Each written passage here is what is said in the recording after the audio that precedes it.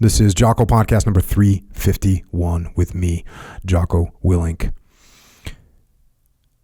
Master Sergeant Andrew Christian Marcusano was born in Phoenix, Arizona on October 22nd, 1986. He graduated from San Luis Obispo High School in 2004, joined the Army in 2005 as an infantryman.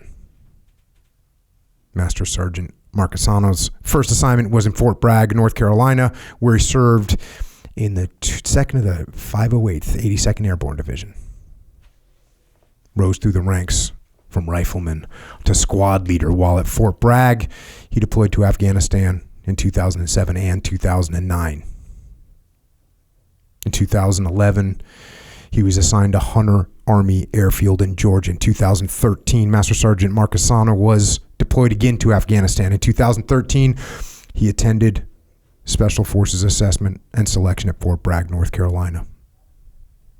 And he was selected to attend the Q course there. He graduated in 2015 as a Special Forces Weapons Sergeant, assigned to 2nd Battalion, 7th Special Forces Group. Master Sergeant Marcusano deployed again to Afghanistan as a senior weapons sergeant on ODA 7223 and in 2016 to Colombia.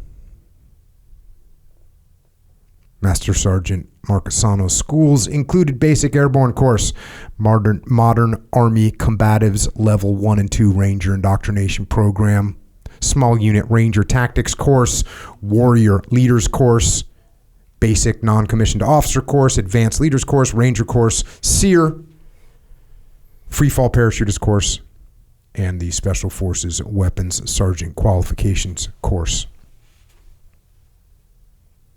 Master Sergeant Marcusano's awards include the Silver Star, the Army Commendation Medal, the Army Achievement Medal, Valorous Unit Award, Army Good Conduct Medal, National Defense Service Medal, Afghan Campaign Medal, Combat Infantryman's Badge, Ranger Tab, Special Forces Tab, Parachute Badge, Military Freefall Parachutist Badge. Master Sergeant Marcusano had a wife and 3 children, Riley, Andrew, and Madeline. And his friends that served with him, alongside him, called him the real Captain America. And in early July 2020, he sent some of those friends a message. He said, "Text me. I told you before, my door's open. My phone is at hand. We did things that people make movies about, and in some cases, writers and producers wouldn't even try to write our story. But the rucksack is heavy. And when it gets heavy, we help each other. But you have to reach out. Don't let the valley win."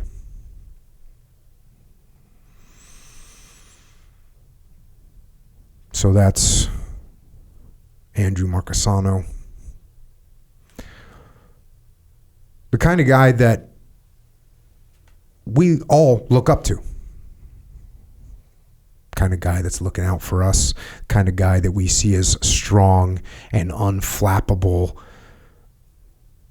Kind of guy that's helping others and, of course, couldn't possibly need any help himself.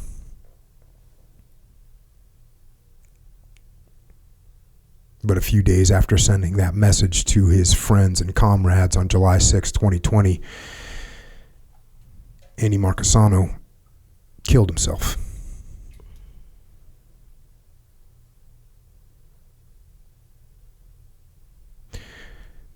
Which is a nightmare. And it's only one of thousands of these cases, and we've talked about some of them on this podcast. We talked to Sarah Wilkinson about her husband, Chad, who committed suicide after multiple combat deployments with the SEAL teams. We talked with Mike Hayes about a friend of ours named Job Price, another SEAL. This one who killed himself in the middle of a deployment. And the list goes on in every branch, and it's not a new problem. On this podcast, we discussed Charles White Whittlesley, Medal of Honor recipient, World War I, who killed himself after returning home. We discussed the awful suicide of Lewis Puller Jr., son of Chesty Puller, who was wounded in Vietnam and fought off the darkness for 25 years before finally losing his battle with the demons.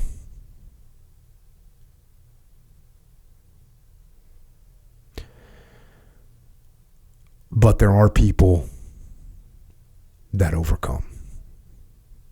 There are people that find a way to push through and push on and begin to truly live again. And there are many ways to get there. And tonight, it's an honor to have Amber and Marcus Capone with us, two people who have found a path out of the darkness, a path toward the light, and they're doing their best to share it with as many people as they can. Marcus was a SEAL for 13 years, completed multiple deployments overseas, and his wife, Amber, also here, who stuck with him through all that and much more. And from everything I can tell, she eventually saved him from himself. Amber, Marcus, thanks for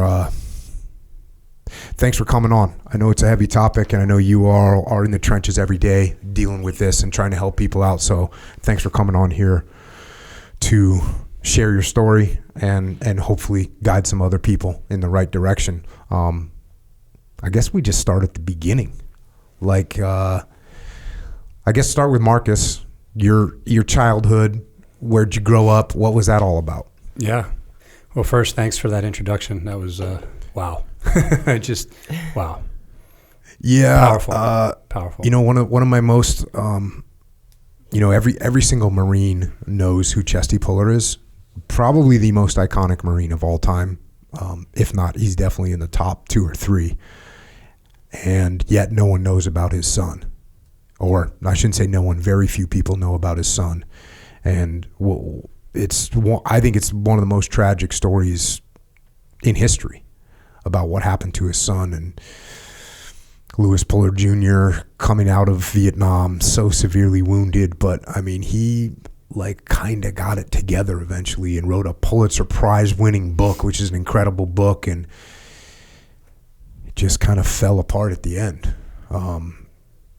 And that should be, people should know at least as much about him as they do about his dad. Because if that's not a warning, then I don't know what is. Yeah, Jocko, I think that's a good point. And that story in particular is that, I'm good right now and guys are good, but it took him, 25 years. He wrote Pulitzer Prize book, seemed like he was okay, but I feel we've all come to this point. And even, you go do this treatment that we're going to talk about.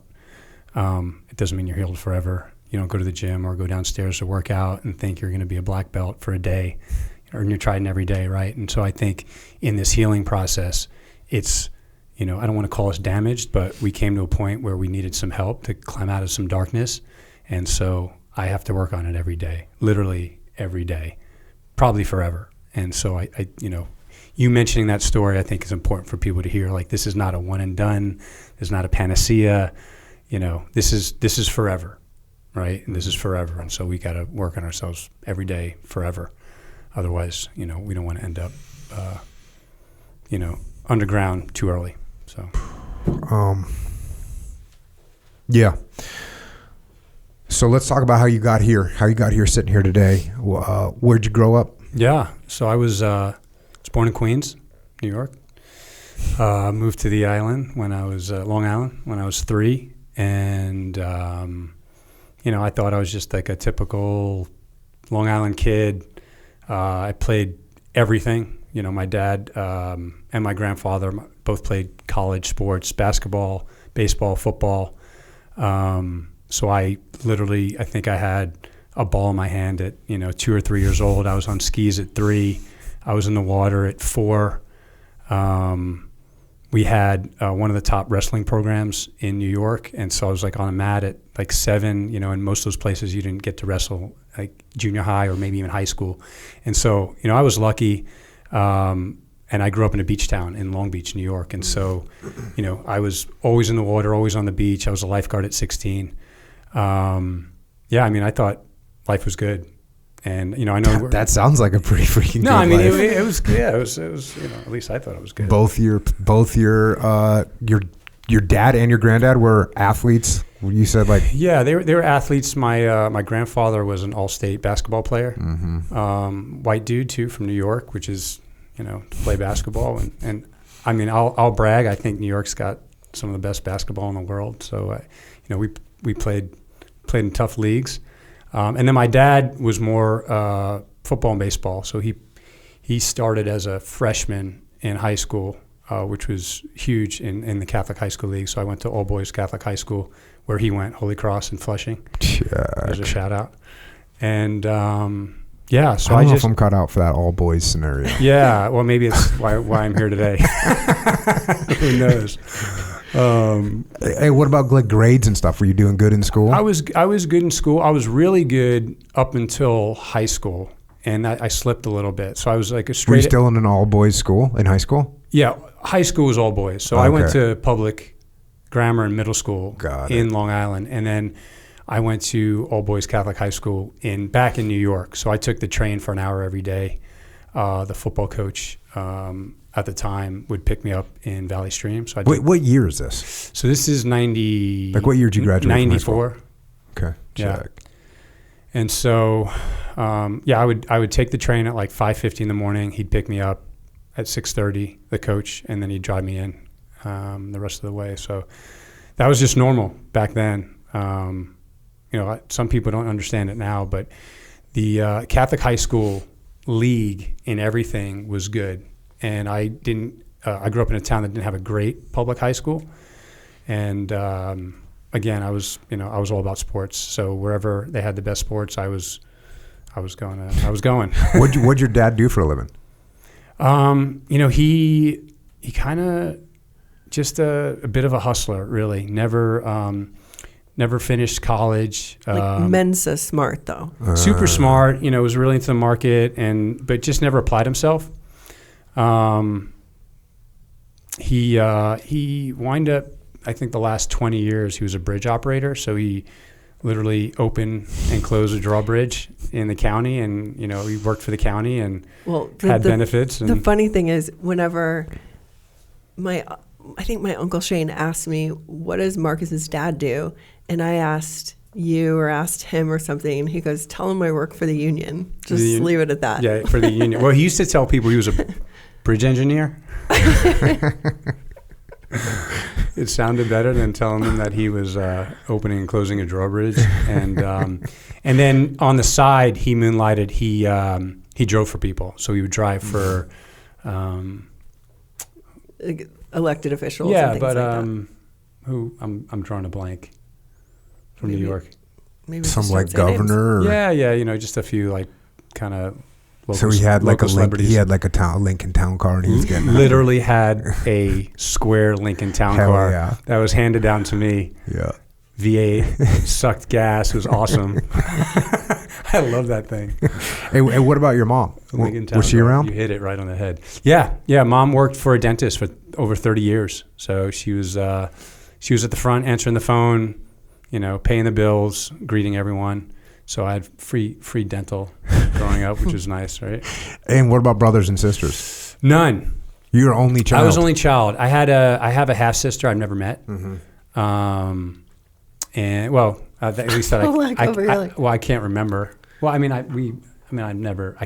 don't remember that. Yeah. So it was like less than one when I think they separated us. But other than that, it was just me. So spoiled Spoiled only child. There And you go. and the focus was just on sports. It was all in sports and academics. My dad he was an academic, and I would literally get like backhanded if I came home with like a B. That's the part of his childhood. Yeah, it's the part that that he may had not a have very been. very hard dad. Yeah, dad was hard, right? So What do you think was driving that in your dad? Because it sounds like he's kind of laid back in a way, or is he just pouring all of his dreams into you?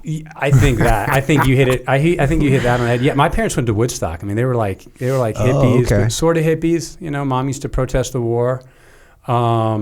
But yeah, he had like a real mean side, and his dad, my grandfather, was even meaner. I think he told me before noon he would already drink like 2 quarts of beer, quarts back in the day. And then they owned like his family owned a bunch of the I guess a medallion, like a cabs in New York. Oh yeah. Capone's from New York, right? And so I don't know how he was treated as a kid. Well, I'll tell you how. He was sent away to boarding school, all boys, Catholic This boarding is school. your dad? This is my dad in the Bronx at 4 years old. So, I mean, if you and I think back at 4, kind of love we had from our parents, his sent him away to Catholic boarding school in the Bronx. And I could just imagine what went on there from, some of the individuals that, we're hearing about now, all these stories these days. So maybe he had some shit that he was getting out on me, possibly, right? But it sounds like he just wanted you to be successful in a big way. It was all about me. Mm-hmm. Yeah, they hung up their life he was at every practice, literally. Mm-hmm. Right there, cheering, watching. Did he yell at the referees? Yelling. No, that was my mom. Okay. So no, he would backhand me if something just didn't seem right, and she would get thrown out of the Little League World Series because she was screaming at the freaking umpire about a call, and they actually did get thrown out. Like she had to leave the stadium. Hell yeah. In the Little League. I say hell yeah. I like people. I don't know why people get the impression that I would like be yelling and screaming, but I never like when my kids played sports. I wouldn't say anything. I wouldn't even coach them. I wouldn't even, maybe occasionally, but most of the time I would just sit there and watch because it's hard to coach your own kids, man. They don't really want to listen to you. So no matter how much you know. Yeah. You're just telling me the story downstairs. Yeah. Yeah. I was telling him my son was doing jiu-jitsu. I've been doing jiu-jitsu at this point. I've been doing jiu-jitsu for like 25 years. And my son, I'm watching him roll, and he's got an arm lock on somebody. And I say, hey, you need to get your hips a little further underneath that elbow. And he looks at me and he just goes, no, you don't. I'm like, okay, fair enough. Old bastard. Not going to listen to anything. But so your grades are good. Yeah. You sound like a freaking good model kid. I was a good kid, but I think that was the problem too. I was like, I was too nice. I'm still a little too nice. Mm-hmm. But so I got, I was skinny too. So I was skinny, nice kid that also got put ahead, not held back like we do in Texas. We hold back our kids. Yeah, in Texas, the kid's like 17 years old going his freshman Absolutely. year. Well, I mean, you have Our son graduated with someone who was turning 20. Yeah. I mean, you have to pass for 3,000 yards. Of course you do. They call it the Texas gray shirt. No, instead I got put ahead early for whatever reason. And so I was with older kids, skinny, nice kid. And I definitely got abused. Just picked on constantly. What kind of music? I think some people call that rite of passage. I think there's a little bit of both, but it wasn't fun. What kind of music did you like? Growing up in New York, like in Queens, everything, rap, like Beastie Boys, right, from Brooklyn, Guns N' Roses. So just your kind of normal music. It wasn't for late 80s, early 90s. Some. Yeah, but then I got into like some other stuff in high school, like trying to think, like kind of Lollapalooza-esque music, Pearl Jam, everything that was coming out of Seattle. That's right. So all that stuff was good. Because that stuff made it mainstream it was good. In the early 90s, so you could pick up on it. Yeah. Even in a big baggy all-boys school. Boys Catholic high school in Queens. Yeah. And was all this geared towards you going to college to play sports? Yes. It actually was. That's all we talked about. I mean, that's all I knew. Were you going to camps? I was going to camps every summer I can't even remember, Jocko, that's how far back. I was either in a basketball camp or a football camp at Fordham or a baseball camp, junior lifeguards, like just all that shit. Yeah. And what sport did you like the best? I liked football. And is that the one you were best at as well? That's the one I was best at. I played in college for her dad. We'll get into that later. But yeah, I got full scholarship to play. Definitely beat your body up, of course. But I don't know. It was one of those things I liked. I was a quarterback from, I think, like 7 years old. And, I think it was up to me. I'd probably be surfing. And I tried because we did live in a beach town, and my dad was like not having it at all. So I would try to surf, and then immediately like it would go right into, some kind of camp or, baseball double headers in Brooklyn, at 90 degrees in the middle of summer type shit. Check. All right, Amber, your turn. Well, I entered the picture at the football juncture where my dad recruited him, but prior to that, you must have been doing something prior to that. What were you doing? Yeah, prior to that, I grew up in a really small town in southern Illinois. So everyone, when I say I'm from Illinois, thinks Chicago, but I've actually only been to Chicago one time in my life. I grew up on a retired dairy farm in a very rural part of Illinois. Retired dairy farm, meaning there's no more cows there? Yeah, it's not. All the barns were still there. The milk house was there. The farmhouse was there. All the land was there. Was it your families that retired it?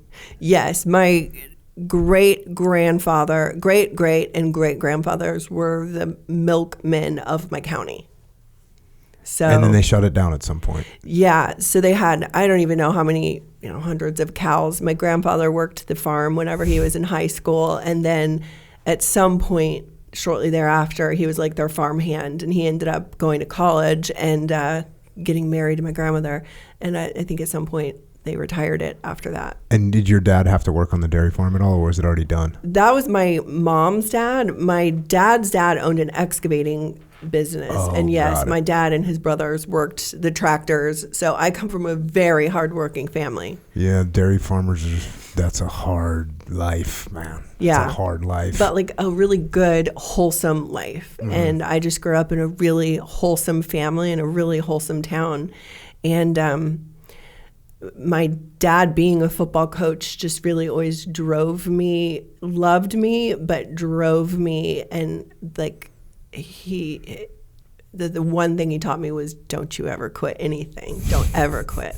And so, it didn't matter how uncomfortable things got. In my mind, I'm like, I'm not quitting. I don't have a quit in me. Did you play sports? I was a cheerleader. Right I on. probably would have been more athletic had my dad been in my life. My parents, he was in my life, but not in like a dad way. He was, my parents were divorced. So I saw him spring break, a couple of months during the summer, over Christmas, but day to day, I was raised by my mom. And did you do cheer? How long did you do cheerleading for? From the time I was in 7th grade to senior in high school. Damn, so you were out there. Yeah. I remember I was working, and my middle daughter, she did gymnastics, and then there's a little off ramp or a little on ramp to cheerleading, mm-hmm. right? And so she was doing gymnastics, then she got on that little ramp, and I was kind of like, dang it, like it just doesn't seem like it's the thing that you want your daughter to do, at least for me, right? And then 2 things happened. One of them was this woman CEO that I worked with, who's an awesome woman.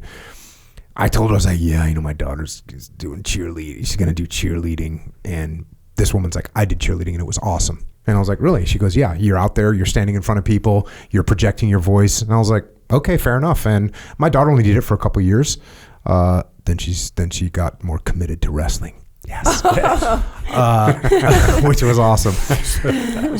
That, and another thing that happened was one of my buddies also had a daughter who was also doing cheerleading, and he's kind of making fun of me. He goes, oh, you're letting your... Because his daughter's doing cheerleading and my daughter's doing... They're both doing cheerleading. But he's going to make fun of me because I guess I don't seem like the cheerleading type of dad. And he goes, oh, you're letting your daughter do cheerleading?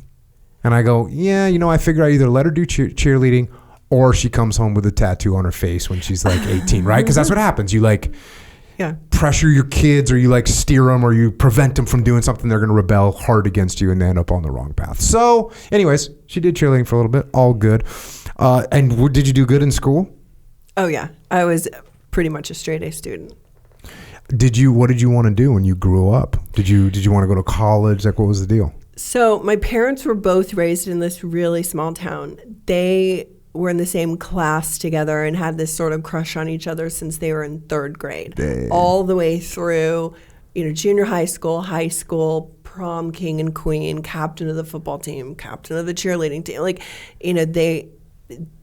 Everything was my two sides of the family in this one little town. But my dad had these big aspirations to be a football coach. And so he actually got a full ride to University of Illinois. And that's where he ended up going for his first coaching, coaching gig. And from that point on, when he got out of that little town, he always said to me, you get out of here as soon as you can. Dang. Because he knew that, there wasn't the opportunity for me there that I would need to have, that he wanted me to have in life. I don't think he thought Marcus would be my ticket out of there, but he helped facilitate that. All right, so let's get to that. So you end up getting recruited to go play football? I did at Southern Illinois. And Amber, your dad was the head coach there? Yeah, so at that point, he'd been from U of I. He went to Miami of Ohio and then got the head football coaching job at Southern Illinois University. And that was about 10 minutes from this little town that I grew up in. So he was 34 years old and he was the head coach of, our hometown team. Yeah, big school though, 25,000 students. It was Division I. Yeah. Right? Now the enrollment's really gone down significantly, like a lot of schools, but it was a large school back then. Yeah. And you roll in, you get recruited D1. Yeah, it was, so I got hurt in high school, so I wound up not playing my senior year. What was the injury? I tore a couple ligaments in my wrist, my throwing wrist. Tried to play through it for a couple years, and no one ever knew it was torn. I just kept having this, I'd land on it wrong and, have this screaming pain. Finally got an MRI and they're like, yeah, you have several torn ligaments. That's why you're in pain. So I said, we can do surgery. Now you'll miss football season, but you'll be back for baseball season. Or you can play football season and then have surgery after, but you'd miss baseball season. And so just chatting with, Dad, I was excelling more in baseball, and we decided, you know what, let's hang up football, have the surgery, and we'll get you ready for baseball season. And you said, what year was this? This was 94. But what school year was it? This was your junior year? This was my summer. Yeah, summer going into senior year. Got it. And so we decided to go ahead with the surgery, and they went in and they did an arthroscope, and they found the ligaments torn, and then they just went ahead and sewed them back. And I remember it was a long recovery. It was almost 6 months. And this is so my dad. So I get done, get the surgery, go through, however long I was in a cast, get the cast off, literally came home from getting the cast off after being in it for 4 months. It was long. It was weird. And he literally grabbed 2 mitts and pulled me onto the beach, and he was like, throw the ball. I'm not making this shit up, but first off, can you imagine the size difference? It was my wrist was this big. I hadn't done anything. I pick up the ball, and this is no shit. I throw it. Was it a baseball or football? It was a baseball because I was trying to get ready for baseball. I literally threw it a foot in front of me. I didn't even know, and I didn't even know what to say. Dad, I can't. I'm in a lot of pain. Did he get mad? He yeah. Oh my yes. Gosh. It was so fucking weird. Yeah, he got mad at me it was my fault that I couldn't throw this baseball after I just got at it. Anyway, so I played baseball. didn't have a great season. Just played, and my younger football coach, Tom Frawley, who I considered kind of like my second dad and quarterback coach, and he just said, "Hey man, you're so talented." He's like, "I think you should play football in junior college. Like I think you have something. You should do that." And I said, I kind of threw it around. I went, "Okay, I'll take your advice." And I started throwing him in the summer, and I wound up enrolling in at Nassau Community College in New York. And Nassau every year had like top 10 football. They always sent literally anywhere between 15 and 20 guys to Division I and big Division I's like Ohio State and Miami and things like that. And so I was going to a real place to play. And when I showed up, man, I was I was skinny.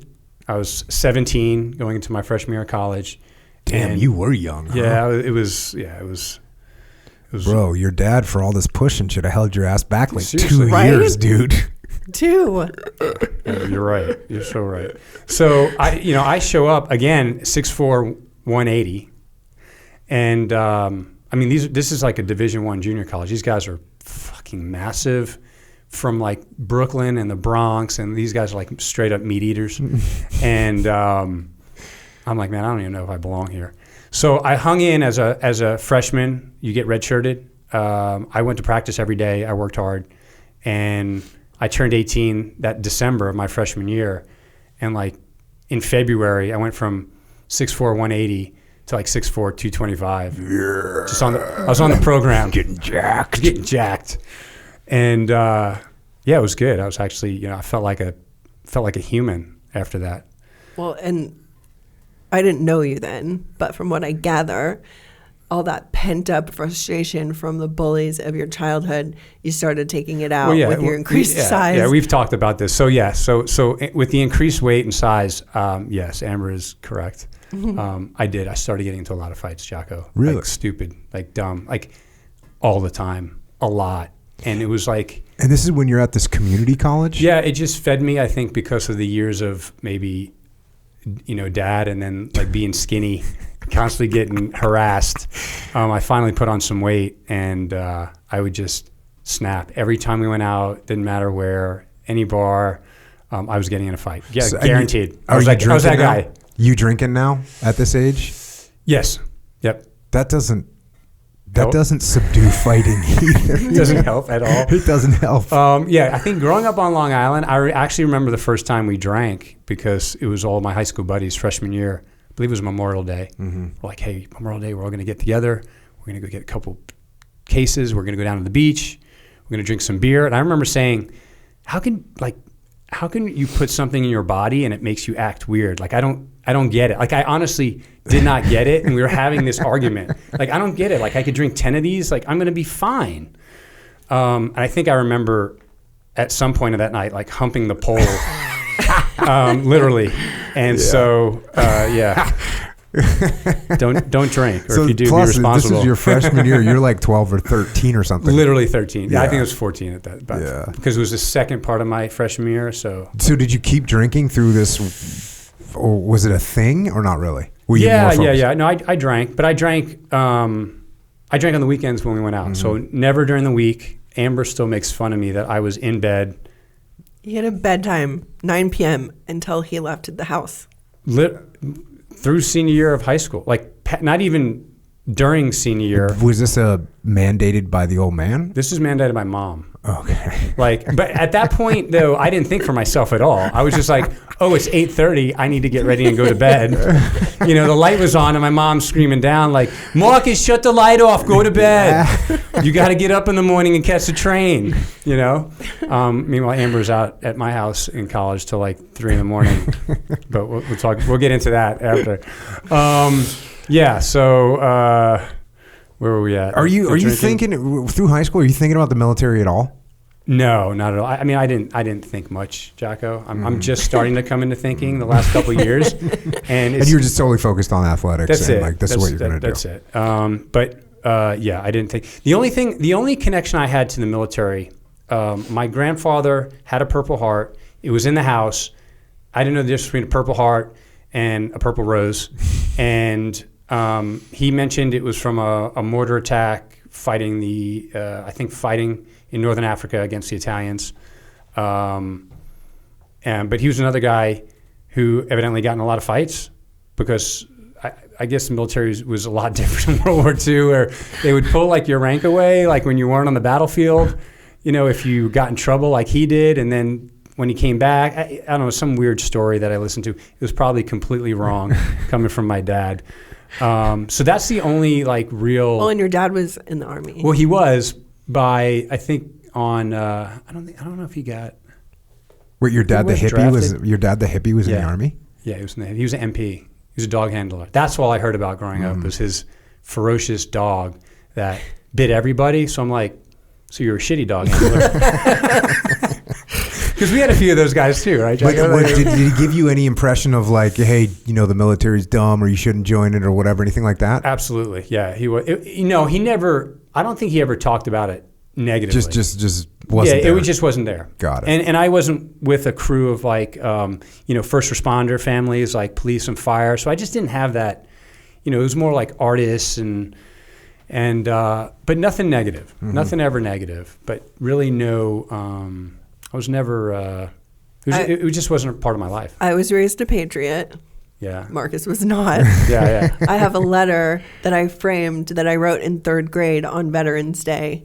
And it's so funny to read it back. But even as a 9-year-old, I'm like, yeah, that's who I am. Were your parents military, or was your dad military or granddad or anything? No, my great-grandmother had 5 brothers in World War II. Dang. And 2 or 3 of them were killed. One of them was a POW. And so, it was just instilled in me that we love America and we honor our military. But I didn't ever think I wanted to be married to someone in the military. Mm-hmm. That's a whole different ball game. Right. I was also, my hometown was so small, and it wasn't, a very, there wasn't a lot of money in the area that I grew up. And so people that joined the military in my hometown couldn't afford college. It was just a way to pay for college. So like I had this great appreciation, but I was completely dumb to like what military service actually was. All right, so let's get into this, how the coach's daughter, I mean, how does this go about? This can't be, not you said you weren't thinking much, right? Marcus, I mean, this is like taboo. Is there anything more taboo than, that's the coach's daughter? Cool. Yeah. That's where I'm going to go. Yeah, that's exactly it. So I end up at Southern Illinois in, I don't know, what was that, 96, Amber? Mm-hmm. Yeah. And I'm just trying to think how I get into how you and I met. So, okay, when I was first looking at the like the media guide for the football team, this was before I even went to Southern Illinois. I was still in New York. I saw that Coach Watson had a obviously had a family in there and had a daughter. And I just, again, never even, I was like, oh, wow, that's interesting. That's came across my mind. But that was it. Like, let's put that away now for like 2 more years. And I show up at school, and I think about a year and a half in is I met you at Cuckoo's. No, at a golf tournament. But I didn't even see you there. You didn't see me? I saw you at the golf tournament. Yeah. You looked really angry and pissed off that you were there. Yeah. Yeah. Well. So we did a, like volunteer for some golf tournament. Mm-hmm. And I remember seeing Amber there, like at the table, and she was angry. And I remember guys saying, like, that's Coach Watson's daughter, and everyone was like, okay, stay away from. Are you just trying to keep people at bay, just scowling at everyone, or what was up with that? I don't know. I think I was probably traumatized by having to be there. Yeah. So that was the first time. Marcus, at this point, are you like a full-on, like, just straight beard swilling jock? Yes. Is that what we're dealing with? 100%. But I was a nice jock. I don't know if that makes any sense. But you're fighting a lot. I'm fighting a lot. Still fighting a lot when you get to college? Oh, yeah. Oh, gosh, yeah. We'll go into, I was suspended from Amber's dad my whole sophomore year after I just got named the starting quarterback over 4 seniors. So your dad was great in recruiting me, but not in the choice of personality. So that night I go out. go to a fraternity party. This is the night you get named as a starting quarterback. Yes.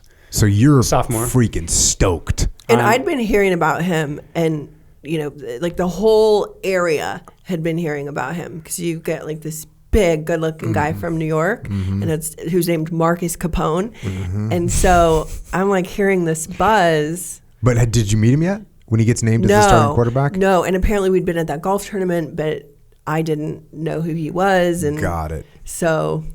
All right, anyway. so now you get named. So we go out, myself, the fullback, who was my roommate, who's just a stud, like 600, 400-pound guy, like squat bench, that type of dude, and can run like a 4.5 40. And we go to this fraternity party, which is really off limits. Football athletes and fraternities really didn't mix. Okay. Most of the fraternities. Like officially, like you're not allowed to go to them, or just. No, it's more. You just don't, because a lot of those guys were high school athletes that couldn't play in college. And so there was a little bit of like, bad blood. We went because a lot of the female trainers that, you go in and get your, put your ice in your elbow in ice or get hooked up to stim or whatever. They were all sorority. So they invited us. So 3 of us went. And right from the get-go, you can tell, like, just it's in the air. You know exactly what I'm talking about. You could feel the energy in there. It was just not going our direction. And one thing led to another, and the next thing you know, there's literally a whole fraternity house on top of us in the middle of the yard. There were so many of them. I think it was lucky. I think it was what saved us, because there were so many that they couldn't like get to us and like punch and kick and everything else. But I do remember like being on the ground and going, man, they can't even get to us. There's so many of them. I remember this hand. I could feel this hand like coming up like my arm, and then my shoulder, and then my neck, and then I feel it like get to my face, and then like just start like raking me, like raking my eye. I'm like, this guy's trying to pull my, and I couldn't do anything about it. So somehow, this is the best. So somehow the fullback, my roommate, crawls out underneath all of them and charges the wooden fence, and literally hits it and knocks the whole fence down in the yard. So you can tell how well these fences were made in a college, collegiate house, pieces of crap. So the fence goes down, which enables us to get out, because now we're out of the yard. So I'm standing in the street, like my eye is completely red, like they now like it's good and scratched. I'm missing a sandal, my shirt's ripped. I'm standing in the street cursing, and we cool down a little bit, and we go walking back to the dorms, go to bed, because that was a fun night, getting jumped by a fraternity house, the Pikes. And I shouldn't even gave him that shout out. You guys were just jealous. And we come across we cross the strip where all the bars and clubs are at, and out on the street, this club is emptying, and it's all the guys on the football team are coming out. Oh. And they're like, Marcus, what's going on? Wait, what the fuck happened to you? I'm like, oh man, the Pikes, they jumped us, and these guys, everyone's drunk, and that was it. God. So they decided they're going to go back to the fraternity house. Mm-hmm. So like 30 dudes go back to the fraternity house. I follow behind them, and when I get there, it's complete mayhem. There's people getting bricks busted over their face. I watched a person in the NFL pick up a grill and throw it on somebody. So it was that type of shit going on, and I was like, wow. So police, you could hear police sirens coming, and like everybody splits, and kind of the rest is history. I get brought in because I was the only white guy at the fight. They couldn't identify anybody there, and they wanted me to give up all the names of the guys that were there, and I was like, no chance. I don't even know who was there, actually. So because I would not give up any names, your dad, Amber, suspended me for the whole season. God. Because they couldn't identify anybody. And so I wind up being suspended for pretty much, that was it. It kind of crushed. Your dad's a hard ass. I think he was pressured. No, my dad is very principled. And on the same hand, my dad, was trying to turn this program around, and his entire team would have been out. So Marcus took the punishment for the whole team. And I know he felt bad about that, but I also know that he respected Marcus not giving up anyone's names, and it coincidentally saved his ass too, I'm sure. But I remember that fight because I had worked really hard all summer to save money for a car, and we were going to go buy the car. And I had picked the car out. We were supposed to go in Saturday. We mean you and your dad? No, really just me. Oh, okay. Just to go back, like it was a local fight, but evidently some of the guys at the fraternity houses, dads were in kind of higher positions in Chicago. So it made national news because there were 8 guys got sent to the hospital. So damn. Yeah, it was not good. That's a legit scrap. And I had a few drinks, as you can imagine. It was legit scrap for sure. So I had picked out this car. I'd been working so hard for it. My dad had been so busy, and we were going to go on Saturday morning at 10 a.m. or something. And I call my dad, and I'm like, Dad, are you ready? And he goes like, no, honey, my quarterback caused the biggest fight last night. You have no idea the shitstorm I'm dealing with. And so I'm like, screw your quarterback. I hate him. I don't even know him. All I wanted was, I've waited so long to get this car. So anyway, that was also the beginning of my independence, of being like, you know what, I'll go negotiate this deal. And that's exactly what I did. So that was sort of how I came to know like who Marcus even was, because it was all over the news. And then I saw his picture in the paper, and I was immediately like, oh, damn, this is the guy. He's so hot. And like fast forward probably a year, my best friend had drank too much at a bowling alley / nightclub, and I had to go pick her up. And I was not happy about that either. And so when I walked in, I went to the back door, and the bouncer opened the door so I could get in to get her. And Marcus was like from me to him right now. Like, he's right there. And I was like immediately taken so aback. And I just said, oh, you're the troublemaker. And we sparked this conversation. I was so smitten, but I don't think I let on like I was. And I saw you there every week for like 4 weeks. I went back every week. And then he wasn't there one week. And his friend, who was the bouncer there, took my number and gave it to Marcus, and he called me that night, and we hung out for the first time on July 4th of 1997, and we've been thick since. Mm-hmm. The end. So you get suspended. Was that your sophomore year? That was my sophomore year. You get suspended. Yeah. Are you allowed to practice? Like, what are you doing? Yes. So I did just working your ass off. Yeah, I worked my ass off. I practiced every day. I went to treatment room, 3 times a day. Still went to study hall, which we had to do every evening.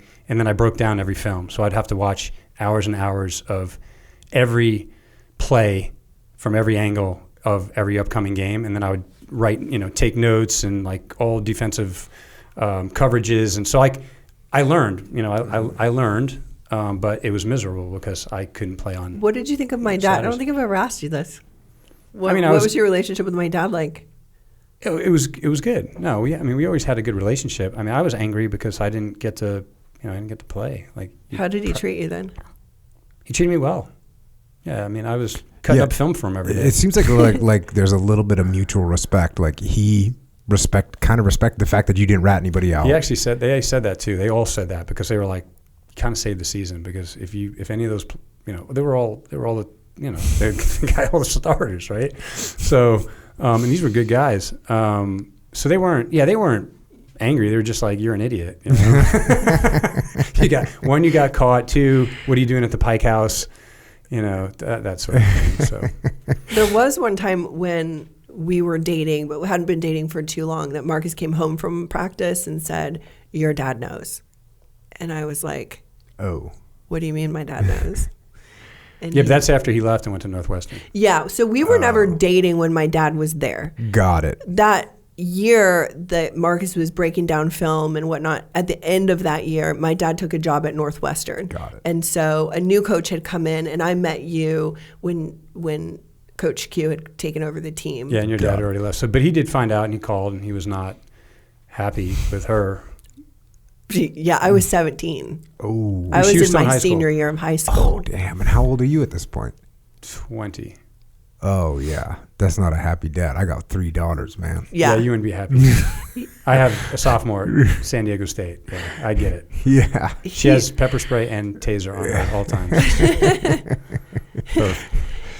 I had to call him because I didn't, I respect my dad a lot.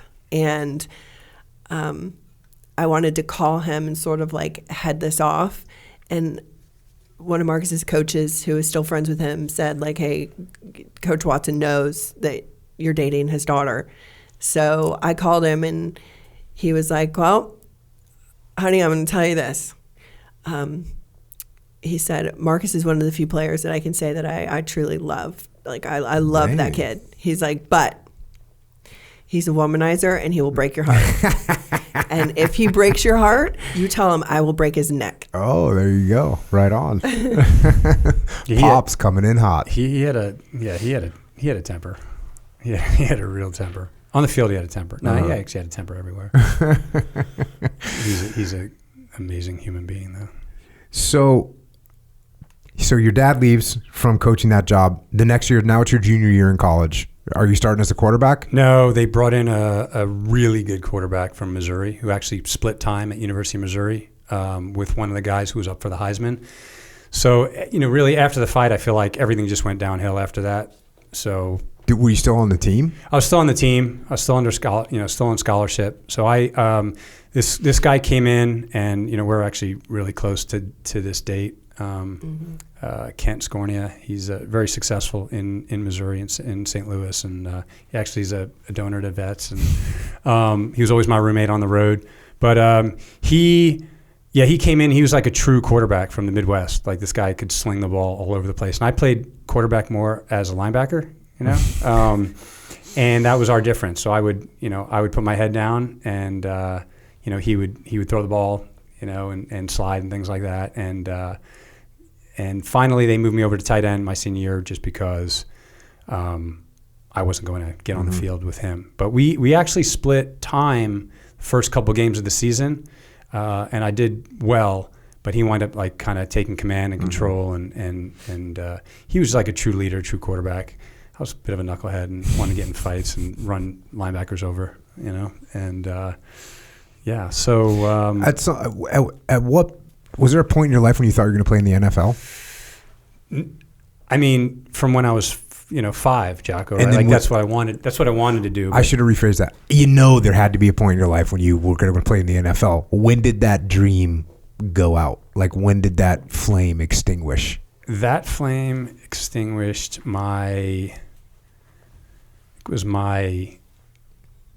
before my senior year. So I popped for testosterone. This is your senior year of college. Yeah. Going into the senior year. So, Marcus, you're moving over to tight end. You're going to start at tight end, put on some weight. Roger that. So I went and found some testosterone, sipping 8, and got bulky and faster. And I remember we were doing off-season workouts, and the quarterback who we were about the same speed. I put on 20 pounds, and then I started beating him in sprints. He's like, dude, what the He's like, how could you gain weight and be faster than me all of a sudden? So the NCAA came in actually 3 weeks early, and a few of us popped positive for performance-enhancing drugs. So that's like I knew a guy that was a bicycle rider, and he said that when you're on, or maybe I just heard this on I don't know where I heard this. I think that's this guy I know who said, like, he's a bike rider, and he said when someone's on juice, it's like they're on a Harley. Like, you literally just can't hang with them. They're just that much better.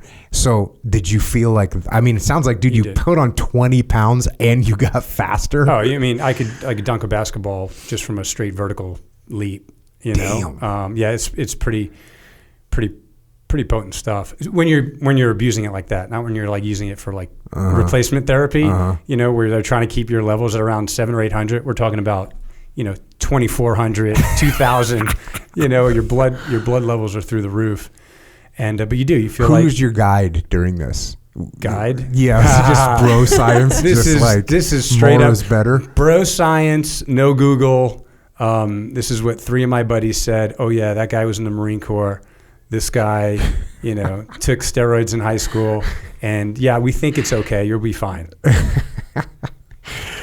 So you pop positive. I didn't even know the NCAA was testing back then. Yeah, I guess I'm just an idiot. But. Yeah, they tested everybody. Well, I shouldn't say they tested everybody. It was random. But. And so then, are you done? Or is that the end done. of your? That's it. And I'm done. So you said that's the moment when you realized the NFL wasn't happening. The NFL wasn't happening. And you finish. How'd your dad feel about that before we go? When you finish? But, so Amber, no, it wasn't your dad. No, your dad had already left. The head coach called. They weren't happy. But everything, they were always like, it's not Marcus's fault. It must have been your somebody parents. else. Yeah, my parents. Well, your parents were like, yeah. They shifted blame. They covered for you a little bit. But your dad must have been realizing that the dream was over. Probably his dream. The NFL dream, his dream, his NFL dream. Which, by the way, I had like a 1 in like a trillion chance of making it to the NFL. For sure. But you got to. I mean, it seems like anybody in pursuing any athletic pursuit that hard is going to think, well, I'm going to be able to make it. And then at some point, you go, it ain't happening. You want to go as hard and far as you can, right? I mean, that's all you know. Literally, it's all you know. I mean, I remember getting in the teams and telling guys and buds like, dude, I never turned a wrench. Like all my dad had me do was play ball. Like I literally, so I learned a lot. Just, that's why I thought just the teams were so good. Cause I just learned a lot of like man shit outside of, playing ball, which I look at now. I don't remember the last time I watched a sporting event. Right. Yeah. Like, I kind of frown upon some of the stuff that's going on. It's gross, but yeah. So, is this when you started thinking about going in the teams? Into the teams. What was the trigger there? You're gonna love this. This is right up your alley, Jocko. So, my roommate, of course, Dad was a SEAL in Vietnam. I don't think he was. He may have been a Marine. Wait, what roommate? Jason O'Neill. Oh. Yeah, when we lived in the apartment, remember? Yeah, I didn't know he was part of the story. Oh, he's part of the story. I'm just thinking, you said I'm going to love this story, so I figure you're like one of your friends' dad was. You're going to love it, and then you're going to scratch your head too, and be like, all right, we're going to go with this, Marcus. So we're sitting in the apartment one night, and this guy actually started as a freshman, wind up when we graduated. I went in the Navy. He went in the Marine Corps, flew F-18s. Did the whole thing, Top Gun and all that good stuff. And then, of course, the Marine Corps, what they do to their guys who go to flight school, fly F-18s, and go to Top Gun, you would expect them to continue flying. They handed him an M16 and put him on the ground in Afghanistan. Mm-hmm.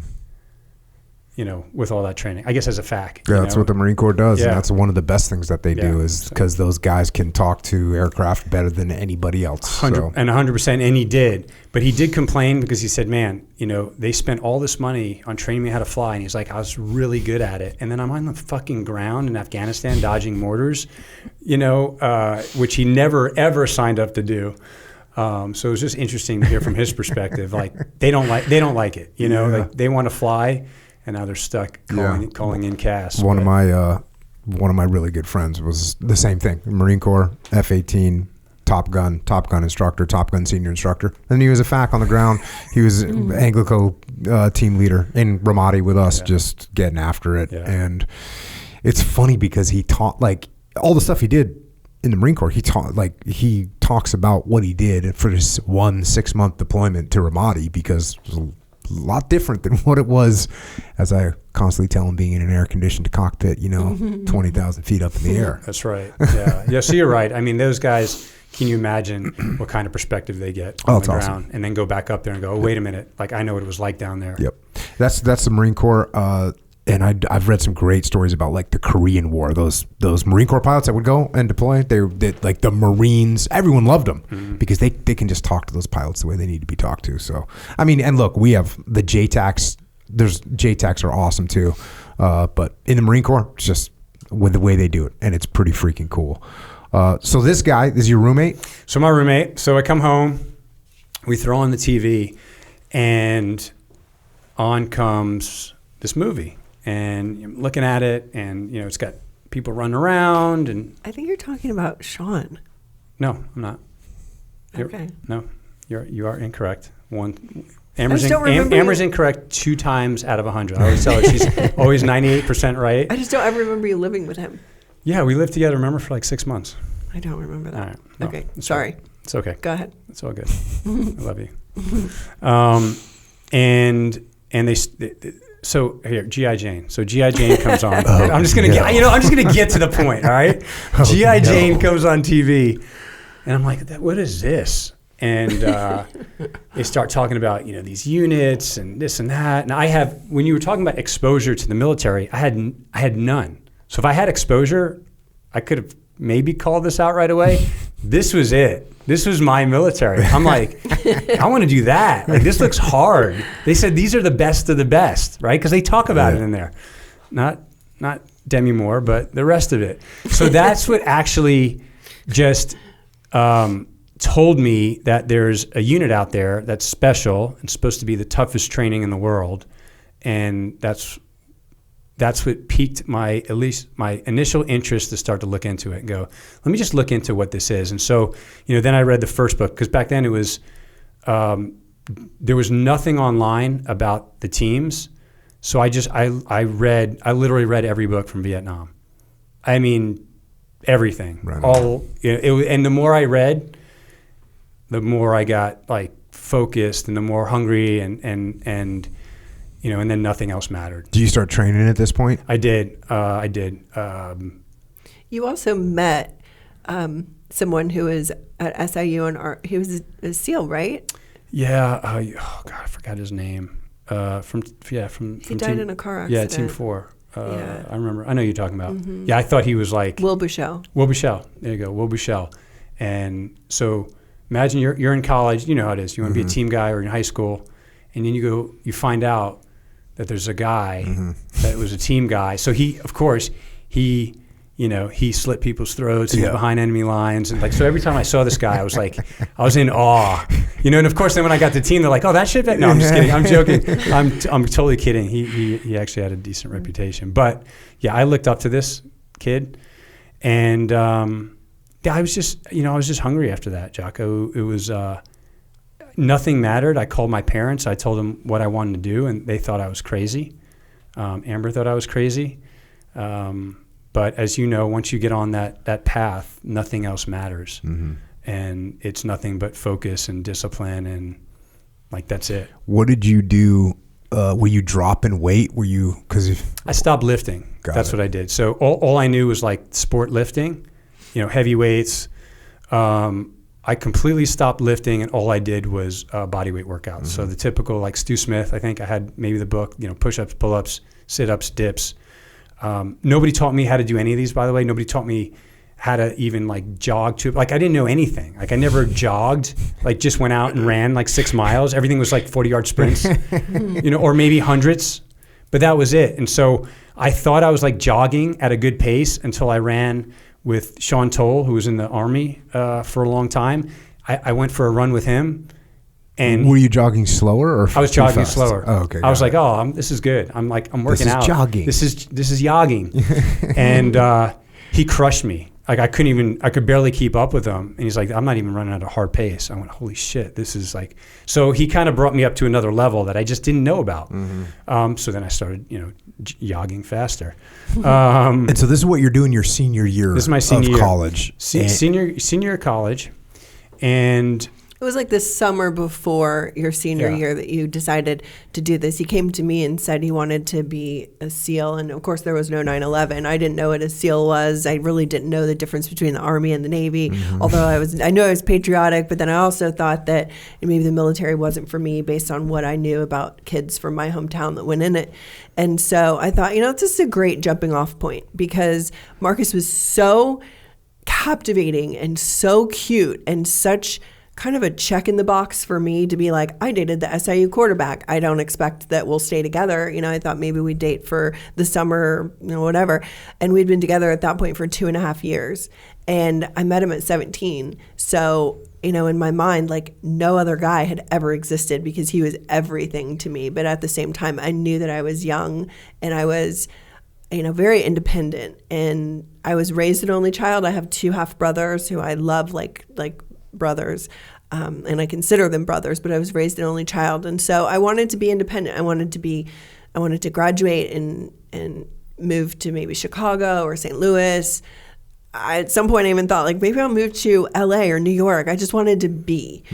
And when he told me he wanted to go into the military, I thought this is perfect, because I've kind of been thinking this, and we're young and probably not going to stay together and get married. So by jumping off point, you mean jump off the freaking Marcus train and go your own way? Yeah, but in a healthy way. Yeah, all good. We talked about it, and he's like, these are my goals and this is my vision. And I'm like, well, I'm a couple years behind you in school, and I wanted to rush a sorority. I wanted to be young and not be in this committed relationship.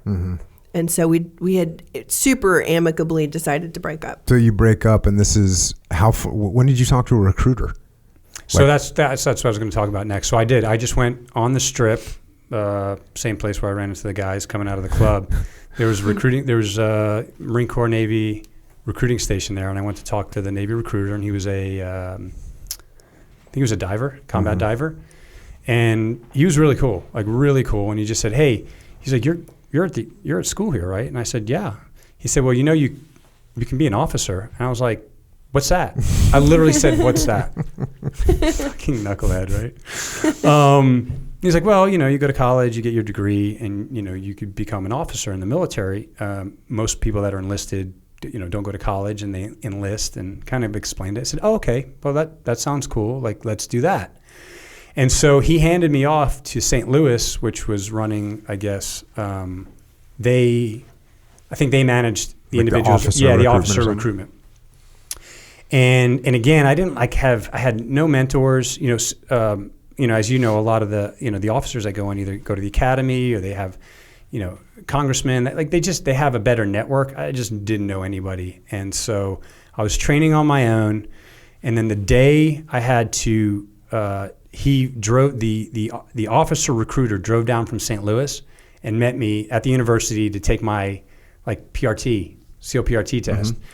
I borrowed I've been training in sneakers. I borrowed a pair of boots because I didn't have any. So you had to wear boots. I'm a size 14. The only size that was available to me, I think it was 11.5 or 12. So I literally squeezed my feet into these size 12s. About the second lap in, I completely both my legs cramped up.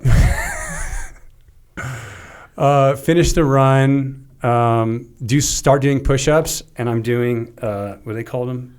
Grasshopper push-ups. Oh, like little half push-ups. Yeah, or whatever? Your elbows are in instead of out here. And he's like, "Stop." I said, "What?" He goes, "Those aren't push-ups. We call those grasshopper push-ups." I was like, "Well, it's the only ones that I know, so I'm going to keep going." He said, "No, you can't because they don't count. You have to move your arms here." So the whole test was a complete failure. I fucked that thing up completely. And I found out, of course, I didn't get picked up for Spec War, but I got picked up for every other officer program.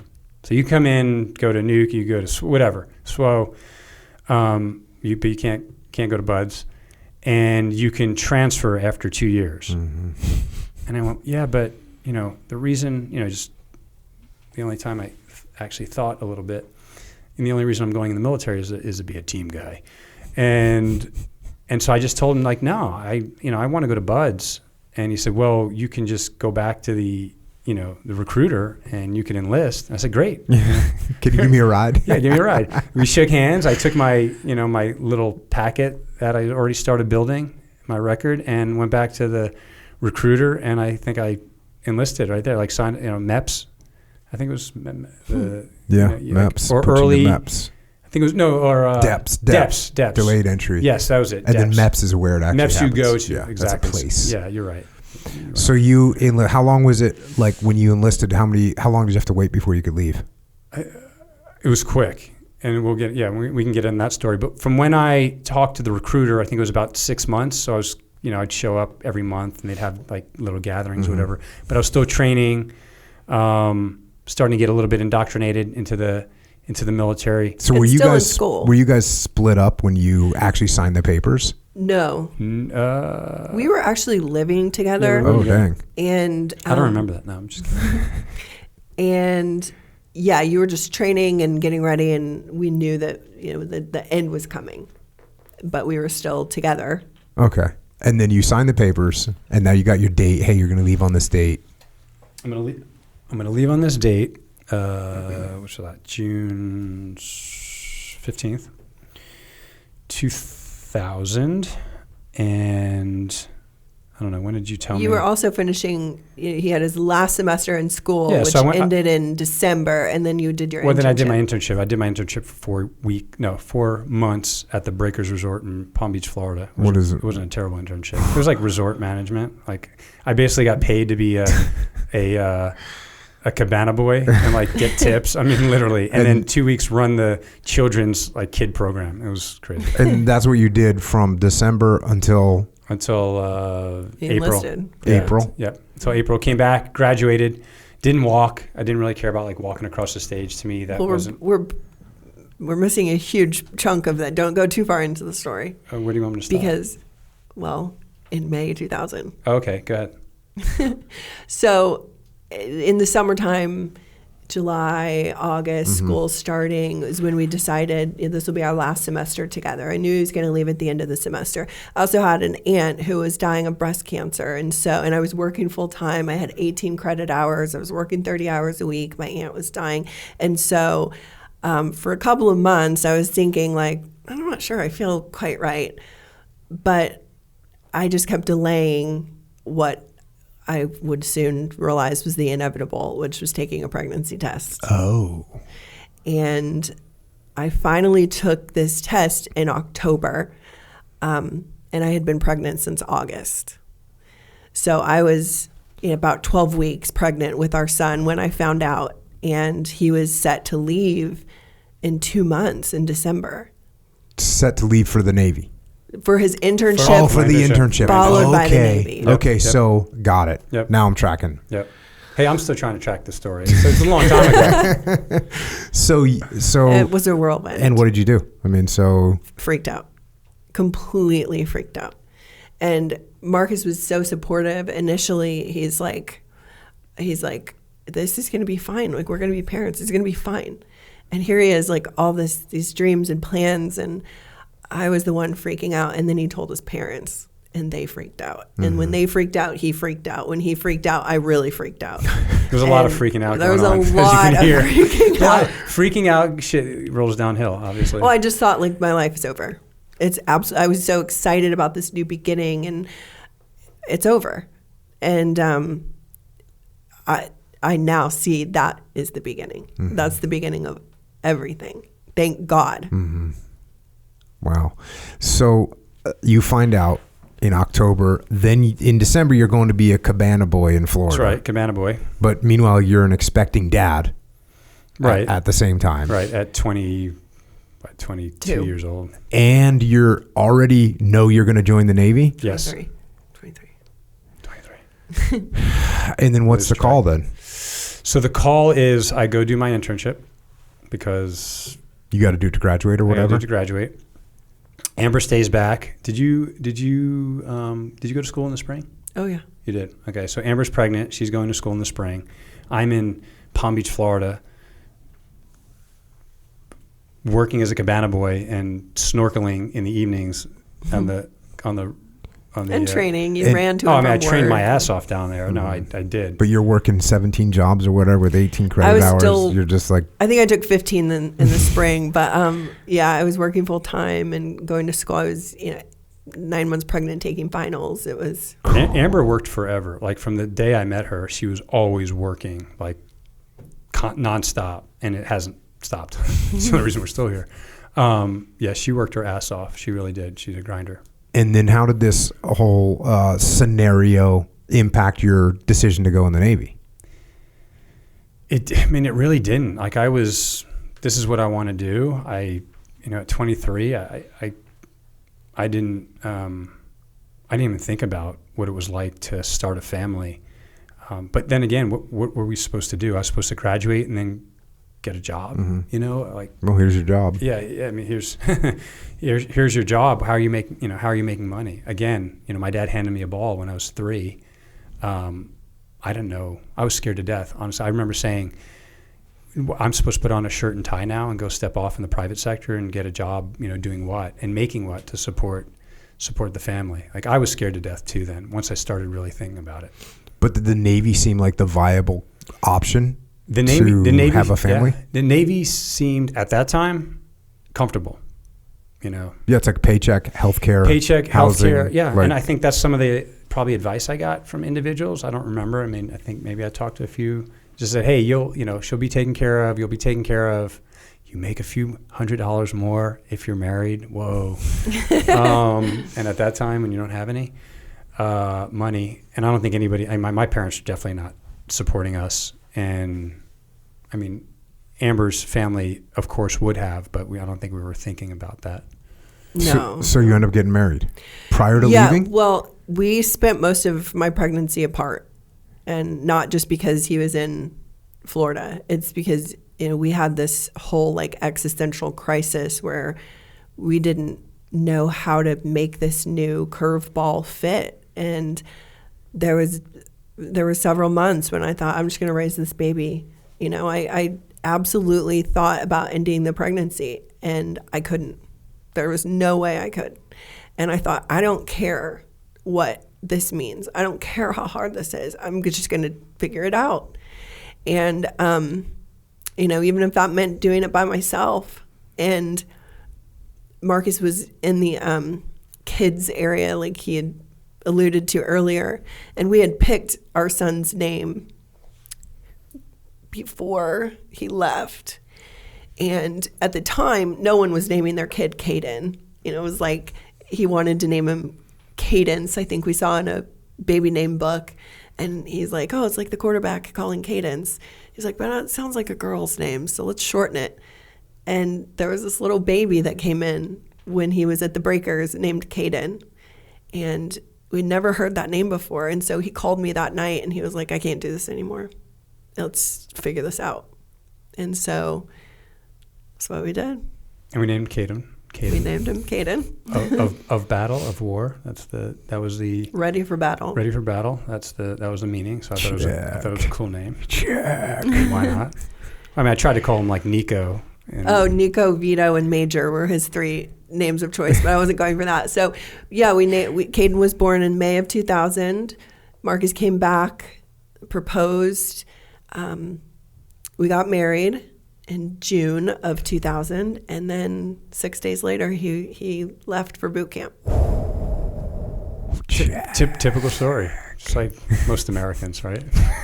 And did you stay like at home in Illinois? I did. When he left for boot camp and everything, because there's no point in I couldn't anything else. Yeah, move. The Navy wasn't going to move me, but and of course, and then he had to go to A school and C school to be a sonar tech.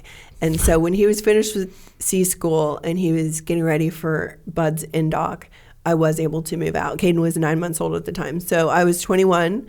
I'd never been away from my little, tiny town in Southern Illinois, and we moved to the towers in Coronado. And so he would walk to work. Walk to Bud's every morning. We had no money. No, we were raking in the money at $1,082 per paycheck. And our rent was $1,000. I was going to say, what was the rent? $1,000.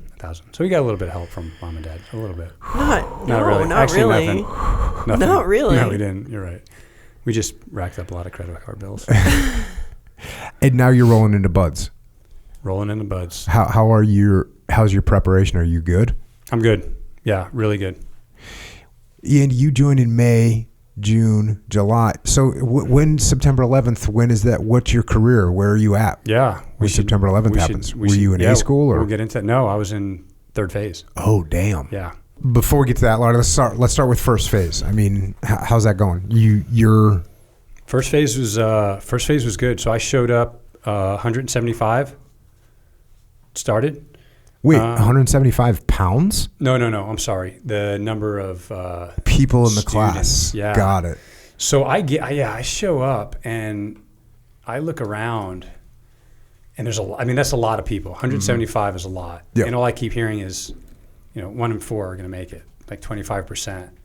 And honestly, the first thing I thought of was, how can I be one of these 1 in 4? There's so many people here, and I'm I don't even consider myself, I'm not a big guy compared to like the guys I played ball with in college, but everybody else there was like, oh, Marcus is a big guy. Oh, yeah, for Right? sure. How tall are you? 6'4", And how much did you weigh when you started buds? like 225. That's a big dude going through buds. Yeah. And I was just FYI, I was like just turned 19 and I was 174 pounds when I got there. I was like a little kid. It was so awesome. we had guys we had guys in buds that gained weight during buds. I did. I gained 10 pounds. Yep.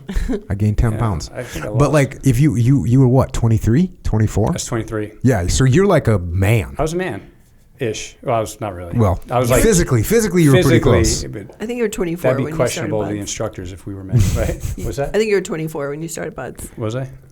Who's counting? I don't know. All those years run together. Yeah. So you're in pretty good shape. You're in good shape. I'm though. in good shape, but this is what I'm getting at. So I look around and see these guys, and all of a sudden, we start doing the in-doc, and everybody is just in phenomenal shape. They can do pull-ups forever. They can run forever.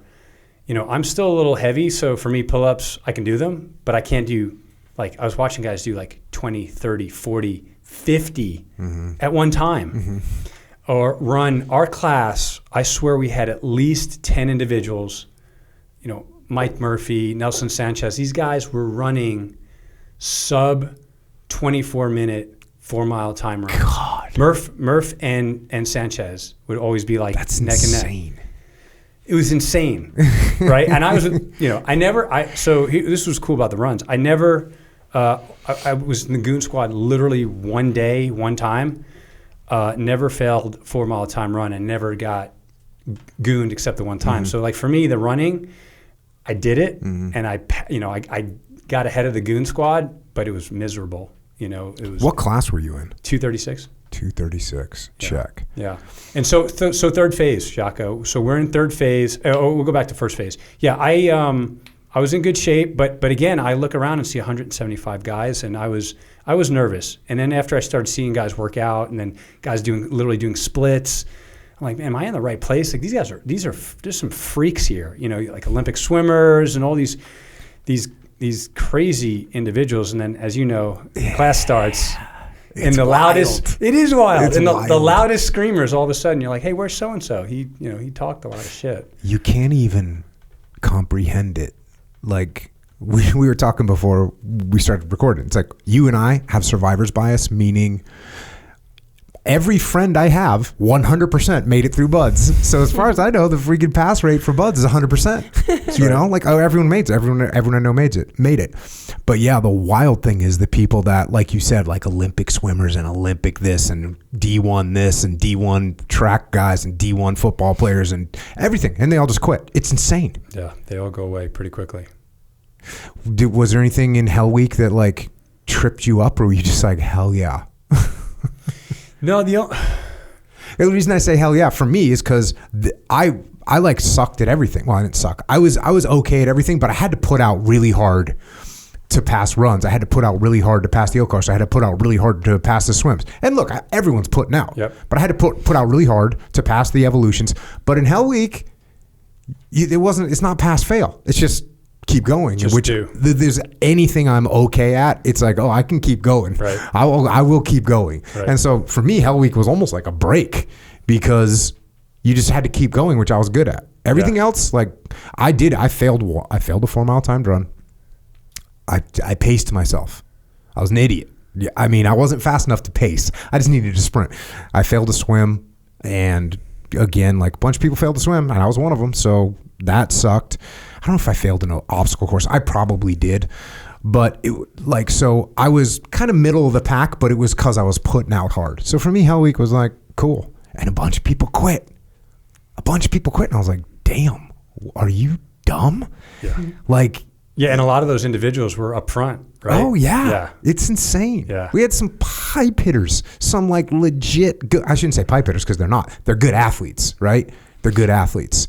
And yeah, it doesn't really matter, man. Yeah. Get tired, wet, and cold. We had a bunch of Rangers and Marines in our class. We had some Egyptian officers in the class. I mean, it was diverse. But I did have trouble on the runs, but like you, I put out. So I had to really put out hard to stay up and pass the runs. I couldn't like keep it back a gear. You know, I had to really put out. But no, everything I did was I did okay. I remember one time they pulled me out of the log PT because everybody was literally it was falling on their head, and I was just, I don't know, I was in a different gear. And they're like, Capone, sit down. Like a higher gear, like doing better. Yeah. I just felt good, you know, with the log, and they made me sit down one time. They're like, you know, just sit down because you're damn, you're doing all right. There was one time at Hell Week, I think it was, what were those called? Elephant cage? Elephant runs? Oh, elephant runs, yeah, when you're like holding. Yeah, so there was one day I was super dehydrated, and I remember this, and like I thought I was going to die. And I kept trying to like pull back, so like guys would run, and I was literally trying to like pull it back because I couldn't keep up. And, you know, I was getting yelled at. I'm like, guys, I don't know what's going on. Like I can't do anything right now. And I barely made it through that evolution. I remember it. It was miserable. I remember it to this day because you know how it is. Everybody hits a point, right? And I hit that point where I felt like I couldn't go any further. And the only thing that kept me going was like probably the guys behind me, like kicking me in the ass. Like, hey dude, like keep going. And then there was a ruck hump when we used to do, you used to do the O course, throw on a pack, whatever it was, 3 miles. Mm-hmm. There was a time there also that I felt like I was about to like pass out. Something was wrong. And I remember one of the guys in the class, and I never forget this, Ben Souders, who, you know, a lot of guys made fun of because he grew up in the Midwest and he was a Bible beater and he never cursed and he never drank and never did anything. He comes running up past me. He's like, hey man, what's wrong with you? I said, I don't know. I was like, I'm about to die. He's like, I'm going to stay with you. And I'm gonna. Is that cool? I'm like, yeah, absolutely. He ran with me the whole way until we finished. And this was because you were dehydrated or something? I was just like, yeah, probably just like dehydrated or whatever. So those are like the 2 times I just remember at Buds where it was like, you're gonna die, mm-hmm. You know. But other than that, how about dive phase? How were you in the pool? Because you surfed. And I liked the water. I think I had some trouble with. Pool comp, like everybody else does. I think if I remember right, exhalation knot, I almost fucking drowned because I'm like, hey, there's water going in my tube here, and it's not supposed to be, you know. So you come up and I'm trying to explain myself to the instructor staff, and they just jumped all over me. Dude, I'm like, no. Wait, just listen. Just hear me out one time. I was talking pool comp with Andy Stump the other day up at jiu-jitsu camp because he was an instructor. He's a 3rd phase instructor. And you know how that motherfucker, like he's just like so hilarious. But he's telling me from like his instructor point of view of what he would do and what he would see and how he would do it. And like he's laughing hysterically, like, and I go, how many people did you? I go, were you like the hard instructor? He's like, oh yeah. And I go, how many people did you pass? Oh no, I said, were you like the hard instructor? And he goes, I passed 3 people in 3 years or 4 people in 3 years passed his pool comp. Everyone else failed. And he said the guys that passed, he said, I respected them.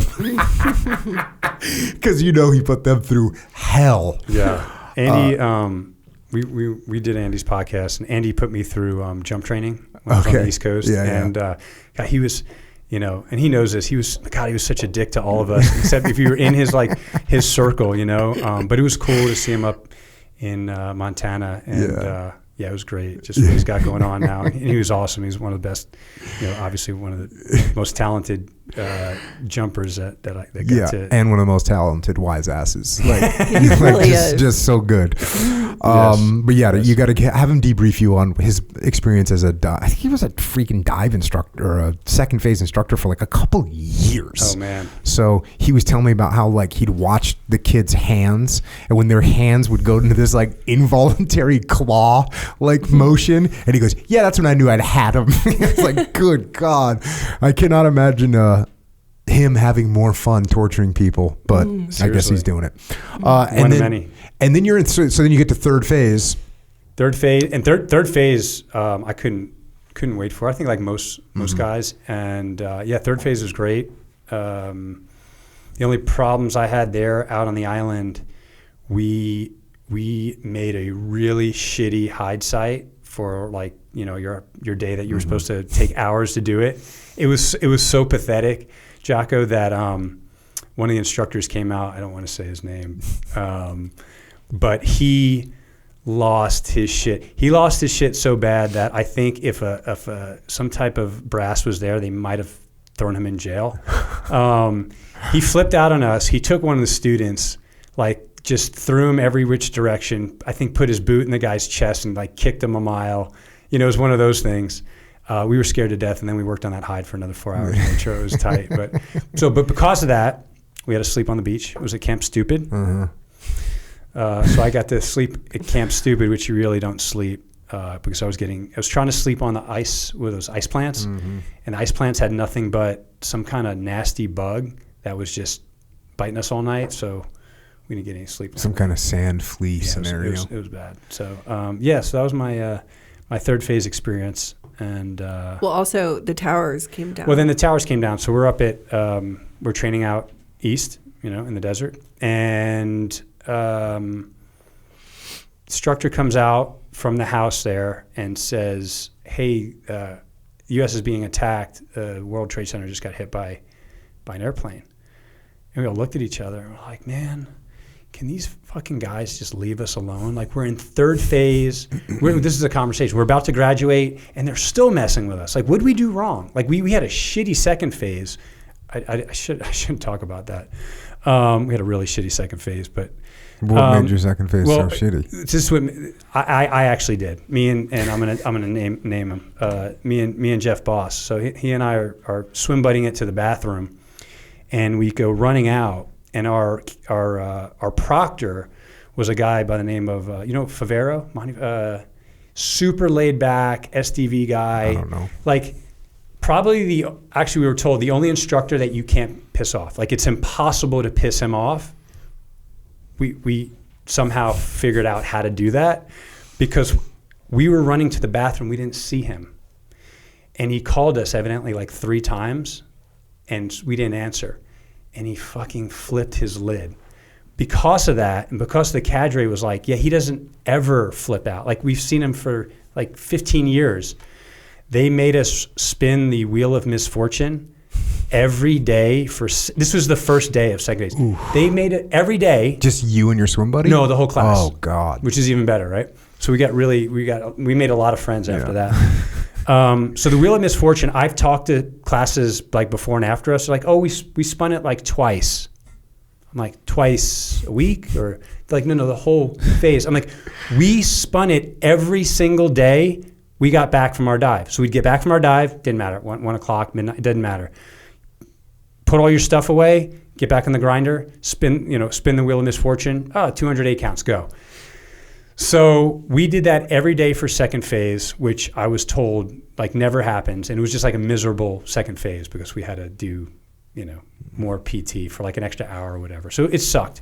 Third phase, we're still being harassed. We thought it was a joke. They march us in.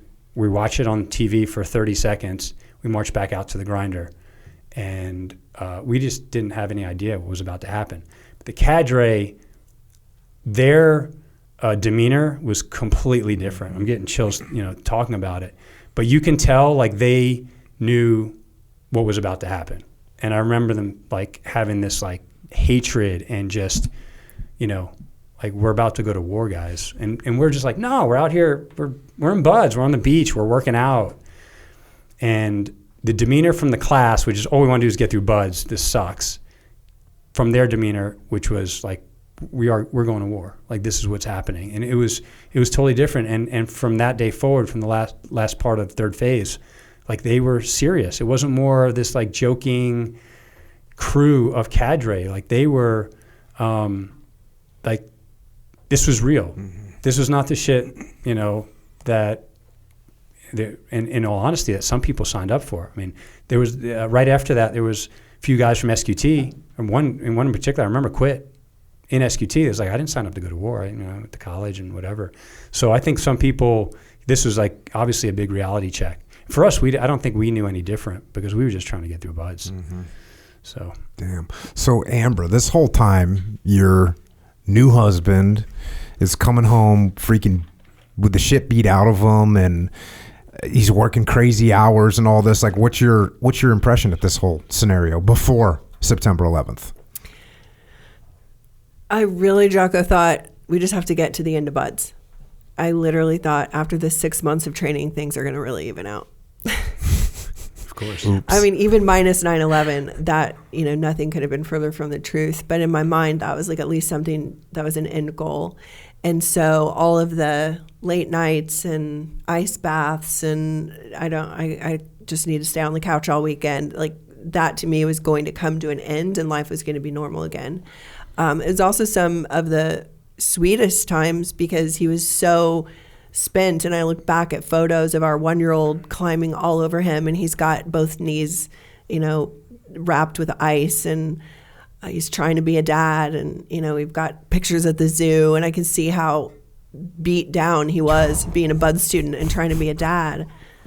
He came home one night on our anniversary, and it was like, midnight, like he'd missed the anniversary, and he had geraniums picked from our apartment complex, and it was the sweetest thing. Like, he was still trying so hard to be sort of this dual role.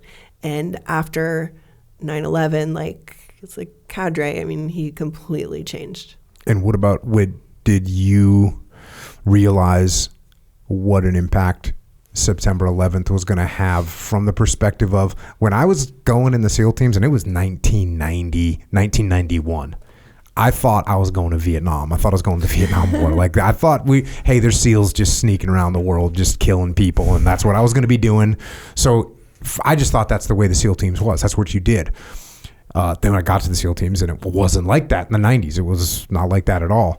So did you have the impression like, hey, he's going to war anyways? Or were you like, oh, once he gets done with the SEAL training, we're going to be, able to just kind of live normal lives. But now this September 11th happens. I didn't know what had happened because I went from being an independent sophomore to a pregnant college student to a wife and a mom. And now 9/11 happens. And my birthday is on September 12th today. And Happy birthday. Thank Happy you. birthday. My mom had come to visit in 2001. 2000. 9/11. Mm-hmm. Oh my gosh. It's 21 years. 9/11. Okay. Yeah. Sorry. 01. Yes. Anyway, my mom had come to visit, and I remember telling her, like, I think he's at war. Like, I think he's gone. He was on the island. I had no idea. I'm like, he's probably going to leave like today. And we also, it was just a crazy time. I had no idea how much it would. Yeah, I don't think any of us did. Yeah. Even, from my perspective, I had been in the SEAL teams for like 10 years at this point. And, you thought like everyone was, I was paranoid that, I wasn't going to get any. I wasn't going to miss it. It was going to be over. Like, everyone was feeling like that. And because it seemed like it would last for, 6 months, maybe.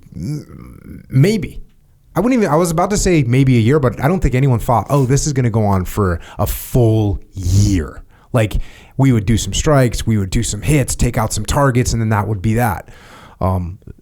I would love to hear someone tell me that they knew it was going to last 20 freaking years. I would be very suspect. Now, I did have some senior officer friends of me that said, when I was like, hey, get me back to a team, please now. They were like, hey, this is going to go on a while. I'll give them credit for thinking that and for telling me that. But almost everybody was like, oh, we need to get over now. If you don't get it now, it'll be another, because the first Gulf War, you kind of based some stuff off the first Gulf War, which was 72 hours. Yeah. Right. It was 72 hours. Well, Russia and Ukraine, right? Right away, everyone said, oh, this is going to end. This is going to be a month. Yeah. And now it's like, wait a minute. Yeah. Oh, wait a minute. It's a lot different. Yeah. So I think that everybody in the community, no one that I talked to was like, oh, this is going to last 2 decades. That wasn't even a thought. Did you go to SQT on the West Coast? Yes. Yeah. Okay, so you did like the group yes. SQT. That was like, I think I was the first, I think it was the second class where they didn't do the STT anymore. Everyone did SQT. You didn't get you got your got your Trident when you graduated SQT. Oh, so that was your class. That was a class, I think, before us. I think it was like, was it like 235? Yeah, like Goggins and Brent. I know it was relatively new. Yeah. And I remember too, Jocko, thinking like, I'm so happy that he's going to get to do something with all this training, because SEALs during times of peace versus 9/11 on, I'm sure it's a very different way of living and deploying and being. And I just thought, like, I know it's been peaceful times for a while, and good for him. I'm glad that he gets to actually utilize this training. Yeah. And I also remember thinking, SEALs are so incredible. They don't die. I guess you hadn't heard. And that was my thinking back then, was so naive. But I never was afraid, like, he can't do this anymore. Or I was actually I was afraid, but I wasn't thinking that I needed to intervene. I was very supportive of him deploying. Yeah. It's so crazy because you were young. We were all, I was in the Navy for 13 years before I shot my weapon at the enemy. So 13 years that you're talking about, like, this peacetime. And it was awesome. Like, I had a great time. Like, we worked hard, we trained hard, we were hanging out with our friends. We were trying to be ready for combat, which was the big thing that we didn't know and didn't understand. So you're kind of preparing for something that you really don't understand. But I really loved the job of being a SEAL, even if the job is just going out and going into the desert and doing desert warfare training. I love that job. It's an awesome job. But what you're talking about, Amber, like, the fact that you feel that as, like, a mom and a wife, even you felt like, I'm glad he's going to get to do his job. Imagine what the dudes are like. The dudes are like, it was, we used to, I hate saying this because it sounds so freaking horrible, but we used to, like, pray for war, like, just want to go to war so bad. That's what we wanted to do. And, we got what we asked for. I was going to ask you about SQT. So you go through SQT. Yeah. And now those dudes must have been like, full on, like, we're going to war. You guys are all going to war. Yeah, absolutely. It was weird too. It was like a transition. So they were bringing guys in that had just gone overseas and done something, and, like, after actions. And so, like, all of a sudden the shift started changing from, like, H gear to stuff that actually, fits you and works. And we also had, I think, 11 guys in the SQT class that came back that had gotten out. Right after 9/11, they came back in. So we had all these guys that were team guys before, went out in the private sector. Yeah, 9/11, come back in. That's to your point, Amber. Like, can you imagine, you're a dude, you were in the teams for 4 years or 6 years, you get out of the teams, you're going out, you're doing whatever you're doing on the outside, the war kicks off, you're like, I'm going back in. I'm throwing everything I have away, all built up, whatever, I'm going back in. Because that's what dudes wanted to do. Exactly. You get your Trident at the end of SQT. Yep. What'd they do when you got, what team did you go to? I went to 10. They just commissioned 10 and 7. So half the class went to 7, Got it. or STV 1, and then half of us went to 10. Did you keep your Trident when you got there? Because I know I heard some good stories, like some teams were taking your Trident and painting it blue, so it was inert. 2 and 4. 2 and 4. Oh yeah, like, you showed up, like, you didn't have it. You got it ripped off. I think as soon as you came across the quarterdeck, they just ripped it. I want to say somebody at SDV was telling me they took the Tridents and put them into a bird cage. That's what they did on the East Coast. So they put them in bird cages. So, like, you can look at it, but you can't have it. And then, of course, the ones, the guys who struggled, they had to keep their Tridents in the bird cage, a lot longer than guys that were squared away. So, but we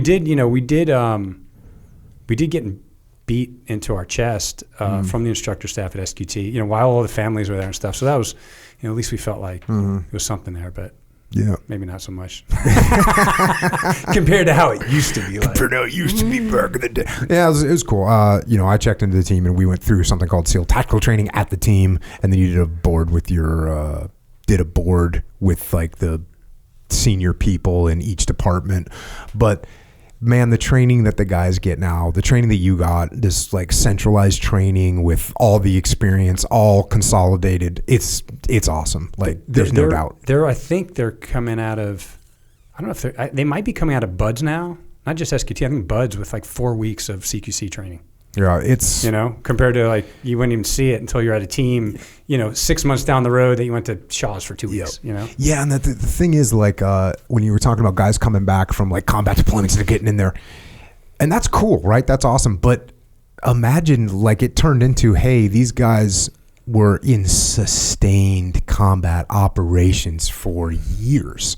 Because I remember in the 90s, like if a guy did a mission, like singular, like one mission, it was like, hey, dude, this guy's combat experience, and like they had this thing that you didn't, you know? Like I had a platoon commander who's an awesome guy, and he had been in Grenada, and it was like, you know, he had slayed the dragon, and we were all just looking at him like, yeah, he was the coolest guy ever. And we had first phase instructor who was on the train op in Bosnia. Oh, you know, yeah. Everyone was like, whoa, man, there was a gunshot like 5 miles away. Yeah, a farmer was like shooting an animal, and like that was contact left, and you're getting debriefed on it. Not judging anyone that was there, just props. Just passing.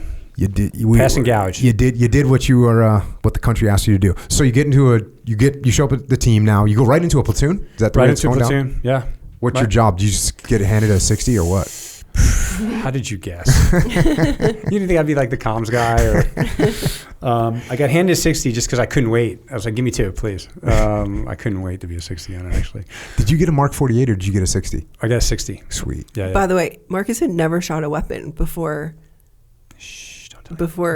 going into the Navy, right? Yeah, I mean, I was, like I said, I grew up playing ball. Well, the cool thing is no bad habits, good hand-eye coordination because you were an athlete. Like that's all points to you probably being a pretty good shot and everything. I was a better pistol shot. I picked that up quickly, immediately. Rifle took me a while to get proficient at it, and even when I went over to Dep Group, you know, I never struggled with it, but like the pistol, I was a really good pistol shot and quick and faster than everybody. But the rifle, like I was like middle of the road. I struggled with it actually early on. I remember out at Shaw's, who are the guys out there, Ross, and just coming over and saying, hey, you know, don't put your magazine on the car. Like just a bunch of things that like, he's like, I can work on.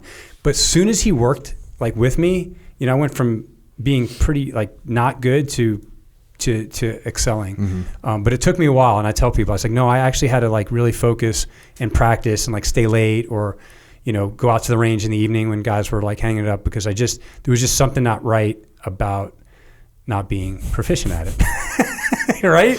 Like I want to actually be good. I don't want to just hang it up and walk away. So I got decent at shooting a rifle. What year was it when you checked into Team 10? 2002, like April. And do you know where you're going on deployment? Nothing. We didn't know anything yet. Because the world was still just chaos. Yeah, it was chaos, and new team. Like they were growing through, growing pains, I think, and so we didn't know anything. And my first deployment, actually, we went over to Germany and just got your UCOM on. We got our UCOM on. And that was whatever, right? You just train, more training. Yeah. And the frustration level is everyone just going nuts. Like, you got to be kidding me. Why insane. The people that were getting out, like after, you know, as soon as a platoon wouldn't go to, Iraq or Afghanistan, like guys were getting, you saw it out here. Guys were getting out immediately. They were jumping into Blackwater and all these other places. I saw a lot of it. I mean, guys get out to one platoon because they weren't, because you'd hear about like these Rangers and SF and like all these guys are going down range. And you're like, what? I'm fucking going to Germany to do what? Like, I just went to Buds and SQT and I did a 2-year workup. And what is this for? You told me I'm like good. Maybe that was garbage. Yeah. And plus, you had that feeling that this whole thing's gonna be over like really quick. And I bet if I don't get it now, if I don't get out and go work for a contractor, it's just freaking horrible. Well, how are you liking the team life, Amber? You know what? I didn't mind it. I realized really early on that there was a pretty clear distinction in the wives that, it was probably best to keep one foot in, but don't try to, jump in full throttle and don't stay completely away. I saw that there were women that were very angry and resentful towards their husbands, and I felt like there were women that were really supportive, and I always wanted to be supportive. I also felt like, you know, it was not something that I wanted to necessarily make my life about, but I wanted to support Marcus enough that I knew what was going on within the community. And so it was good. You know, we had 2 kids at that point. Oh, dang. I got pregnant with our daughter when Marcus was December of 2001, right after 9/11. So we had 2 kids when he checked into his first platoon, and he was pretty much gone all the time. Yeah.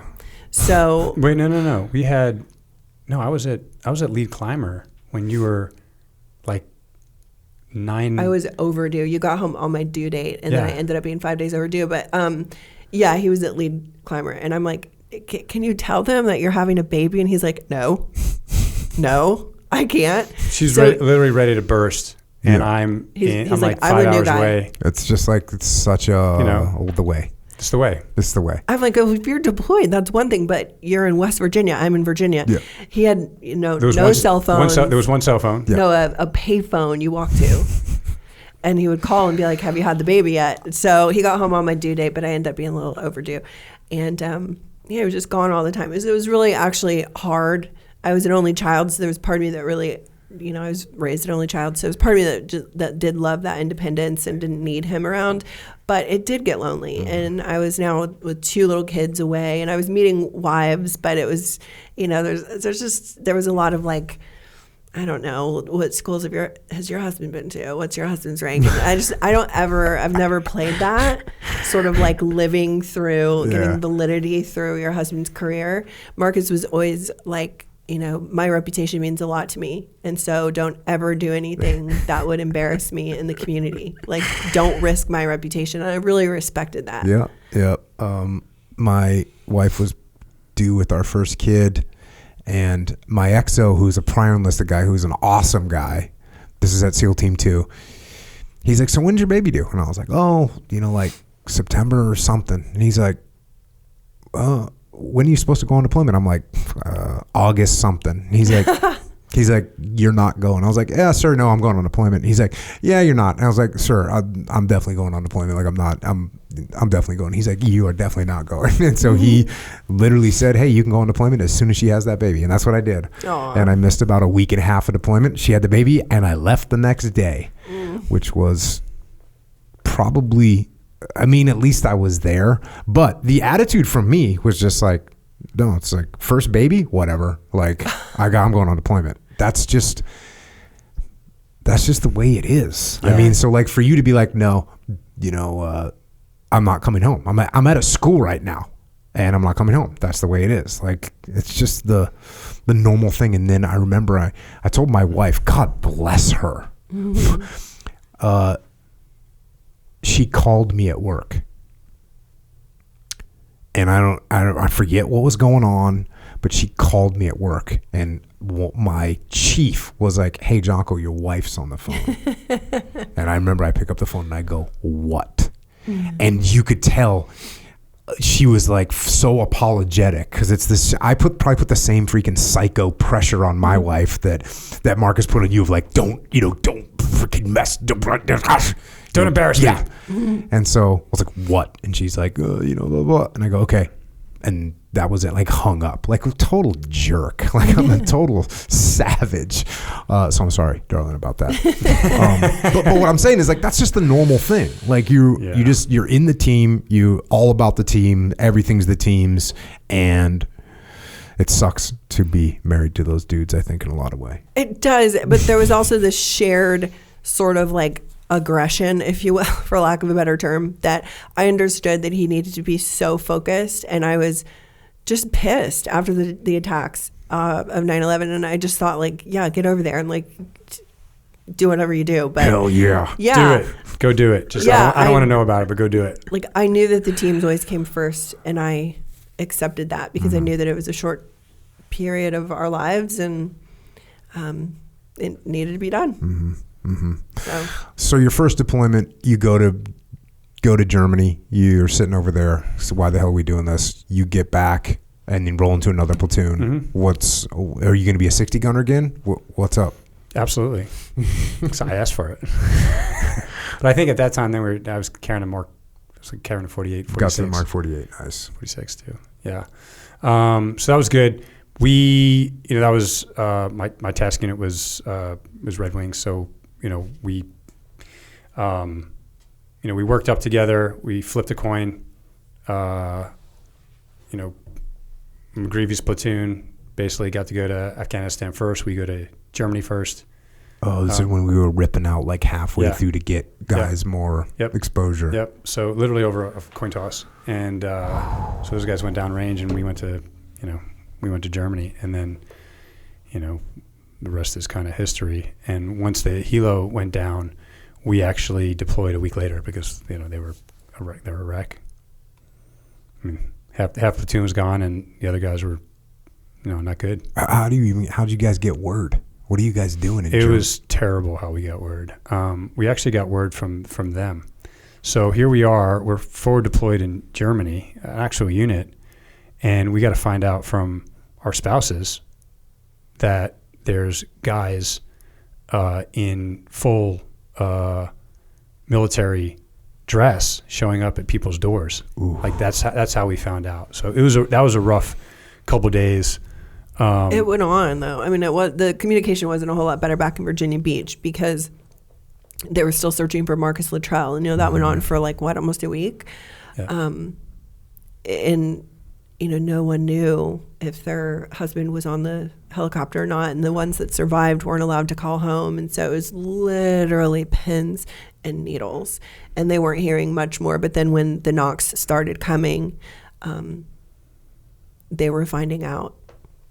Yeah, I remember being on the phone with you and you screaming, crying because somebody showed up to the door. They were all the women were together and stuff. So that was just a shitty time I think for everybody. And then the community, as didn't experience a loss like that. So it was really difficult how people were handling it. When those guys got back to Germany, I think they flew in a psych to meet with everybody for 30 minutes. The first guy went in there and didn't come out for almost 3 hours. So they gave each guy 30 minutes to talk to psych, and the first guy went in and didn't come out for 3 hours. So it was just one of those things that I don't think anybody even knew how to prepare or what to do, and so it was just a bit, it was a bit rough for a while. But again, once we got over that week and got our heads back straight, we were get us over there yesterday. Why are we still sitting here? But we did. We wound up within a week. We were in country, and we were doing our first mission within the first couple of days. So. And then what were you guys doing? What was your mission set? Mission was going after different different cells, different Taliban cells that were, but larger. It was almost a little bit different. It wasn't like CT missions, even though we did a CT op right away. Initially, the first op was no shit. It was probably the coolest op ever. Blackhawks come in, ropes go out, fast rope, charge on the gate, boom, everybody, it was a real op. And then because that was done at night, it got shut down, and the whole country then got shut down because you're not allowed to go after bad guys at night because that's not nice. So that's what we were dealing with in Afghanistan at the time. So then we started just, going out to in the daytime, chasing different groups in valleys, and we were working with the CANSOF, so the Canadians, who were men compared to us. They were they looked like Vikings, but they wore way too much gear, and we had to tell them too, dude, you're going out on the mountain for 3 days, and you got 6 9mm mags on your body. Do you think you're going to use 6 9mm mags? I really hope you don't need to use 6 9mm mags. So, shit like that. But so that's what we were doing. And what's your job in the platoon? I was air ops lead breacher. And so I, and fire team leader. Mm-hmm. And, we had a good, I don't say good deployment. It was a really spicy deployment. I mean, we had multiple engagements. We had our chief we got lit up by a Army Apache, which was wild because like that was not supposed. Obviously, it wasn't supposed to happen. But it was a big deal because it was daytime. Still don't know how they didn't recognize us. Full on engagement, like full on gun run, not just like, oh, there might be a position of more. Like we were engaging a small group that was engaging us, and it was like 5 of us and maybe 3 of them, and we were starting to bound forward, like from cover to cover. And you know, I was patrolling with a saw, so it was a little bit lighter, and I just remember just fucking going off on that thing. It was awesome. And then I remember hearing this deep sound of just like doop, doop, doop, doop, doop. And I'm like, what the fuck is that? And literally in the middle of this little valley, and it was not wide, I turn around and this this Apache is in a full-on like front tilt gun run. And I literally thought it was a movie. Like you saw like the dirt and the, you know, whatever that was, a 20 millimeter maybe. It was just coming straight at me. And I'm like, you know, all this happened so fast. I'm like, are you fucking kidding me? Like we're getting engaged by our own guys. And so it's tearing ass. We all dive out of the way. I remember diving behind rocks and watching my chief do a full on like dive, like into rocks, like did not give a fuck. And the thing comes tearing through. You can't see anything because dust's everywhere. He wound up getting hit in the face. Well, the way they were working gun runs then is that Dash 1 would come in and do 20 millimeter guns. You know what Dash 2's coming in with next, right? 2.5 rockets. And so I just get this rock and I just huddle up and I'm like, this is fucking it. Like I may live, but like I'm going to get fucked up. I'm going to get fragged here because like we've been calling in gun runs all day long into caves, and like we'd get engaged, we'd pull back, call in some guns, move forward. That's what kind of mission it was through the mountains there. And so I was just waiting. I was like huddled up. I'm like, oh, this is it. I'm going to get sprayed. Hopefully it's not bad. Like I was like trying to cover up my face. Thinking like, okay, if I just get wounded, you know, it'll be okay, but just not my face or my head. And the second one just comes tearing through and doesn't fire anything. But I could see them. I could literally see them they were so low. So somebody who didn't have their head up their ass was able to move over to fires and call it off. Somebody cleared them hot. I still don't know to this day, and we still talk about it because like it was a fuck up. You know, it was a bad fuck up. How bad was your chief wounded?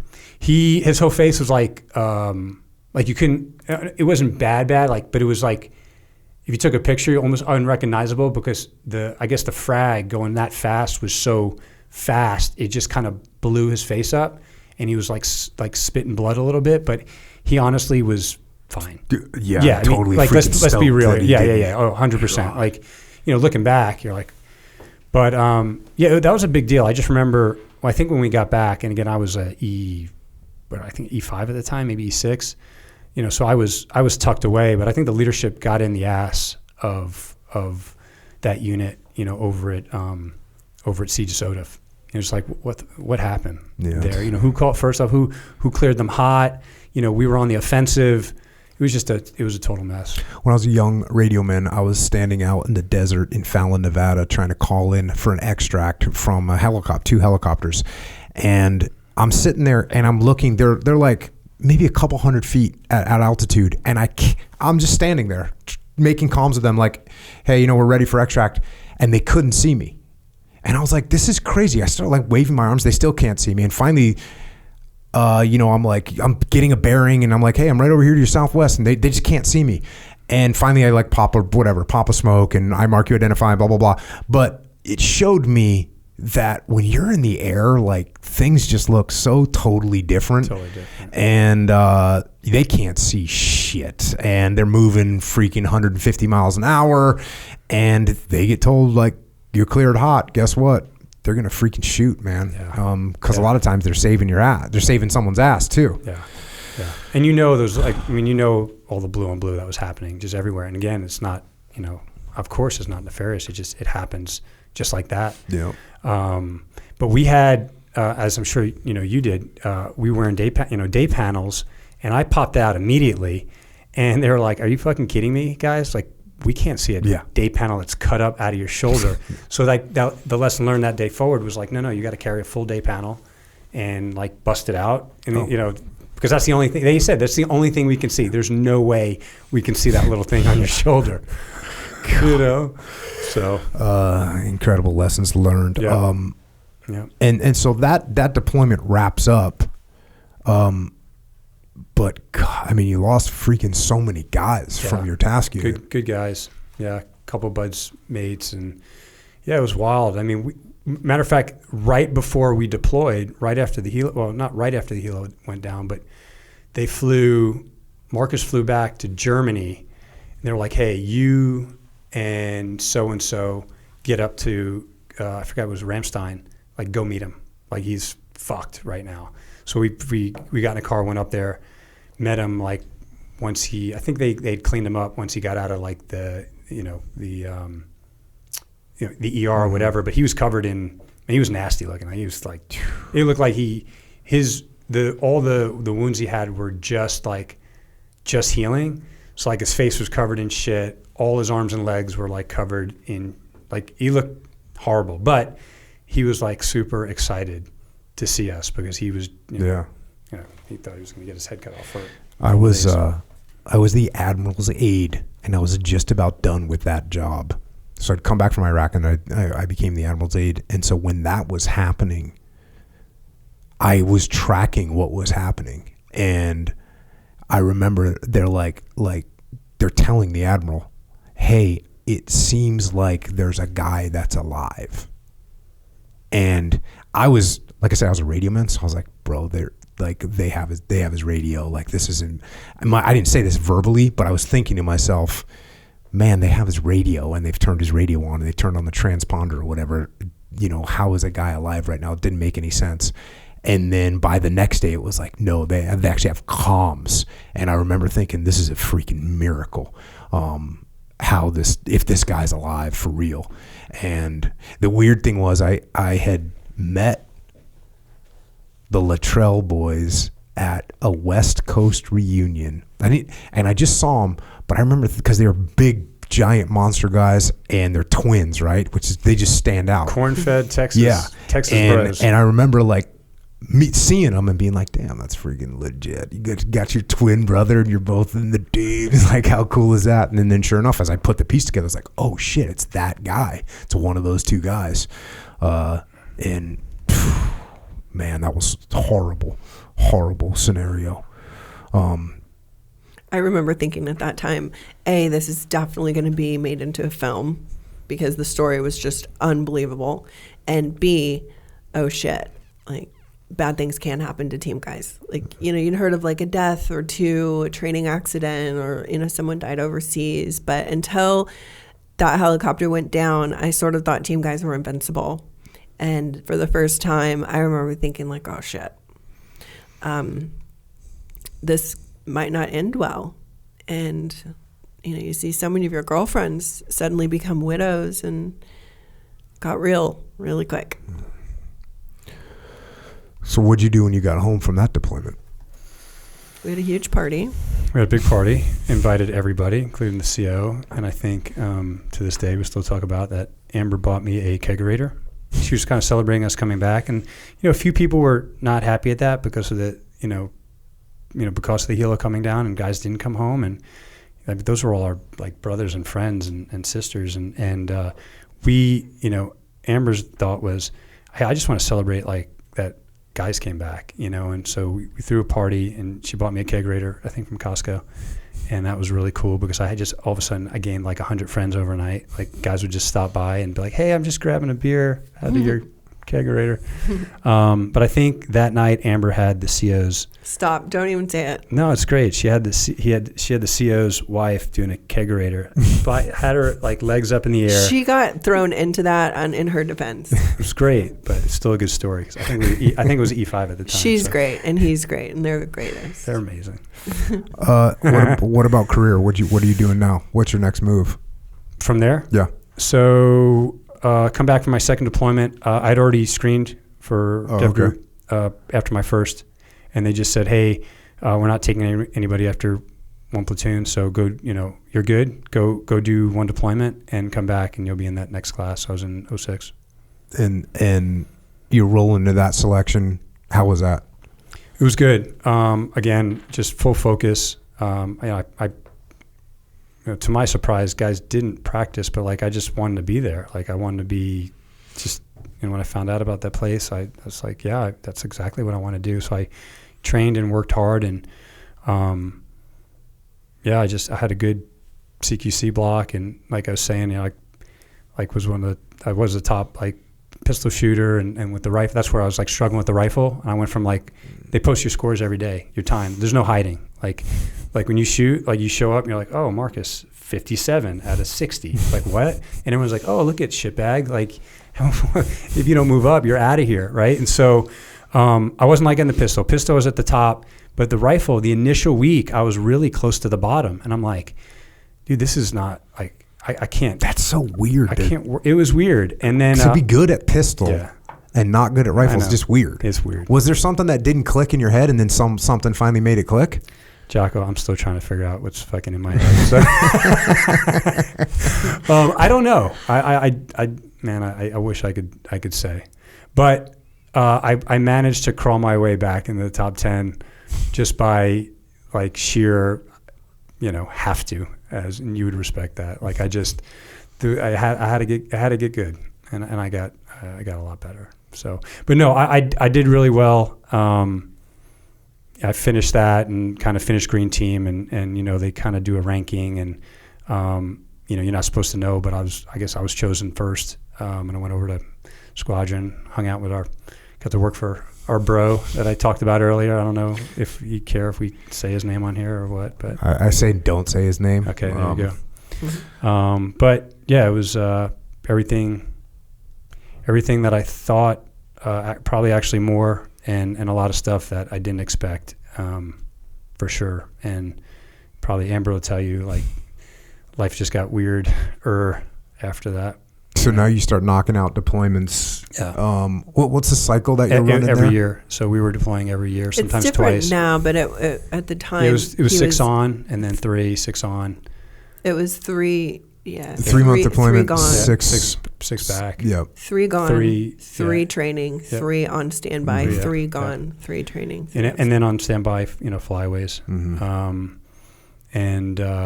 It was good but I was away way more than even than even at the teams. Where are your deployments to? Al-Assad, Bagram. So both Iraq and Afghanistan. Both OIF. Yep. And you're bouncing back. And what's your job? I was also breacher there. That's all I did. I loved it, and I did a lot of the combatives. So it was that split at the time where it was like sport fighters and combative guys hate sport fighters, and sport fighters think combative guys are gay, and it was like that thing going on, and I thought it was funny. But I do tell this story because I trained every morning. I went in, we had Coochie had his guys every day, and so I'd go in for 2 hours and train. I never trained at a gym just because after work I went home, but I did train every day. And there was one day I was I had a guy in a full mount, and I was trying to figure out a way to put a collar, like some kind of choke with and I was trying to grab his collar, and then it like stopped, and I looked at him and I'm like, what the fuck are we doing? Why am I trying to choke you? Why aren't I hitting you, put my knee on your chest, like get up and go to my sidearm or pull out something and stick you with it, or just like push you and get away? And from there I was like, I'm not doing any more sport fighting. I just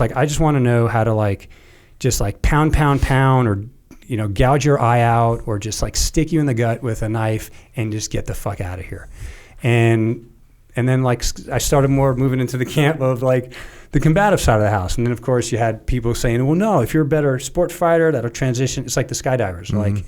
If you skydive slick forever, no, any of those guys could strap on a heavy ruck. And, so it was just, anyway, it was back and forth. And I don't know, I digress. Where are we going on that one? I loved all of it. How about that? It was,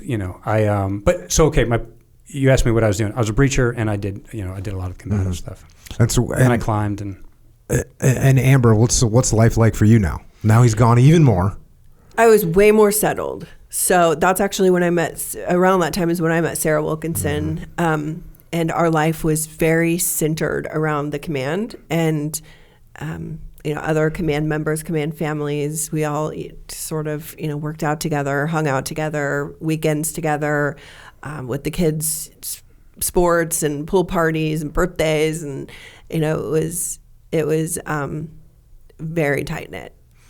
And one of the things that I remember so much about when Sarah was talking through, her experience with Chad was like, it left such an impression on me. She's just talking about like this personality change that she saw from him over time. And,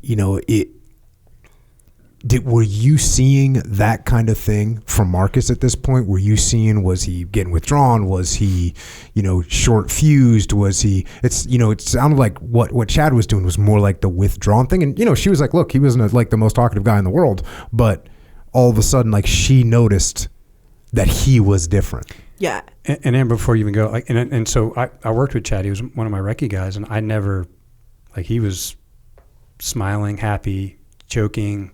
And again, this is right when he showed up there. It's in 2008. So he was still like just back from being out in the private sector for a number of years. Right. And so like I feel like he was still like giddy and just, hey, life is chill. It's good. It's, nothing's really taking me down. At least that's how I remember him. If we go back to the examples that I already gave of Marcus with, our son crawling all over him and showing up with the picked geraniums, like he was still very much into being a husband and a dad. And even in his first and second platoons, with Maggie's birth, he was there. Work came first, but he was there. What we transitioned into was living completely separate lives. And so he would come home and he would say things like, hey, where are your cups? In his own home that he was paying for. And we would get everything looking perfect because he would be home for 5 days, which, was pretty typical between trips. Anything more than that was a pretty long time. But we had become distant, and I had become, way more rooted in my friends and my life and my kids. And it was okay that we lived separate lives because the ladies that I was around and their children were living that same life. And so there was this shared respect and sacrifice that no one else understood, but the people in your inner circle knew without having to even talk about. And so as he was becoming more and more distant, I guess you just sort of chalk it up to that's how things are now. Mm-hmm. And do you actually notice it, or is it like the proverbial like boiling of a frog where it's just like the frog doesn't know that the water's getting hot until it's all of a sudden it's dead? Too late, yeah. It's too slow. Is it like that kind of thing where I think so. You're just going through and it's like, oh yep, he's going on another trip, and it's another trip, and he's back, but he's going to sleep, or I don't want to bother him, that type of thing over time. Yeah, like we could play nice for those 5-day spans where the house looked perfect and the kids behaved perfect and he was as present as he could be, but it became a lot more comfortable to live separately. And, it was all in the name of the United States of America. It was all for the greater good. And it felt like when he would come home, he would certainly be more checked out. Like he couldn't wait to leave again. Like I could sense that. And family time felt like forced time, especially at the command. So it was getting really hard. He was certainly pulling away more, drinking more. He felt like a stranger. How much are you drinking at this point? Normal amounts. By team standards. By our standards. Mm-hmm. By the bros standards. Mm-hmm. I think we just went down a rabbit hole. I mean, I think I was just drinking a lot of bourbon often. But I never really knew that because I wasn't with him that much. Mm-hmm. Yeah, but even when I came home, like it was. I didn't know like what his drinking habits were because we were really never together. I mean, the last couple of years that you were deploying, he was gone for almost 300 days a year. Like, you know. But I think it's pretty toxic. I mean, everyone's doing the same thing. Everyone's drinking hard. Everyone's, I think, going through the same things. Some are affected probably more than others, and I didn't see anything wrong. You didn't see anything wrong. At what point did you start to see something wrong? 2008. Yeah, I think 2008. Josh. Yeah, Josh, one of my close best friends from Buds, and then through the teams, passed on a op. And that was just unexpected. And that was like a river and stream crossing, right? Yep. Yeah. And it was tough because I was supposed to do that river and stream crossing. And we when he got swept down the river, I think we looked for him for almost, it's like 10 to 12 hours. And then he washed up 50 clicks down the Konar, which was like a class 4 rapids. It was nasty. It was gnarly.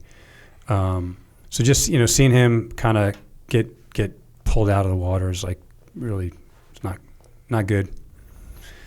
Not good.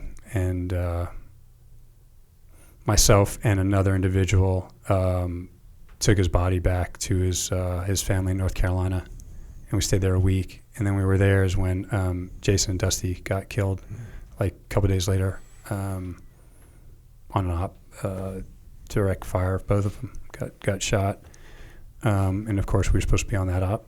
And it was just you went through it, Jocko, and it was just one of those times that was. It was. I tried to look at it as like, this is what it's supposed to be. Like, this is just the way it happens. And I became numb after a while. Even when extortion went down, I remember talking to Admiral Moore about it. I was like, Admiral, I'm fucking numb to this. Like, this doesn't affect me anymore. Like, I don't get it. Like, why is this still happening? And it was just weird. It was just the conversations we were having, I think, through these years were just getting just odd. And I think I remember seeing the psych for the first time in 2008 at the command, just like asking him, like, what's going on? Can you help me out a little bit or whatever? And that was like the first time I ever actually went and spoke to somebody. But we didn't talk about it. Like, nobody talked about it, maybe. But he also has, we have his medical record, and I was just looking through it, and it says, like, decided not to talk to the command psych for fear of not being able to deploy, which is you hear that all the time. Oh, yeah, I don't even remember that. Yeah. So I was certainly noticing that it seemed like he was just like a renegade to me. He did not care.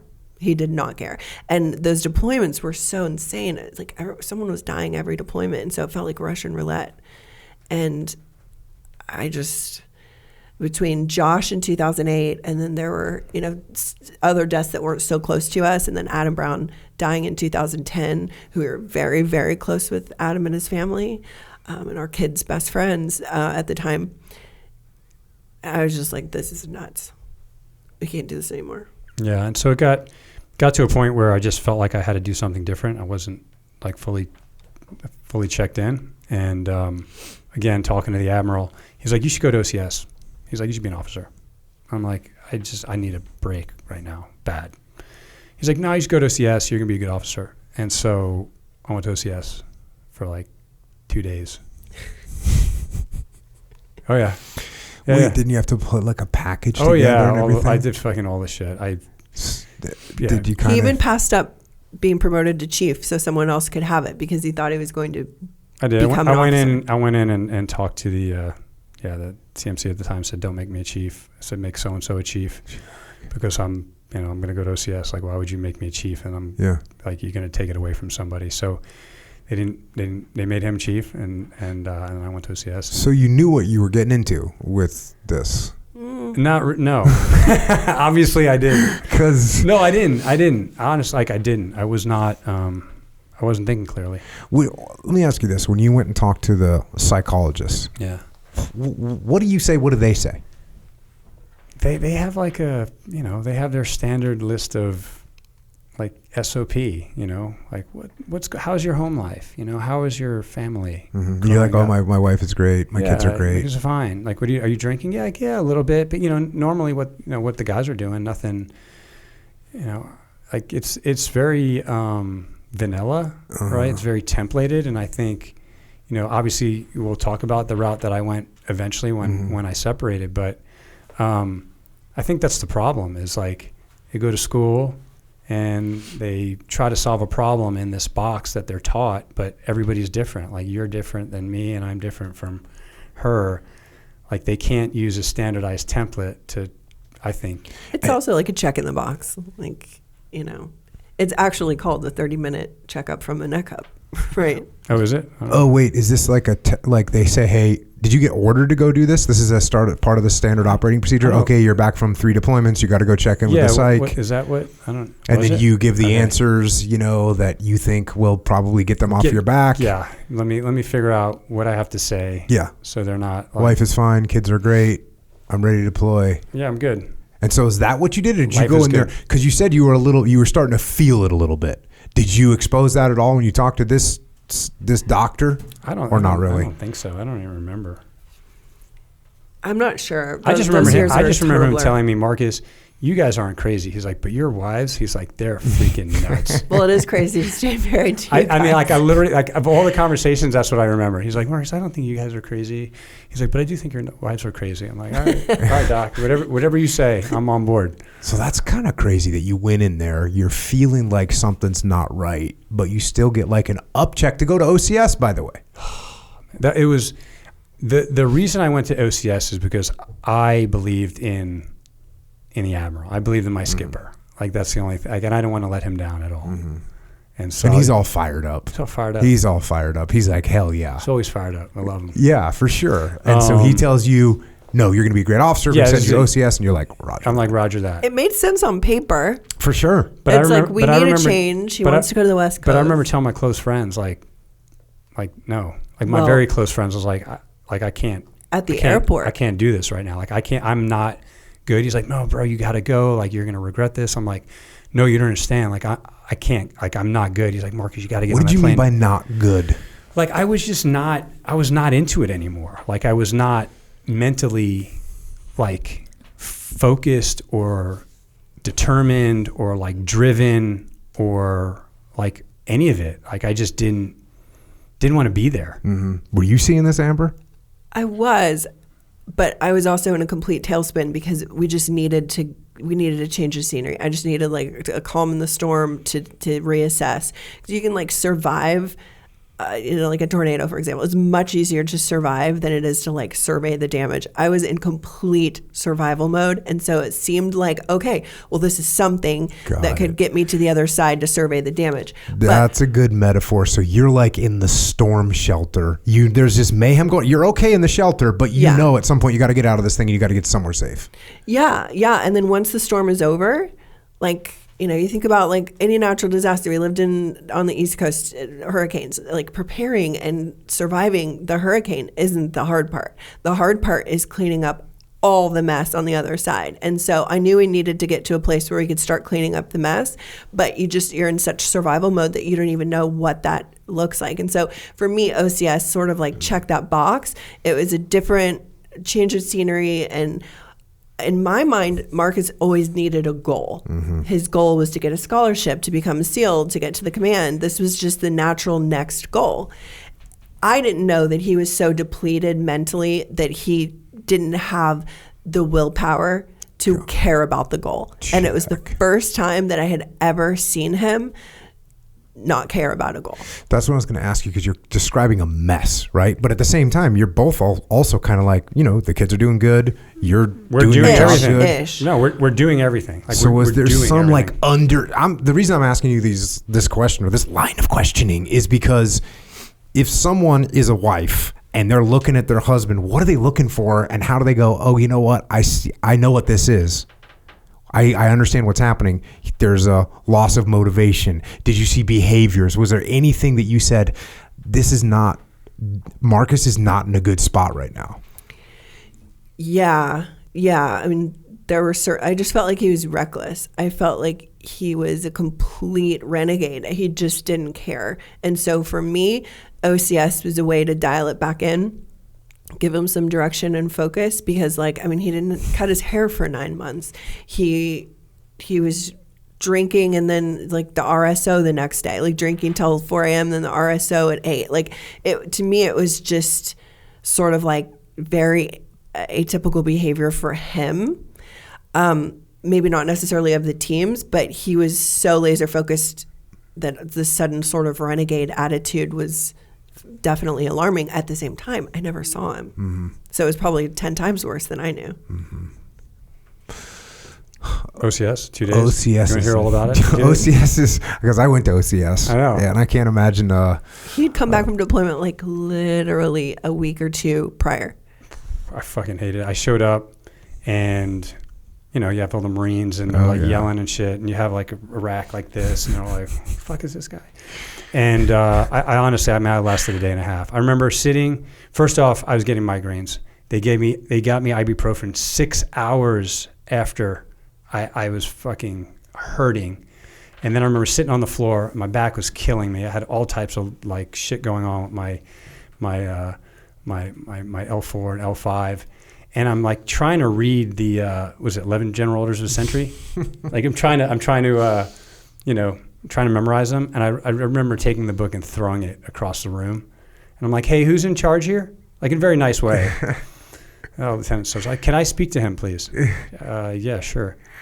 I was like, "Hey, sir, here's the deal." I was like, "I just got back from my 6th combat deployment." I was like, "I got back a week and a half ago." I'm like, and I didn't curse. I was like, if I have to go to OCS, like, why are you guys sending me with people who, like, never been here before? Like, I don't want to be around any of these people. Like, honestly, I was like, I just want to go back to my unit. He's like, "You know, we usually keep guys here for 12 weeks. He's like, "You can go tomorrow if you want." I'm like, "Thank you."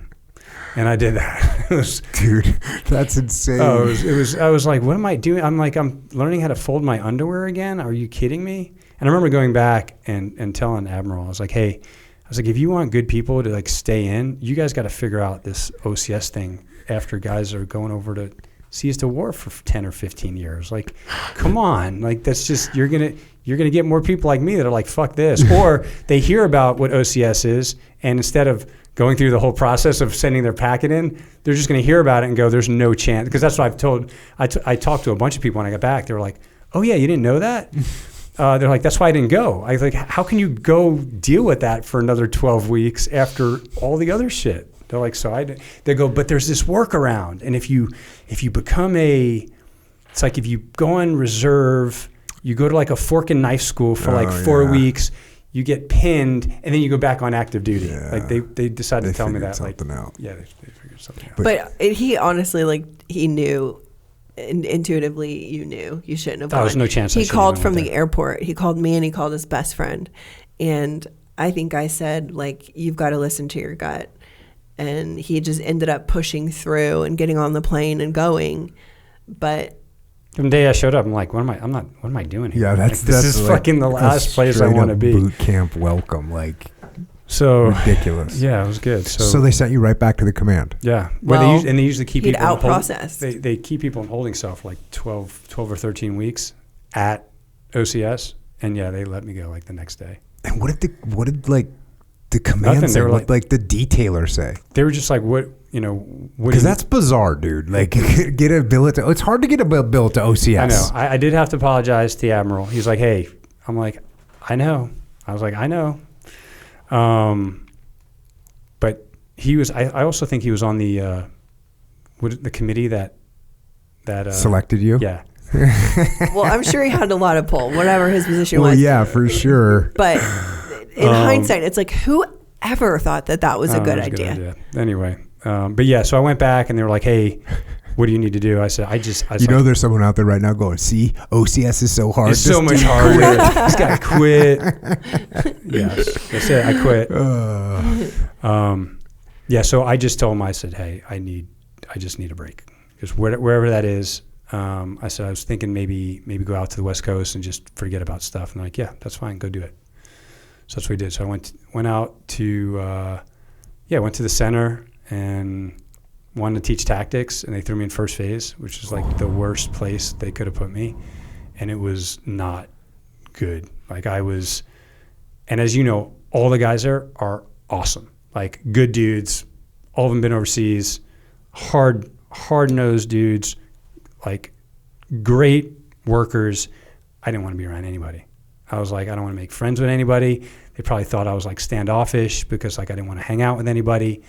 It was just not a good time. I body slammed a student in front of the flagpole, and like one of the instructor staff grabbed me and he was like, "Hey man," he's like, you're gonna get in a lot of trouble if you don't fucking like tone it down. Mm-hmm. Like I don't know what's going on. And so there was just a lot of little things like that were starting to happen, and I just didn't care. I was like, fuck everybody, at the time. One of my guys, JP Donnell, who's been on this podcast a few times, and he was in my task unit. It was in Ramadi. Came back, went to another platoon, and then they got shoulder surgery and got pulled out, and they sent him to Buds. And it was like 1 month deep. They called me over at Tradette, and they're like, "You got to come get your boy." It was the same thing. He was just not in a good headspace to be putting students through, first phase, because he just wasn't in the right spot. Like had to get him out of there and get some freaking, he was a loose cannon. You're working for, how long are you in first phase for? First phase for a year, and then finally they kicked me over to SQT. Now you're sitting here saying like, I didn't want to be around anybody. I didn't want to make friends with anybody. What are you seeing, Amber? Like, what does this look like to you? Stuck at home with him, and we had been apart for the bigger part of every year leading into this, and so it was very, very, very difficult. I was trying to be optimistic. We were super settled in Virginia Beach, and so I'm like, oh, a new beginning. I bought cruisers for everyone. I thought we would come out to California and suddenly be this happy family.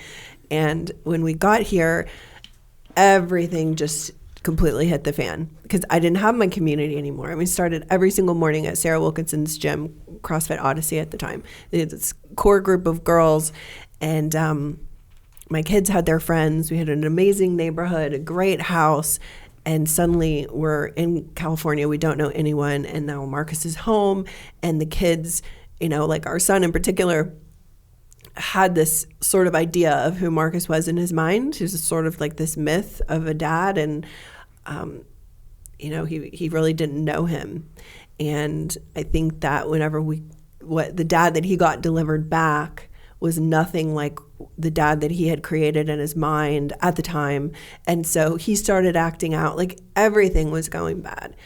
And I don't know. It's hard for me to like picture this right now because you seem like a super chill dude, like all nice and mellow. And like, so what does this look like? He had become a monster. Well, first of all, he was completely disconnected to us. It felt like he didn't want to be anywhere, really. I mean, I didn't feel like he wanted to be any place else. I felt like he wanted to be nowhere. Like he didn't have a purpose, a belonging. He didn't give a damn about anything. He was definitely drinking a lot more than I had realized, or he started drinking more than I was comfortable with. And there were certainly times that I just thought there's no good way out of this. Leaving him is not going to necessarily solve anything. Staying with him, I don't know how much worse this can get. But just to go back, Jocko, like I was still functioning. Like I was still, engaging with the guys. I mean, I had bros and stuff, but I didn't want to. It wasn't fun for me anymore. I didn't want to be one of the guys, and it was just not. It just wasn't the same. It was different, and thank God I got kicked over to SQT. Mm-hmm. So I ran CQC for about a year and a half and a great staff. I mean, those guys, I joke because we had a great cell, but I feel like those guys did everything. I'm like, was like, I didn't even need to be there. Like, and literally the LPO they ran the show. And so thank goodness I was just kind of in the background. Just, I think I started school online at USD. I did a graduate program there. So we would, work the students in SQT, and then at night we'd put them to bed, and then I would stay up and, do work and stuff. And so, it wasn't like, it wasn't like a complete mess. I think everything was like, I was functioning. It wasn't, I don't want to sit here and say like, he was like stuck in the corner of his house sucking on his thumb every day. No. He was still functioning. Yeah. Still going to work, but like you just didn't care. Like I was checked out Marcus everything. doesn't do well without a goal and something to work towards. And so most of us didn't. Going back to get his master's degree while he was at SQT, it was definitely like a check in the box. And then I think at some point, then the Bin Laden raid happened, which I kind of lost my mind on that one, just not being there. And like put me in, coach. There was like this big sort of like resurgence of let's get back to Virginia Beach. And so I did. I called up the CMC. I was like, hey, I want to come back. He's like, done, come back. And then I just kind of faded quickly. Well, no, it was replaced. I mean, that was our plan, was to go back. And then extortion happened, and so many more of our friends died. And then it was like, what are we going to go back to that same game of Russian roulette? We just didn't know each other anymore. And it was very uncomfortable to be in the house. He was learning how to be around the kids. The kids were very uncomfortable. Like, how does dad fit back into this dynamic? And so we thought, like, at the time, we know dysfunction. We know deployments. We know not being together. We don't know how to be a normal family. I don't know what families do on the weekends. I don't know how a family spends a Friday night.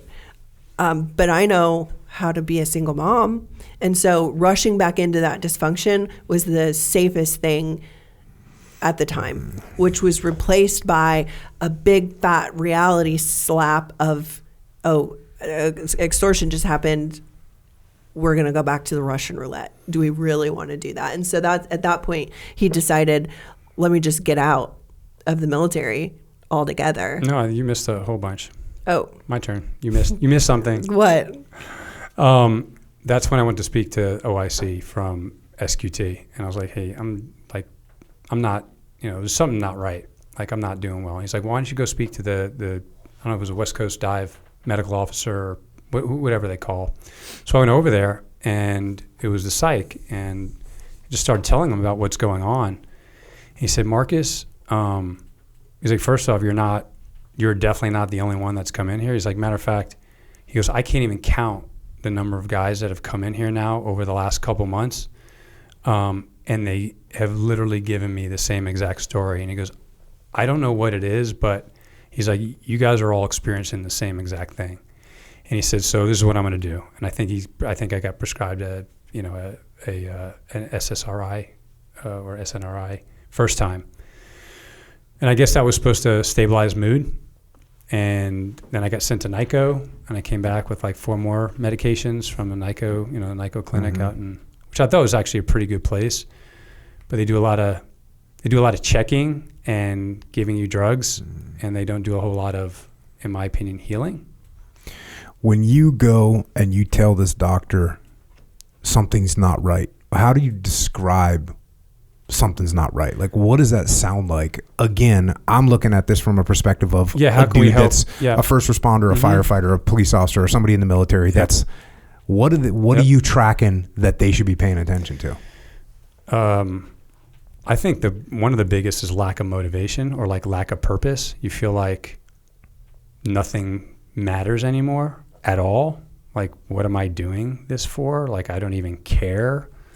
And you're like, well, what do you care about? Well, I used to like to surf or work out.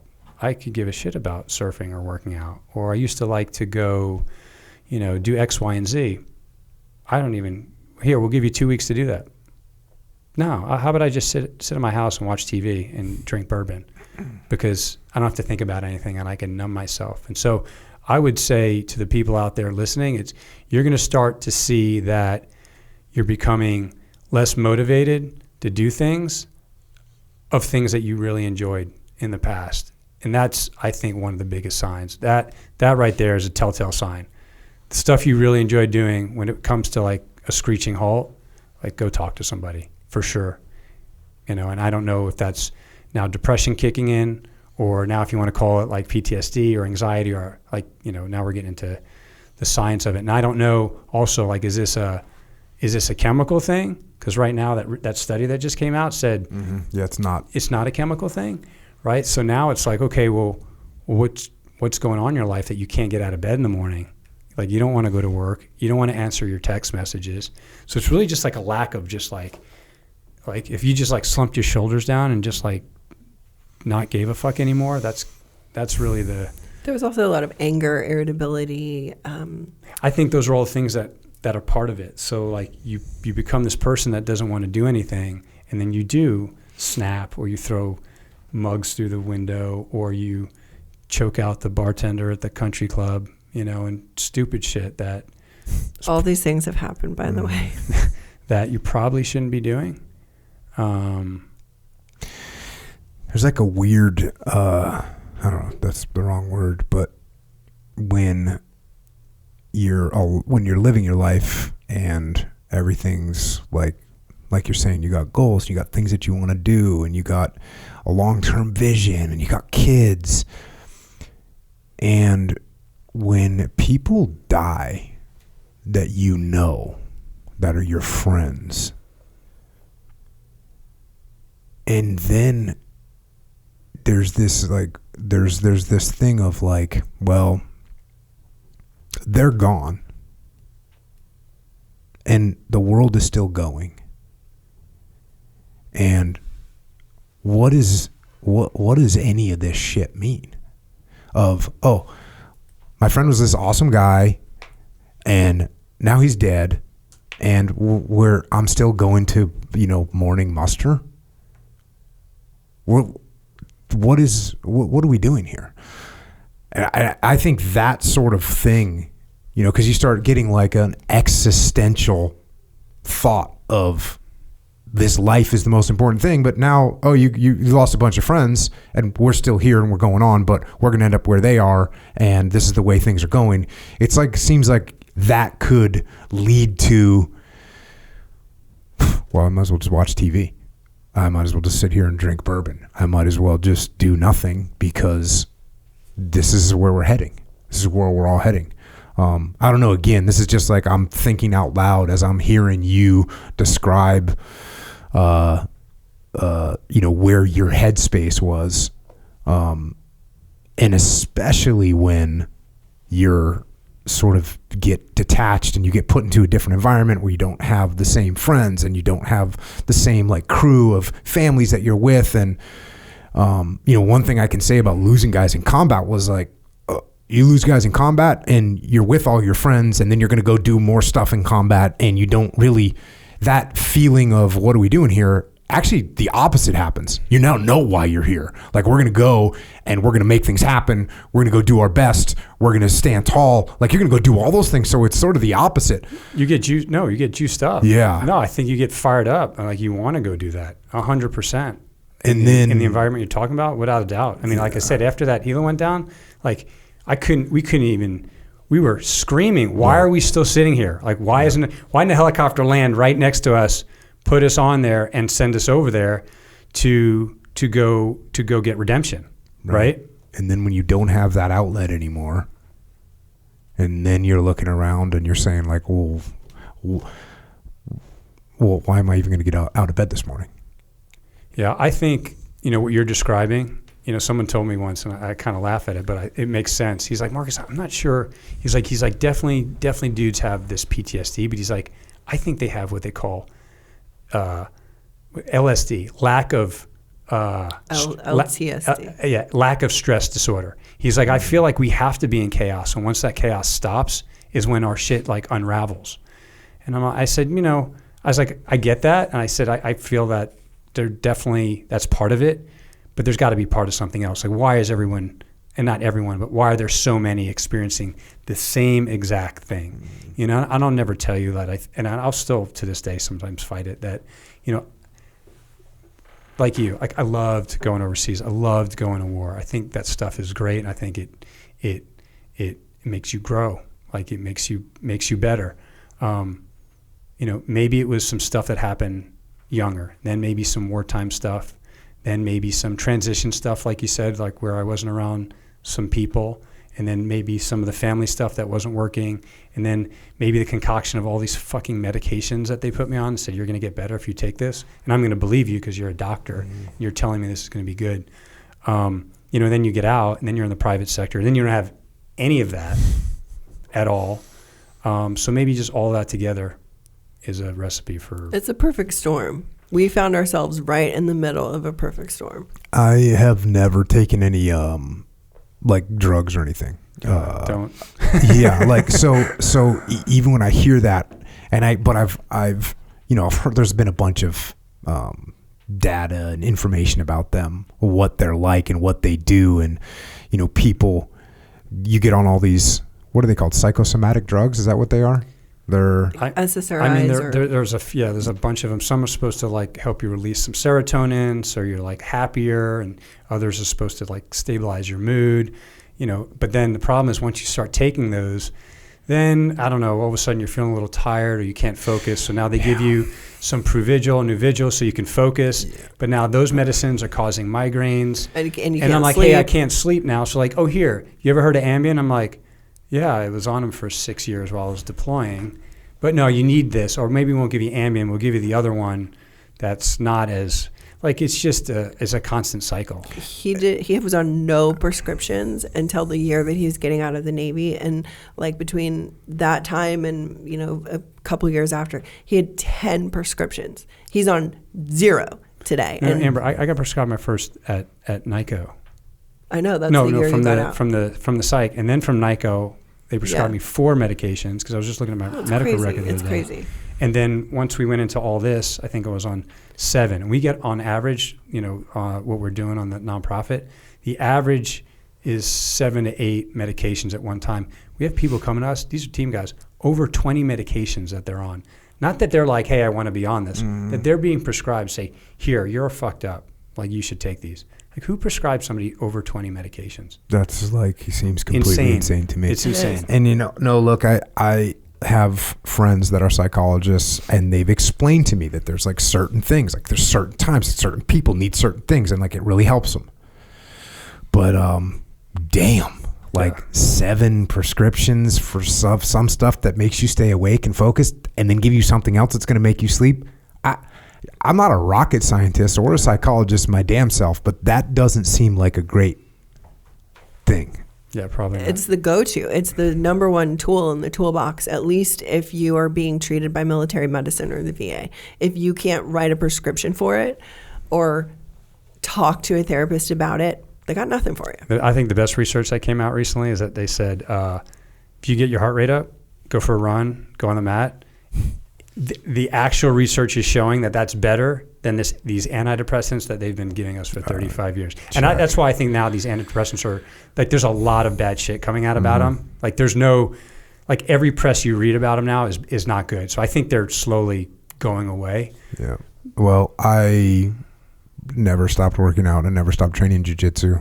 Like, maybe that's it, dude. I don't know. Probably the best thing, at least what I understand, you can do. But I still think, not for everybody, right? So I still think there's certain individuals that probably need something. Yep. But, when they just came out and said, hey, going for a run, getting your heart rate up is better than these, like, we should take that on board, because, like, most of America is sitting in front of the computer for 12 hours a day. And they're wondering why, they're angry or they're depressed.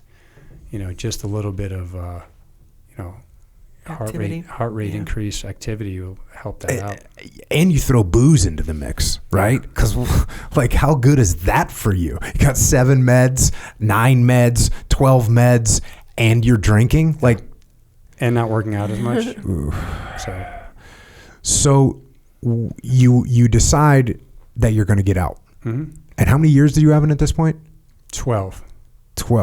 And you decide, all right, I'm going to go do something else. I'm like, I just want to run away at that point. I literally just wanted to run. Yeah. And what are you thinking, Amber? Well, I should have learned from OCS that big dramatic changes are probably not the best. But at the time, I thought, I don't want to go back to the Russian roulette. And I know Marcus needs a goal. And he probably feels like, leaving the command and becoming an instructor is going, not necessarily going in a goal-oriented direction. And so maybe having a career is the next best goal. He just graduated. He got his master's degree. And I went with it. Dude, only a freaking team guy could be going like on all these drugs and drinking and still get their master's degree. That's fucking retarded. It's like, that's so ridiculous. I told people I was the best when I wasn't thinking. Like, if I could just go, if you could just wind me up and go, I'm fine. But as soon as I stop for half a second is when shit comes tumbling down. That's insane, dude. So little did I know that I was actually like stepping into like the perfect storm. We were living in a pretty bad one, but the perfect storm was childhood trauma, war trauma, head trauma, transition trauma, family trauma, loss of purpose, loss of paycheck, loss of community, loss of identity. And he wanted to get so far away from the military and the teams that he went into banking. What was pushing you away from the freaking teams? No idea. No clue. If I had to guess. Just anger. Like anger at, and probably wasn't the teams. It was just anger of like everything. Because you know what it's like when you like see one of your team guy friends that you haven't seen in a while and you're just super stoked. Like I remember I got back from my last deployment. I was working at Trade At, dude. I worked at Trade At, so there's different team guys come. Every day was like a reunion. Every day, like, ever. Yeah, just like, oh, hey, what's your, like every day was like that. I know. I mean, my freaking kids will say to me, my oldest daughter right now, she'll say to me like, why don't you just go back in? I'm always like, well, I can't really go back in. I'm like an old guy now. Why don't you just go back in? So what, was that just not there anymore? Were you feeling like, you see your friends and you're like, I don't care. I don't care. Yeah, it was just, Jocko was just like I don't know how to describe it. He was completely numb inside. Yeah, he feels like that now. That's what I'm saying. It was a period of time. When the helo went down, like I had this weird conversation with the admiral. I was just like, I'm numb. This is not even affecting me anymore. Like I don't get it. And he's like, yeah, but this hurts. I'm like, yeah, it hurts, but I just don't. It's not even registering. It's just. So this is when we see like there's something like to me now like okay there's something wrong. There's something going on in here. Like for a team guy to not like be kind of stoked to see their friends. Like I just remember my whole life I would go to work and just be stoked. Like there's never a day where I was like, I'm bummed out to go to work today. Every day was just awesome and fun and gonna see my friends and we're gonna hang out and we're gonna shoot some shit and like. Thank God I always had that feeling. I always had that feeling. So this is what tells me, like, again, going back to Chad and hearing Sarah describe this change in his personality, and that's where the only thing that I could imagine that could cause, like it has to be something else that's causing you to get in this mode of, there's freaking 4 guys that I haven't seen in 5 years and I went to buds with them or I was at a platoon with them or whatever. I think you still would have been like that though. Yeah, but I also used to want to run and hide too. Remember that? Like I never wanted to go back to Virginia Beach. Oh, well, that's I didn't want true. to see anybody. And also like, he sort of he was at this pinnacle of what he wanted for his career in the teams. And so to leave that and go to a new place was hard. It'd be like transferring coasts for anybody when you're making all new friends or being out here. The vibe, I mean, obviously we love it here. We're here now. But the vibe here versus the East Coast was very different in that people are a lot more spread out here. So we were by ourselves in a neighborhood far away from other military families. And we just didn't feel like people really got it. And so I think that he got to this place of being so numb and not really caring. after the transition, but it was very hard to go back to Virginia Beach. But I hear you now, because like we live in Coronado and I love it because I get to see like my bros, like guys that are contractors. They come in, I'm like, hey, what's going on? You know, so it's good. Now it's different. I'm in obviously a different place. I guess the thing that I'm trying to say is like it's like the freaking check engine light in a car. Like to me, that's a check engine light in the car of like just about every team guy you know. Like when they see other team guys, they're stoked. I remember one of my buddies was stationed up in Germany, in North Germany, with the Kampfschwimmers. He was up there. He was up there for 3 years, and I went up to see him one time when I was in Germany, and like he was, because these were around kick-ass, badass Kampfschwimmer guys, which is awesome, and they're great. They're studs, But man, when he saw me, it was like he couldn't stop smiling. I go, bro. I was like, bro, you're so happy. He goes, bro, it's so good. He goes, it's so good to see you, and it's so good to speak English. He'd been speaking nothing but German. So for me to like sit here and think about that, I'm thinking there must be like there's something wrong with the engine. Like there's that's a check engine light. Yeah. The real check engine light is coming on, and then you tell me all these other things, like that list you just rattled off of all these things that are going on, Amber. You're like, oh, loss of this, loss of that, change of this, you know. Yeah, you can't outrun it. Whenever you're processed out and you're a civilian, it all comes crashing down for so many. And we were one of those cases where we couldn't outrun it anymore. And yeah, I mean, if you're good, you're good. And so, you know, I think if you get out and everything is tracking and there's no check engine light and you maybe go through some transition, whatever, but you're fine. But if you're not, you know, I like that. I like that analogy. I may use that. And I'm going to steal that from you. Is that all right? You can, yeah, of course. You can. Sarah describes Chad as like a light going out, and I certainly would have described Marcus the same. Like the light in him completely went out, and but over time you just start to like sort of like justify it or rationalize it in your head. Like, well, like I mean, I guess that's how things are now, and they're kind of all like that, and you know, you just rationalize it and you try to handle it, but like the level of suffering that you guys can endure is so great. It's terrifying. Well, this is how you get a dude that's like going through all this and getting his master's degree. Like that's such a good example of I'll just suck it up. Like I'll just suck it up and just do this stupid assignment, you know? Yeah. You're a grown ass man, you're getting told by someone to write a paper and you're like, cool, give me the freaking computer. Let's rock and roll. Yeah. Yeah. So you decide you're going to get out. What kind of plan do you have? Like, where are you going to get money from?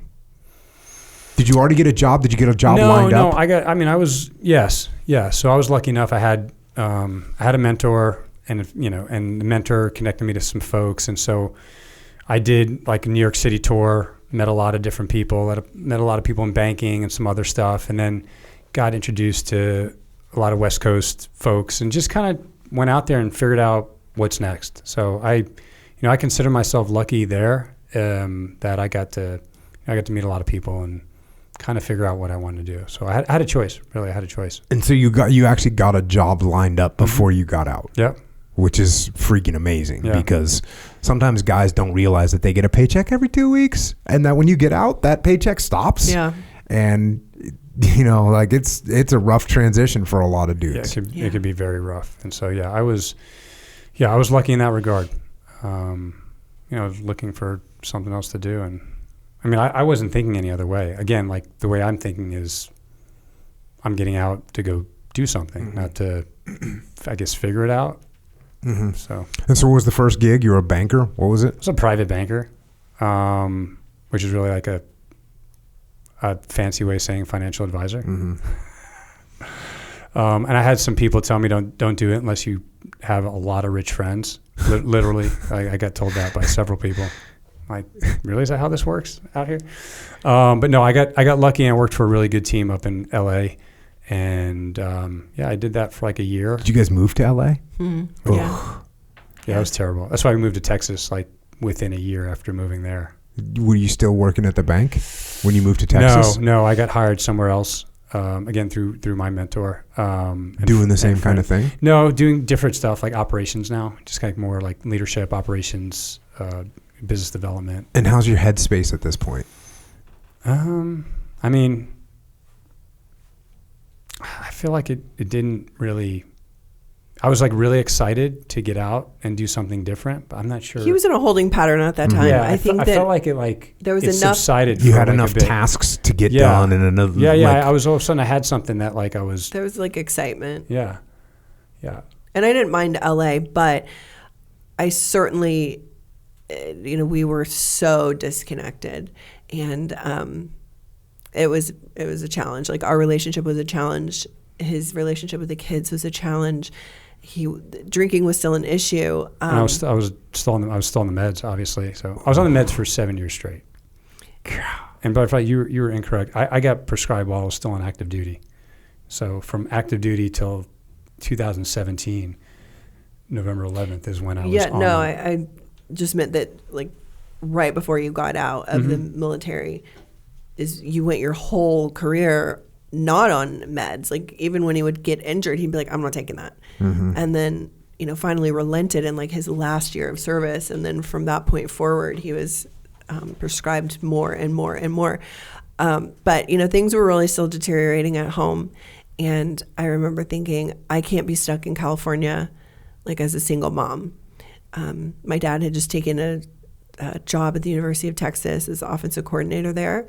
And Marcus was working in North Carolina commuting. And so at one point he came home and he's like, why are we paying California taxes? I don't even work in the state.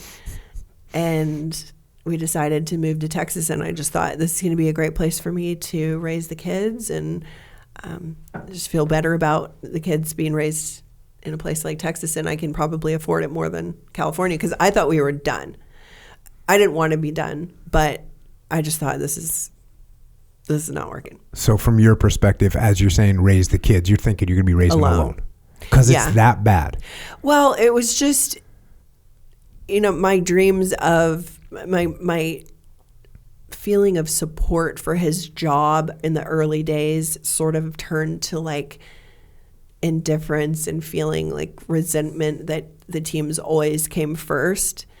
I never gave him an ultimatum or anything like that, but it was this sort of like pride was replaced with pain.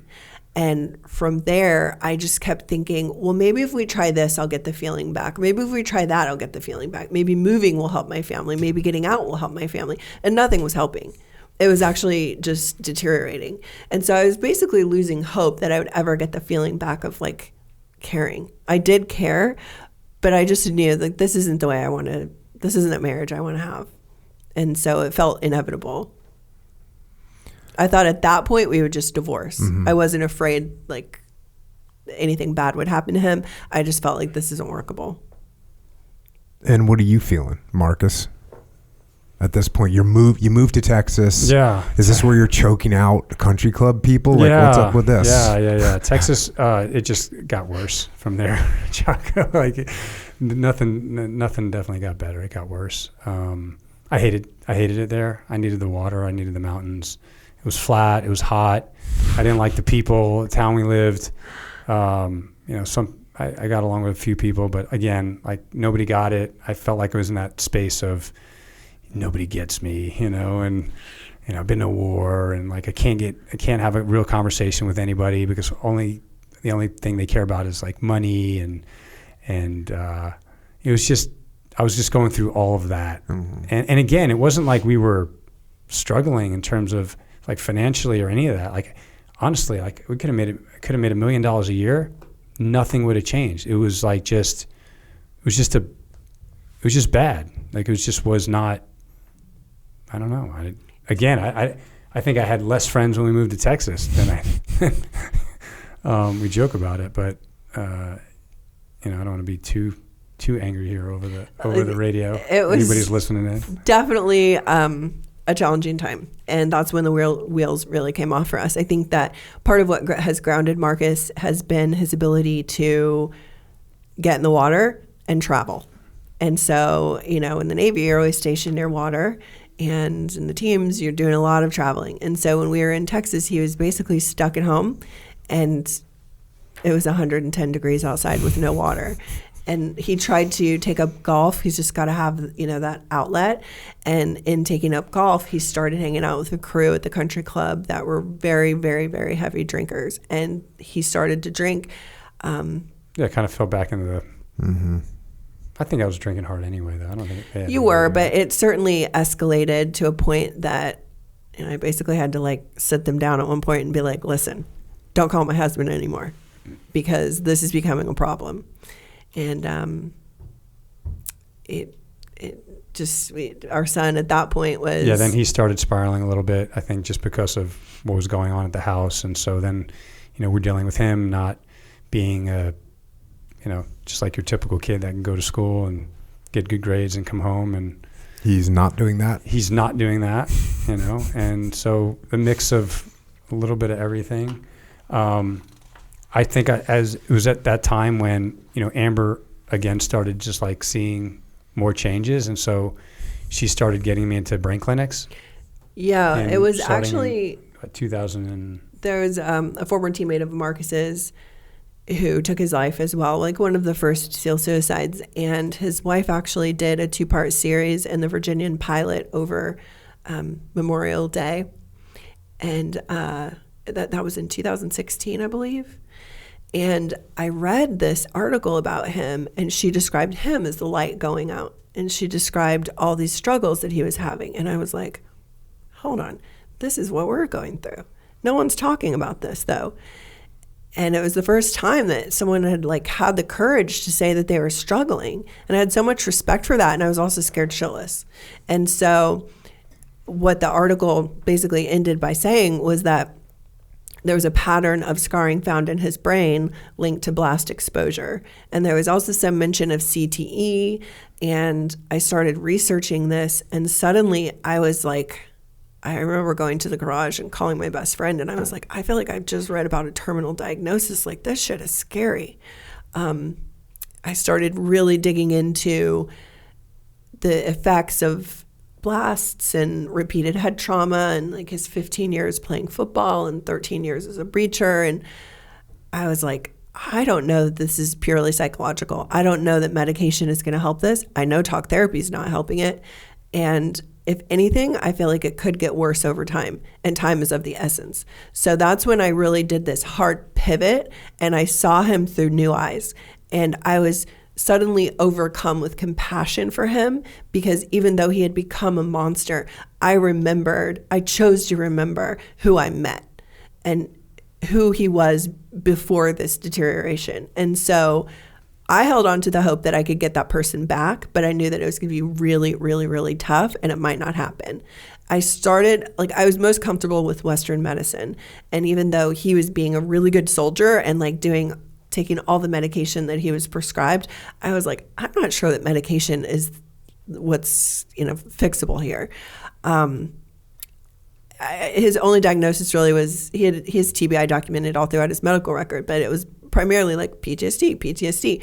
And in my mind, I'm like, gosh, I don't know about that, because he loved to deploy, and he would probably still be deploying if, shit didn't go so far south. I don't think that this is wrapped up in anything he did overseas.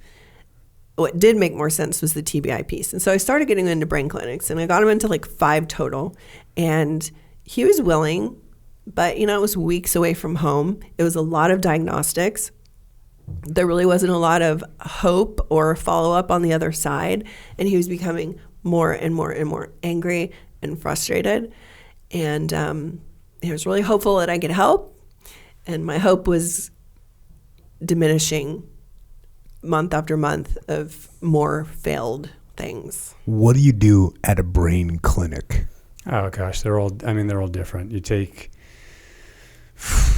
do a ton of batteries, you do a lot of cognitive testing, they put you in machines, they spin you upside down. Like, they do a bunch of stuff that are really, in my opinion, for people who could like barely walk and talk, or have, autism and all these other things. And so for me, I was there I felt like passing time. I'm like, none of this stuff helps. Like, what am I doing here?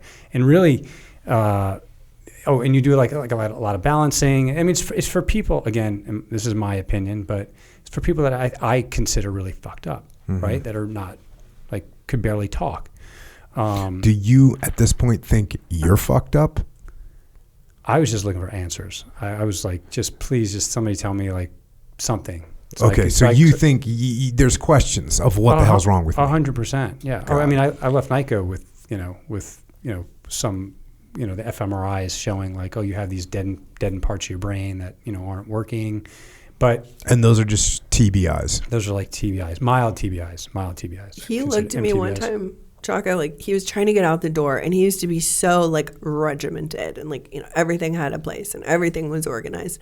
And he was just kind of like this disorganized, functioning but chaotic guy now. And so he's trying to get out the door for a flight, and he was profusely sweating, and his eyes were gigantic. And he looked at me, and he was just like sheer terror, like, something is wrong with my brain. I don't know what's wrong with me. Something is not right with my brain. And so all throughout his medical record, it's like cognition issues, memory issues, balance issues. And I'm thinking, he's the most capable human I know.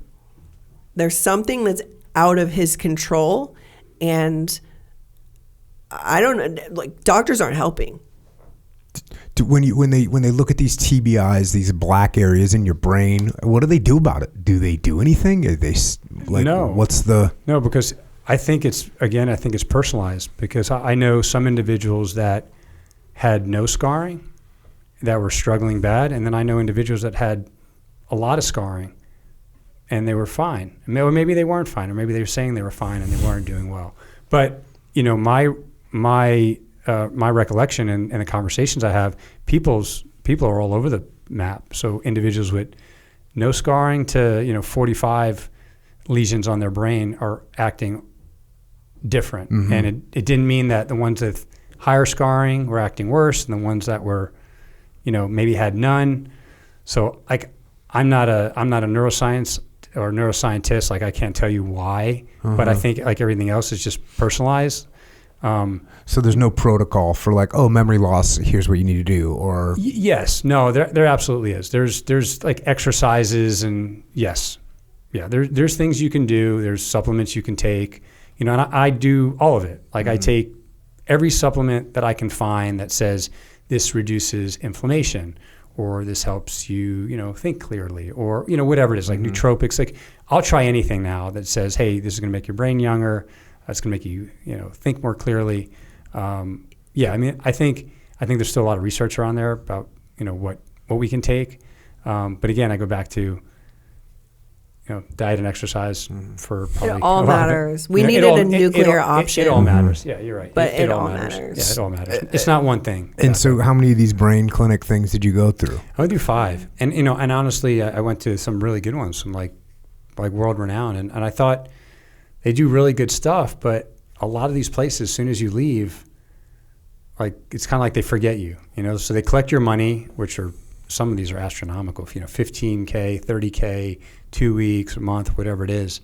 And then you leave and they forget about you. And that was the part that I struggle with, is that if individuals want to get better, or these places want to get people better, then there needs to be some type of continuum of care. Like, they just need to check in on an individual 30 days, 90 days, or whatever it is. And, we'll get probably, more into it, what we're doing now. But like Amber was saying, I was getting frustrated because I'd maybe get a diagnosis, but not a like, here's exactly what you do. Here's a protocol. Go home and do this every day. It was just, they were all very similar. Great for diagnostics. Great for diagnostics. But what do you do with those diagnostics? Yeah. Well, they don't make any money either by doing anything else than you showing up, paying your bill, and then telling you to come back so you can pay another bill. So when was, and where was rock bottom, and what did it look like? Amber, what was it like for you, where you were just, it can't get any worse than this right now? Do you mind if there's 3 stories that come to mind, and I don't think I've shared them publicly. The first one was our son called me and said, "Are you home?" And I said, "No, why?" He goes, "I need to borrow a shirt from Dad. But when I went to your room, your bedroom door's closed, your bathroom door's closed. I'm standing at your closet, but the closet door's closed. And I'm afraid if I open it, I'm going to find Dad hanging." And it was like a traumatic conversation, but it was also the normal in our house. And I just, that was the first real like, oh shit, this isn't normal. How old's your son at this point? 15. And what is it 16? that he's picking up on? It just felt palpable that Dad didn't have a purpose anymore. And catastrophe felt imminent. And I didn't know what that looked like. I didn't know if that meant drinking and driving and wrapping his truck around a pole. I didn't know if that meant taking his life. I don't know. It just felt like it's coming. And then one night he came home and 11 o'clock, he's not home. 12 o'clock, he's not home. 1, 2. And I heard him come home and I was like, I need to put the dresser in front of the door. And then I ran out the back door and I thought, this is not normal. He's never, ever been physically aggressive with me. Not once. But it was tending in a direction that didn't feel safe because I knew he'd been drinking, and that particular night, neither one of our kids were home. They were both having sleepovers, and I just got unnerved. And maybe I overreacted, but when you're sitting in a parking lot at 2 a.m., you're just like, this is not sustainable. And then the third thing that happened, which was like the true rock bottom, the culmination of my son feeling these things, me feeling these things, was when our daughter was riding with Marcus and he had gotten into some like road construction and sort of like got lost or got off track, and they were coming to pick me up from an event I was at with my friends. And by the time they got to me, he was so frustrated. And of course I didn't know, had he been drinking? I just see my car coming down the street and out comes our daughter, and she comes like spilling towards me, and he tears off down the street. And she said, he's crazy, Mom. We can't get in the car with him. He'll kill us. And she looked at me and she said, how much longer do we have to do this? And I said, not one more day. And the next day I got on the phone with his best friend who died, Josh, with his family who had a foundation. And I said, we need help. I think if he goes to California and he does this sort of like trifecta brain treatment, that I can at least have like a minute to figure out next steps. It was my last hope. And so they arranged for the funding. I arranged for him to leave. What was supposed to be 6 weeks turned into like 3 months. And during that 3 months, I came to visit him twice. And the first time I came to visit, things were pretty good for a week or so. But like on the last day of the trip, everything fell apart. And so I went home really defeated and frustrated. And in my mind, I was like, I don't think I can do this anymore. We got him out of the house. And there's been so much peace in my house since he's been away. I went out and do TMS, like the transcranial magnetic. There was and not to knock that, because that's incredibly beneficial, but it wasn't what we needed at the time. It wasn't enough. Would I sign him up to do it again? Like for an extra bonus to where he's at now? Like totally. But it wasn't what we needed at the time.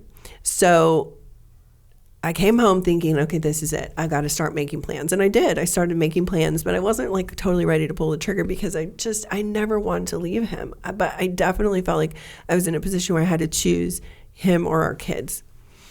And so he extended his stay, got more time at the centers, And I thought, let me go visit him one more time. So around this time, on my birthday, I came out to visit him. And we were in his truck, and I said something so benign, and he started just like tearing down the 5. And I thought, if I survive this truck ride, I'm done. And I didn't even tell him that I was leaving. The next day, I got up and I packed my bag and I left for the airport, and I came home, and my mom was there with the kids, and I called my dad, and I basically told my parents that I'm quitting. It was the first time that I'd really quit anything. And my dad was like, this is not a disappointment to me. You are the most important thing right now, and you feel that this is the right thing to do, then I support you in whatever you need. And I said, I think he's going to be dead in 2 to 5 years. And I hate that.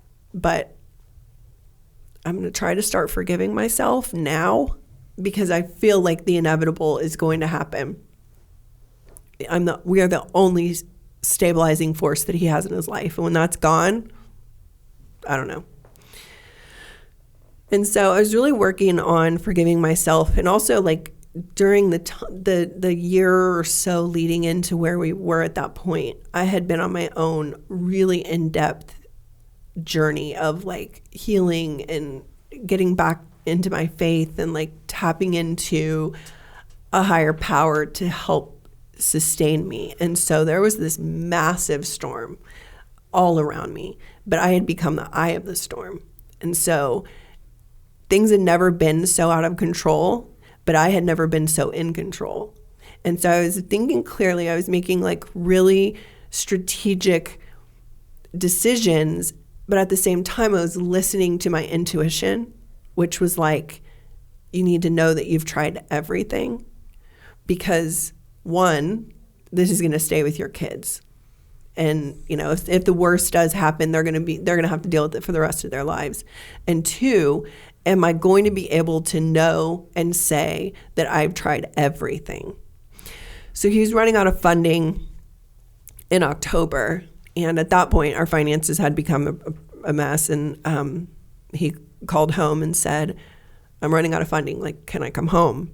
And I basically said, you can come home, but as soon as you get here, I want to talk.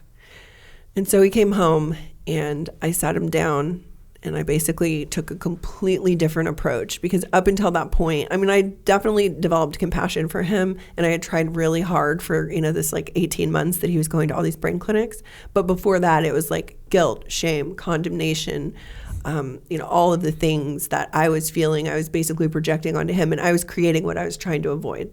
So the more I would guilt him and shame him, the more bad behavior would come from it. So the more guilt and shame I would throw on. It was just this toxic cycle. So like the sort of time where I was reconnecting with just a greater wisdom of how to handle the situation, I was overcome with compassion for him, and like seeing him for his struggles and for them seeming to be out of his control, where before I always thought like you could figure it out. And so I just approached him in a completely new way. And I said, if you fight with me, I will fight for you every day of the rest of your life, but you have to fight with me. I love you. I will never leave your side. We've got to do this together.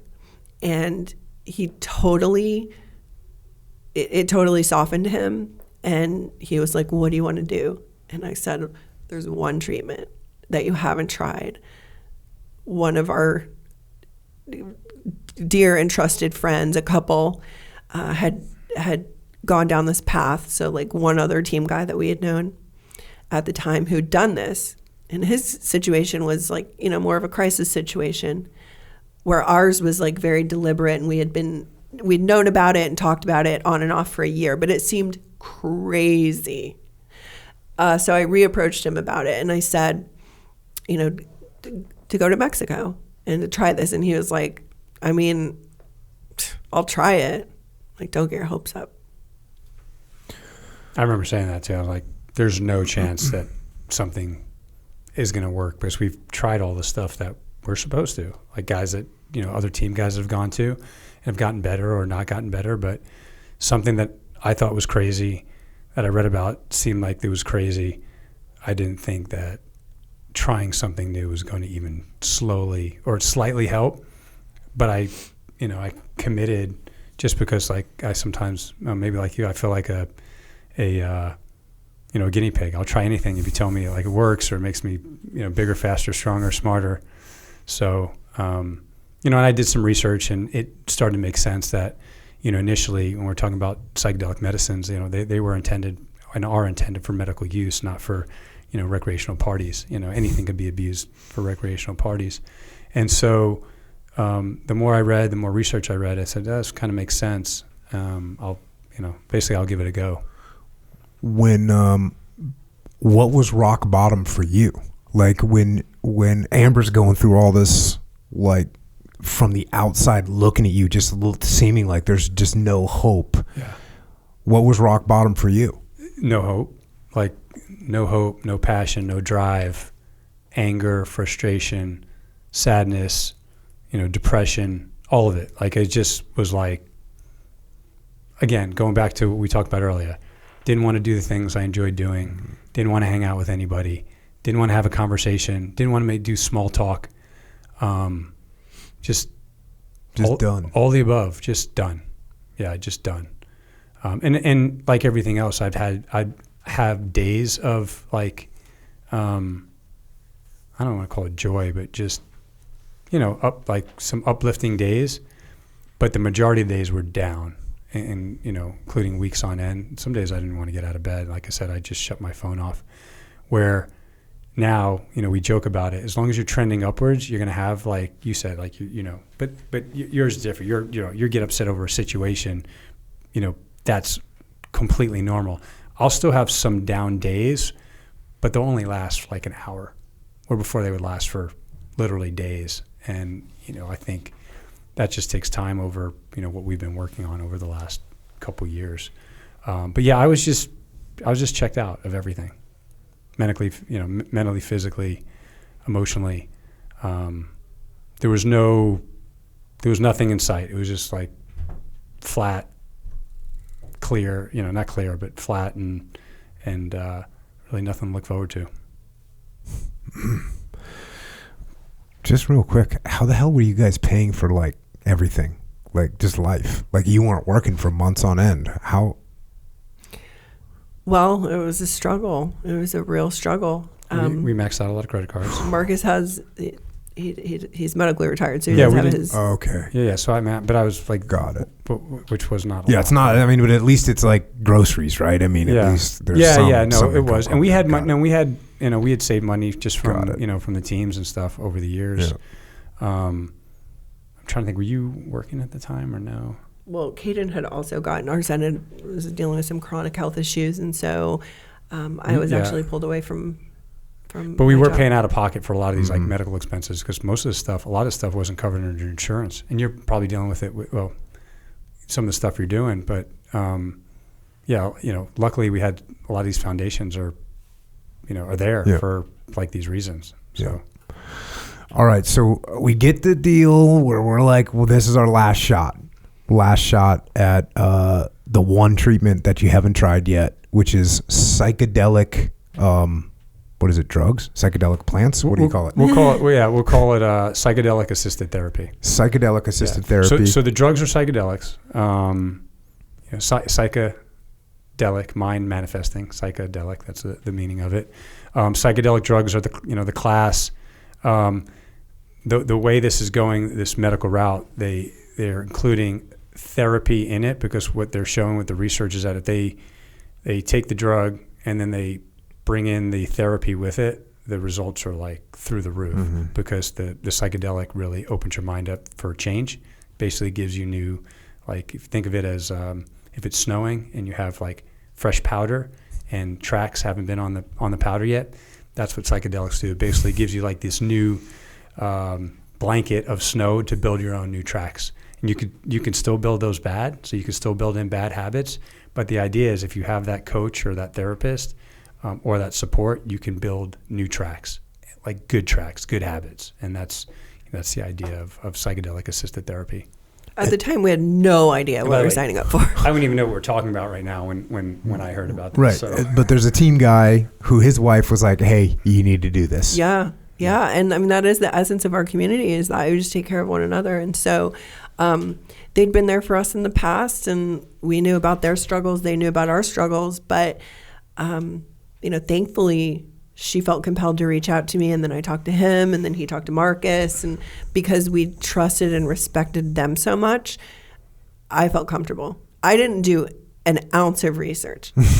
I did nothing. I just convinced him to go, trusted them, got him on the plane, and I literally looked at the steering wheel of my car like, this is it. I did the research, and like I said, from initially what I thought was, I'll use the term crazy, to it started to make sense that, again, these were intended for medical use, and it's stigmatized because we all know it as just crazy drugs that people around the 60s and 70s ran around concerts doing and losing their minds. But they're intended for mental health and behavioral health use, and now substance abuse and a host of other things. So the more I read, the more it made sense.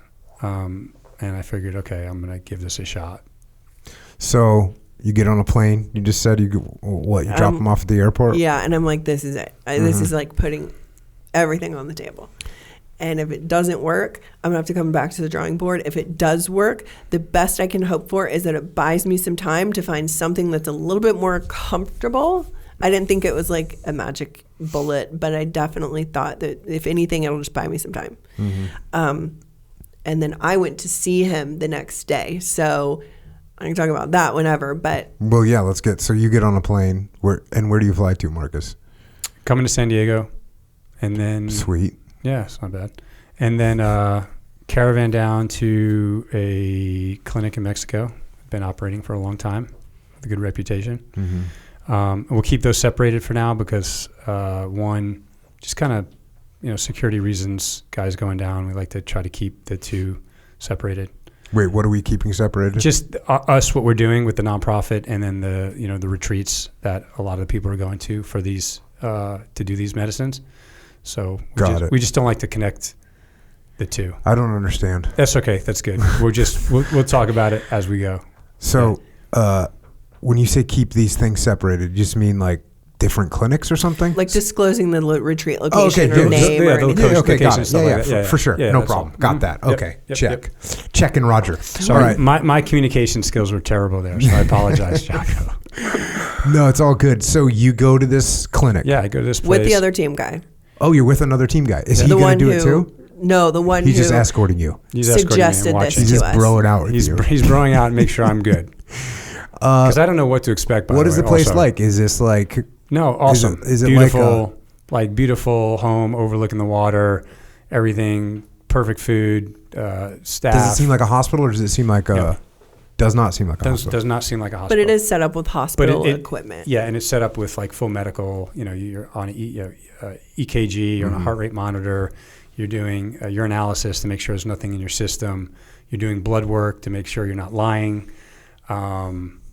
There's a whole protocol. And the more stringent you are on the screening, the better the outcome. Individuals that have trouble with psychedelic medicine, again, is the screening. So if the screening is not done correctly, there can be issues. You screen properly, there's almost little to no issues. And so the more that this whole industry moves forward, it's just got to be done correctly. And so this place, again, has been running for a long time, had been doing it the right way, not an underground shaman that is getting drugs from God knows where and saying, here, do this, it's good for you. Getting drugs from Fred. Yeah, exactly. Fred. Who's making it in his bathtub. Yeah, exactly. Who was a chemist in high school. How long are you there for? Like, okay, so you show up. Yeah, it's a 3 to 5 day event. Some are shorter, some are longer. You do this, you do a full, like I was saying, a full intake, a full medical screening. You talk to a psychedelic coach who's a therapist first, so like a psychologist or like a licensed therapist who's trained in psychedelic medicine. They prepare you for the experience. And again, the better outcomes are the ones who prepare the most. So if you can, what that individual does, that licensed professional, is going to talk to you about what your experience may be like, or what you're going through and what you may experience. And the idea is to prepare they call it set and setting, your mindset, get your mindset in the right place to go into these treatments. And so sometimes you hear about these bad trips. Mm-hmm. Sometimes bad trips are just that an individual's mindset was not in a good place. They were at a Slayer concert. They were at a Slayer concert, or yes, for sure. Or they watched like a nasty movie that they started thinking about during their experience that just turned it sideways. But here's the other thing about bad experiences, what we're learning. Some of those bad experiences, actually many or most of them, especially with team guys and other veterans, they're good experiences. Those bad experiences, they have to go through to get out the other side. So the bad experiences are some of the shit that they may experience as a kid. Maybe there's some sexual assaults that went on as a child.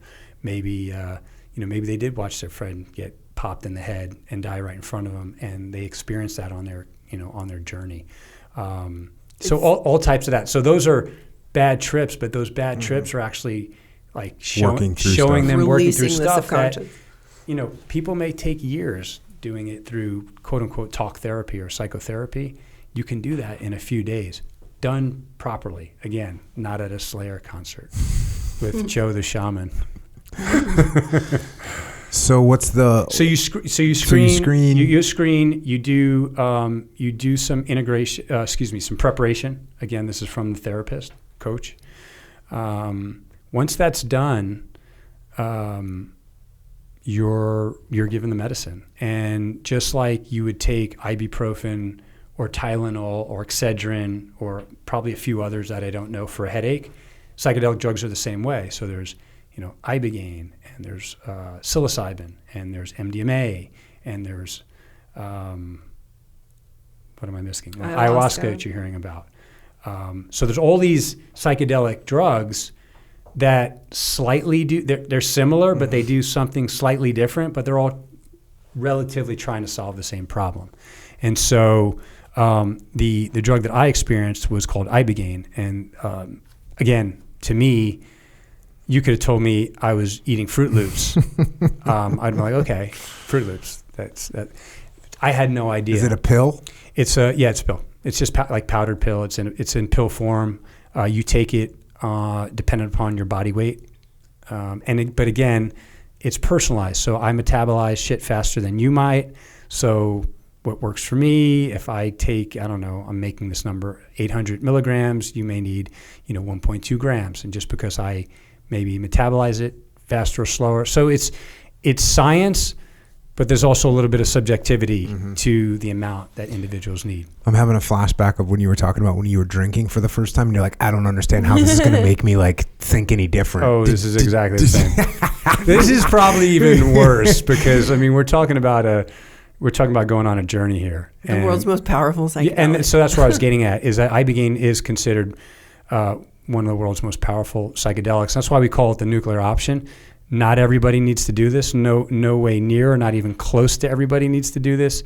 But what we're seeing is some of the stuff that I was experiencing, as I was transitioning out of the teams, and like the years of if you want to call it comorbidity of other things, like, oh, he's a little depressed, and maybe he's got some TBIs, and maybe he's going through some shit with transition, and ibogaine's good. But for an individual that maybe just going through a little bit of depression, maybe can't get themselves out of a hole, maybe ibogaine is not the right thing for it, because it is a really rough journey. And I'm sure, like you said, you've talked to some friends. It's not fun. Like it's not joy at all. And anybody who takes that for recreational use, I want to talk to them. And actually they need to go talk to a psych, because there's something definitely wrong with that individual. So you take it. Yeah, you take this medicine. I'm going to call it a medicine, even though I don't think technically we can call it yet, but we're calling it medicines because they are medicines. And then you lie down in bed. You put noise canceling headphones on. you put eye shades on, and within an hour, you start kind of going into this experience. And for everybody, it's different. But you basically go on a 6 to 8 to 12 or even longer hour journey. And for everybody else, again, because it's your mind or my mind, and our minds are different, what I'm going to experience is going to be different from what you experience or from what you experience. And it's working on a few different things. So one is the story, and that's like the psychological piece, the trauma piece, where if there are real things that really fucked you up in the past, whatever it is. So a lot of the addiction, right, is finding out from things that happen in individuals' lives, not just because they like to drink or they like to do heroin or whatever. They're doing it because something fucked them up so bad that they turn to that, whatever it is. And again, we don't need to discuss whatever that is. The psychedelic does a really good job, and they say it's a jokester too, because it will show you that, and it'll fuck with you too. But the thing is, what you just said, sometimes the only way to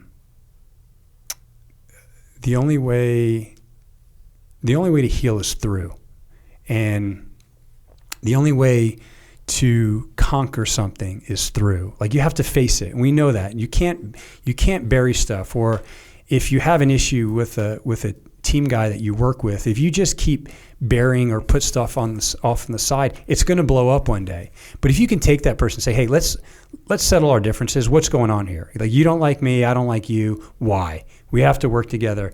If we don't have that conversation, it's going to be messed up forever. So that's what the psychedelic does to the mind. It shows you the problem that you're dealing with, and you face it in this 12-hour journey, and it could suck. And for me, it was really tough. I mean, it was 12 hours of like gore and blood and just crap.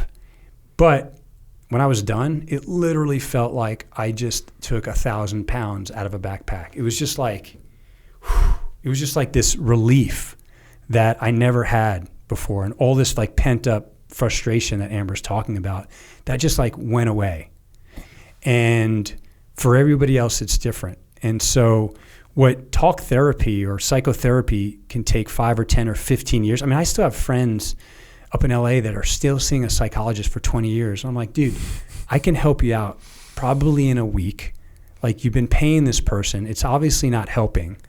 It can do that in a much faster time frame. And like Amber said, it's not a panacea. It's not a magic bullet. Sometimes you need to go down twice. Sometimes you may need to do it 3 times. Maybe you need to do it once a year. Everybody's different.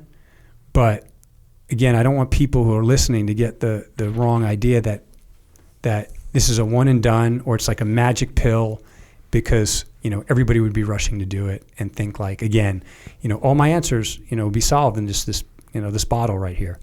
It takes a lot of work. The experience itself is going to suck. It's going to be miserable. You're going to cry. You're going to throw up. Nobody wants to face their rapist.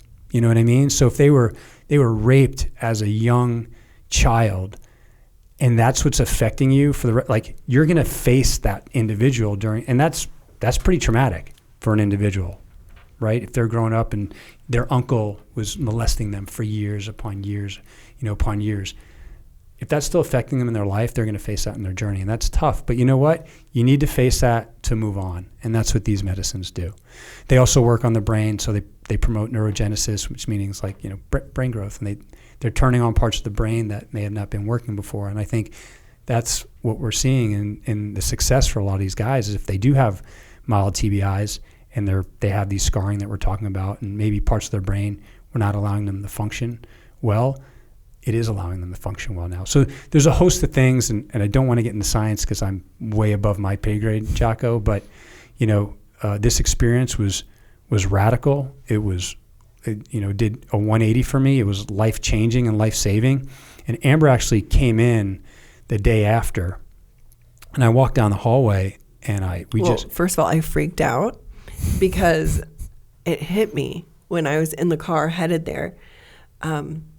I was very uncomfortable, and I was raised, super conservative. And I feel like, I was in this survival mode, and suddenly like this peace had come. And in the car on the way there, I had this moment where I was like, I can't go. I don't know what we've just done. I think what we've done is bad. And I'm too scared to face it. And my girlfriend was like, you have to go. He's asking for you. And we told him you're coming, so you have to go. And I walked in there so uptight and scared of, it was the most nerve-wracking feeling. And I heard him walking down the hall, and I was just like, oh my gosh, please let this have worked. And he came around the hall, and immediately I could just see that he was back. It was literally like being reunited with the person that I met, which is a complete and utter, excuse my language, mindfuck. Like it really threw me in the best ways, and also in the worst ways, because then you start to doubt it and second guess, like it's too good to be true, and like you're just letting your walls down, and you're like, oh, don't do that, because this isn't going to last. So a lot of spouses have experienced that, and that mild freak out, is certainly replaced with this feeling of complete relief. And then how do we maintain this? Yeah, and so the first thing I did, I said, Amber, the first thing out of my mouth was like, this is exactly what the guys need. I was like, I keep getting phone calls of, friends that are like struggling like I was. I'm like, dude, I can't take care of you because I can't even fucking take care of myself right now. So when I experienced this, like that's the first thing I said. I was like, we got to figure out a way to like get our friends here and do the same thing. Like we have to figure out how to raise money, because someone paid for me, $4,000 or whatever it was. And so I said, well, how do we get, our buddies and families that are struggling to do the same thing? He said, I don't know. We said, well, like we got to go raise money. Let's, we'll start a nonprofit. Again, had no idea what we were talking about. We'll start a nonprofit, we'll go raise money, and then we'll fund our friends so they could get the same healing that like I feel like I'm experiencing right now. We thought maybe a handful. Like, yeah, and we didn't know. We had no idea. We didn't know. And that's what we did. Like, well, then we were contacted by Elizabeth, and she said, I want to give to a veteran organization. He actually had his treatment on Veterans Day, so it was really special. And then end of year giving, right after that in December, made this lady contact Marcus and say, I need a recommendation for a veterans organization to give to. And he goes, we can't give you a tax write-off, but if you pay this clinic, I could get, 5 of my friends down there for a treatment that could save their life. And she was totally on board. And that's what really launched what has become Vets. But we don't want to talk about it. We don't want to talk about it because it's so stigmatized and so taboo to say you're struggling. Like maybe some of our internal friends knew, primarily because the wives were talking, not because the guys were talking. And so my thing was, I don't want to jinx it. I don't know if it'll work for everyone. I don't know if it'll continue working for us. I don't want to talk about it until 12 months have gone by and we've raised money and provided this opportunity for 12 other guys to go down there. And at that point, maybe we'll talk about it. This one's not one for PR and stepping out of the shadows. So this was a big deal, but I thought, well, we're just going to buy ourselves a year here and get some really good data and come out with like a little bit of foundation beneath us. And his treatment was on Veterans Day, so November 11th would have been the 1-year mark. Chad Wilkinson took his life on October 28th. And we were sitting in his funeral just days before the 1-year anniversary of Marcus, or right around the same time. And we'd been to the Little Creek Chapel so many times for war funerals, and this felt so different. And I was seeing all the same guys that would deploy, with Marcus and be at all these other funerals. And they had more medals and they had more gray hair and they had more wrinkles and they were, getting older and becoming like you could see in their faces that they were struggling. And this is the first suicide funeral I'd been to, and I started shaking Jocko. Like, I had this tremble release response at Chad's funeral where I was jackhammering, shaking. The whole bench was shaking. People were looking down like, what is going on down there? And I was just overcome with this conviction of like, if we don't talk, if we don't step out and get out of our comfort zone, more guys are going to die by suicide. And we're going to just do whatever it takes to prevent that, because this community and this chapel can't take that. So we're not going to let that happen. And so we started basically just stopped hiding kind of what we were doing and started speaking about it a little bit, because we thought, well, if we start speaking about it, you know, and of course we talked to Sarah, we just said, hey, you know, we're going to start talking about this a little bit so people know. So in the unlikely event that an individual is getting to the point where Chad got to, they might pause and go, oh, you know what? There's something I haven't tried, or there's this thing that I heard is working for some individuals after, you know, because most of these individuals are on the same path. Like, they go to NICO, they go to these brain clinics, they're on a bunch of these mood stabilizers, and then they're like, okay, well, now what? So I, at that point, just said, you know, fuck my career, because I was still like trying to figure out like to get into, you know, corporate America and, you know, whatever. I just said, I think this is more important.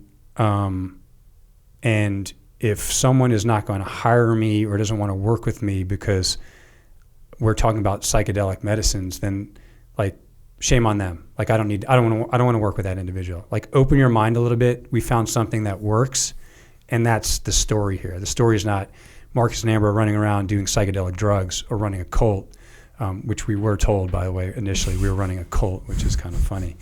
But no, we're trying to heal people. That's all. We found something that worked. Like, that's what happened, and so that was it. We just started speaking about it. We started doing, you know, interview here, interview there, maybe a small podcast, you know, and you know, one thing leads to another. People get interested.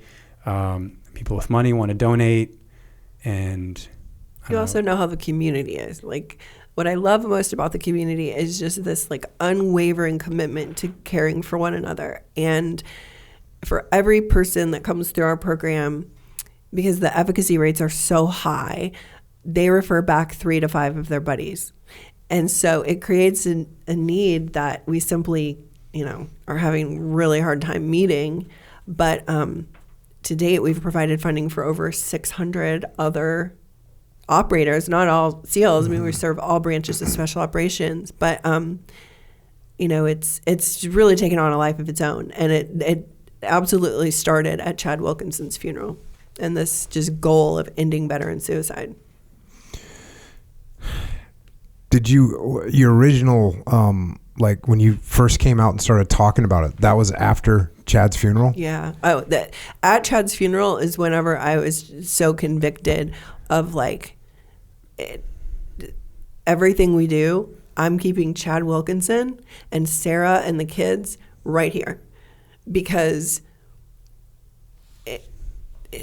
the fallout from suicide, like to survive all these combat deployments and then lose your loved one to suicide, like, oh, I can't even fathom. Like, I was just super convicted. How long did it take to start getting traction? Like, from almost immediately. We had gotten traction, mega traction in terms of the need. But what didn't necessarily match that was the donor dollars. It was very stigmatized. I mean, we're talking about 4 years ago at this point. It was still very stigmatized and unknown. Like, there's a lack of education around psychedelic therapies, and then there's misinformation around psychedelics. And so to combat those two stigmas, and to also try to combat the stigma of saying you need help, it's been like, you know, pretty dicey. Yeah, that's a war on all fronts right there. Yeah. Yeah. Well, then you go into the real fun war of like military leadership and policymakers and big pharma. Oof. And VA and but it seems like it's getting really good traction right now. Isn't it? Yeah. Yeah, because veterans are driving it, and the veterans driving it at the tip of the spear is the SEAL community and the broader special operations community. And like, I don't know, if I needed to get something done, I'd call you guys. So the charity is called, well, you got it on your T-shirt there, right? It's Vets Solutions. Yeah, right. Vets, Veterans Exploring Treatment Solutions. And it's vetsolutions.org if people want to go and check that out. And can they donate from there and all that? Yeah. And so what's the plan there on that side of things? Just continue to grow, continue to accept donations, continue to get more people treatment? Jocko, we get upwards of 10 qualified applications a day needing funding. A day. And it is so overwhelming. Like, I actually dread it when we have to go through applications. We do it on Mondays, and we have a certain number of grants or funds allocated, and choosing who gets those funds when everyone is so deserving. It's like, so we actually have to, we had an algorithm built in to like rack and stack who's done the most combat deployments, like what are they going through. So it actually, it ranks the individuals, or if there's like an immediate crisis, they immediately get put to the top and they get a phone call immediately. And so there's a whole system to it, because again, of those 10, if we're talking about only being able to support 175 to 200 a year, there's most of those people are not getting funding. There are thousands, tens of thousands that could use it or need it or are trying to access it. But because these are Schedule I substances in the United States, they have to travel abroad. So, one of our, I would say, most effective talking points when we're talking to policymakers and leaders is that, our nation's veterans are leaving the country they fought for access to meaningful care. And this is so far superior to anything else that's currently available. At least from my perspective, what I'm seeing is there's healing happening in 4 key areas of veteran suffering. And so when we were in such a bad way, if you would have given me immediate relief in one of the 4 areas, it would have been an absolute blessing. The fact that it provides immediate relief for most people in all 4 categories is unheard of. So the first category is psychological trauma. So anything that's affecting someone, even on a subconscious level, whether it's childhood trauma, repressed trauma that they don't even remember, war trauma, whatever the source of trauma is, it deals with that. And like Marcus said, it shows you the trauma, and then you're able to work through it, confront it, deal with it, put it away, be done with it. There's an anti-addictive benefit, which is really ironic because these drugs are scheduled as being addictive and like a high potential for abuse. They're actually being used to treat addiction, but because they're so challenging to even research in the United States, that data is largely missing. So Marcus and so many other guys that are going down there might not have a full-blown addiction, but they have substance use disorder. And so for Marcus, it was alcohol. Some guys go down there because they're hooked on opioids. Whatever the addiction is, it like resets, it scrubs and resets those receptors, and the addiction, no longer has the upper hand. There's a physiological benefit as it pertains to TBI. At Vets, we primarily write grants for ibogaine and 5-MeO-DMT protocol. That's 2 of the 6 psychedelics that we can provide funding for. Most guys are going down there to do ibogaine and 5-MeO. We're just wrapping up a study with Stanford. The preliminary data is not released yet, but I think that it will show significant improvements in cognitive functioning, neurological functioning. It creates this really incredible neuroplasticity in the brain, so the brain's ability to change itself, create new neural pathways, neuronal connections. Whatever it's doing in the brain as it relates to TBI is pretty remarkable. And our Stanford study, I think, will prove that. The 4th thing is a spiritual connection or reconnection. And I think that that's what science will never be able to fully explain. That when someone feels as though they're put on this earth by a higher power and we're all connected and we're all humans and we're alive and the grass is alive and the flowers are alive and the animals are alive, and you see that you're part of this really incredible, huge ecosystem of purpose and perfection, you feel as though you have a place to belong again. And you feel this God connection that I think is the answer to a lot of society's issues right now. So psychological, anti-addictive, physiological, and spiritual. When you check all 4 of those boxes, you go home like, I feel pretty good. Now, on the back end of this, there's a lot of things that are really important. So we're screening, another one of our screening categories is like, how committed are you to this? Because we've got guys coming to us that say, I don't know anything about this, my buddy said to do it. And then we've got guys that say, I've been researching this for a year and I've changed my diet and I'm really committed to working with a coach. Those are the guys that are going to have the best chance for success. The spouse support is another huge factor in overall trajectory and success. So, it's the psychedelic just provides this massive reset. And then when you get someone like from fetal position to one knee, like they can stand up and take it from there, especially guys like you guys. So guys are leaving these weeks with this checklist of now what? Because now I feel great again. And so for Marcus and for hundreds of others at this point, you're feeling good and you're feeling like, suddenly you've got 1,000 pounds lifted off of you. You're sleeping better. When you're sleeping better, you're getting up early. When you're getting up early, you can work out now. When you work out, you want to take supplements. And you take supplements, you might as well eat right. And it just becomes this sort of like self-propelling, biohacking snowball effect in the very best ways. And those are the guys that are going through these remarkable changes. But for anyone that would think like, oh, you're just going to Mexico to do drugs. No. People that are going down there are leaning into the hardest work of their lives and actually having to come face to face with things that they might have been running from for decades.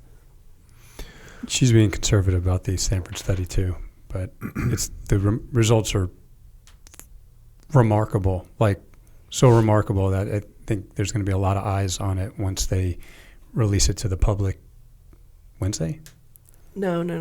It won't be published for quite some time. It won't be published, but we're going up there Wednesday they're going to talk about the results officially, but not just from the reduction of symptoms, like what we were talking about earlier, but also the fMRIs that are coming out before and after are like astounding. It'll be groundbreaking. It won't just be groundbreaking for veterans. It'll be groundbreaking for contact sport athletes, for first responders, for Alzheimer's patients, for Parkinson's patients. Like the changes in the brain on the physiological level, I hypothesize that there's not been anything like it to date.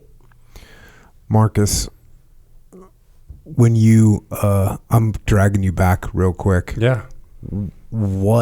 Give me an example of what you see. You said bloody, gory. Number one, do you know that it's that it's psychedelic?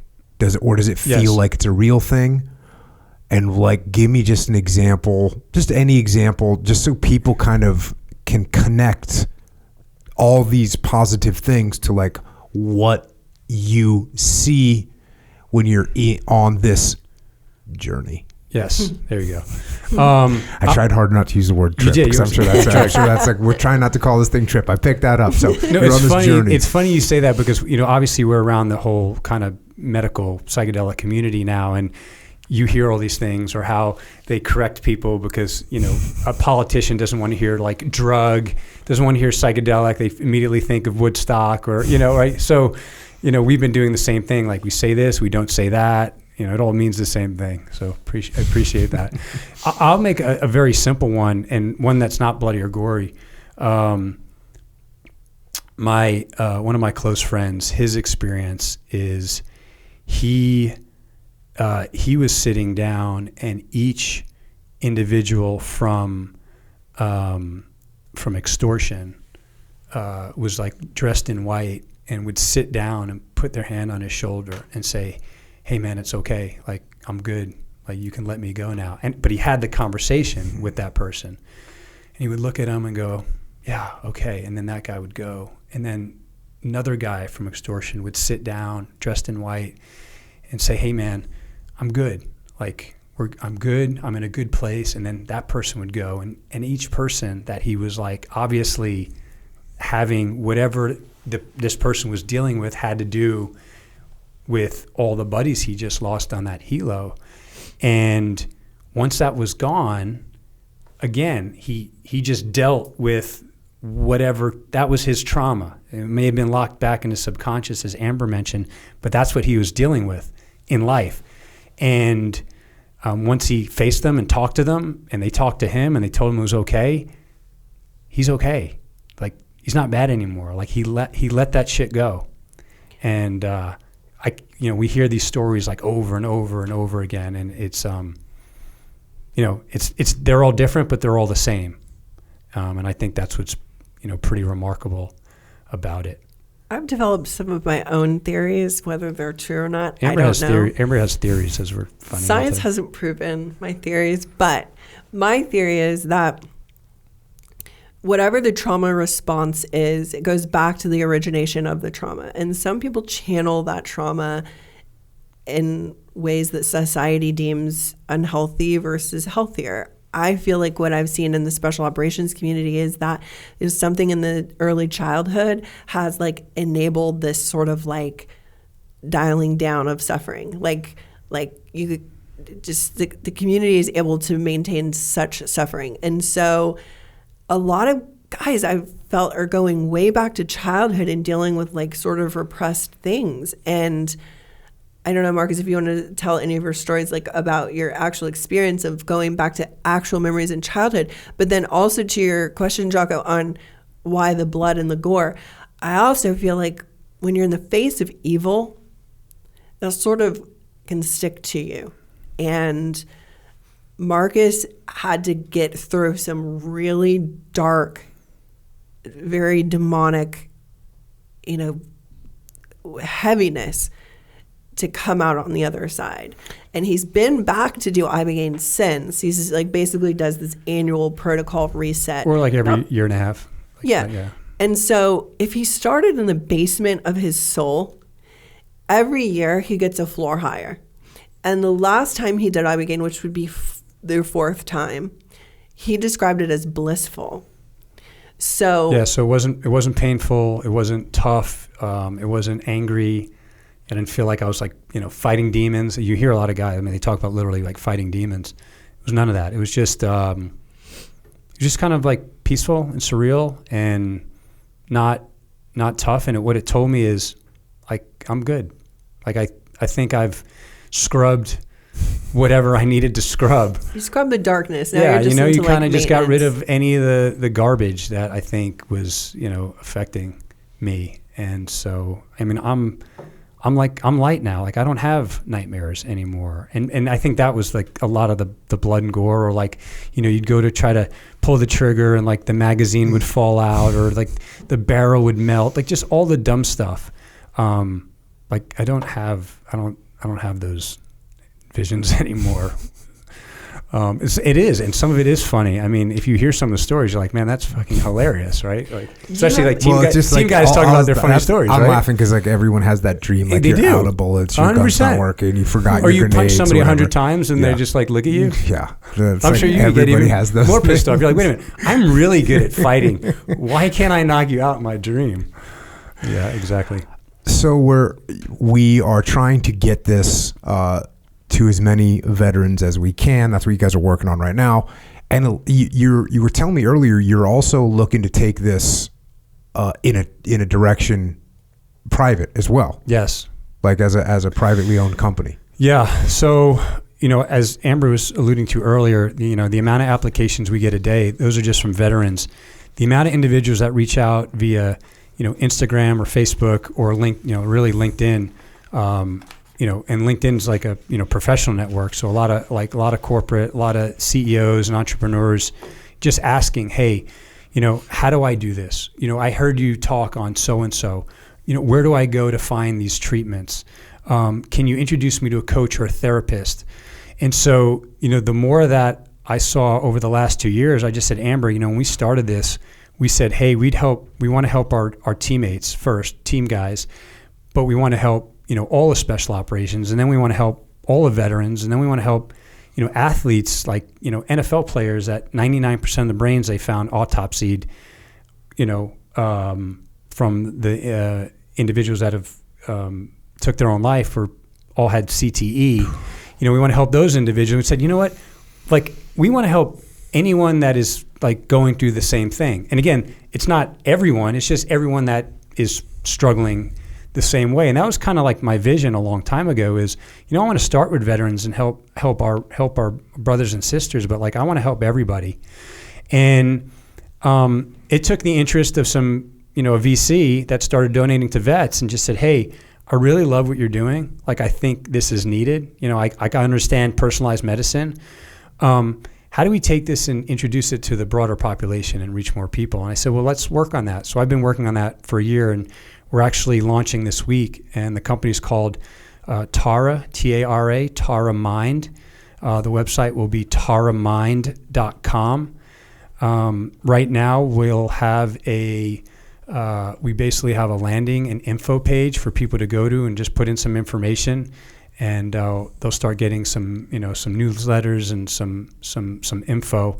But launching at the end of this year, or will be the first couple weeks of January, we're launching a care navigation and directory, and basically a platform for psychedelic retreats, clinics, providers, coaches, basically a marketplace to connect all these individuals. And so the individuals that are reaching out to us on a regular basis and saying, hey, where do I go? What do I do?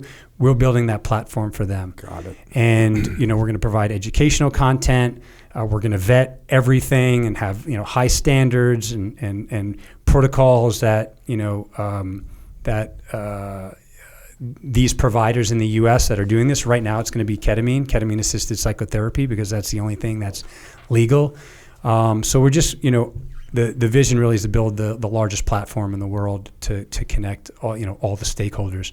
And eventually, we will be collecting data on all these individuals, and we will be going to the insurers and making sure at the end of the day that they pay for these. Because right now, not everybody can pay $6,000 to go outside the U.S. and do it. Right now, it's like the top 1% can do that. Or if you're a nonprofit, and you raise money for this, then an individual can go. But again, we're supporting 200 people a year. How do you support 20 million? Insurance is going to have to pay for that. So the idea with Tara Mind is we connect all the stakeholders in psychedelic medicine, and then eventually we go to the insurers and show them the data and say, hey, this is working. You need to offer this up now as a benefit and pay for these individuals and subsidize these treatments. So Tara Mind. Tara Mind. Where would we get that from? Tara Mind. Tara is one of the highest, the most, I guess you want to call it, important deities in Buddhist and Hindu traditions.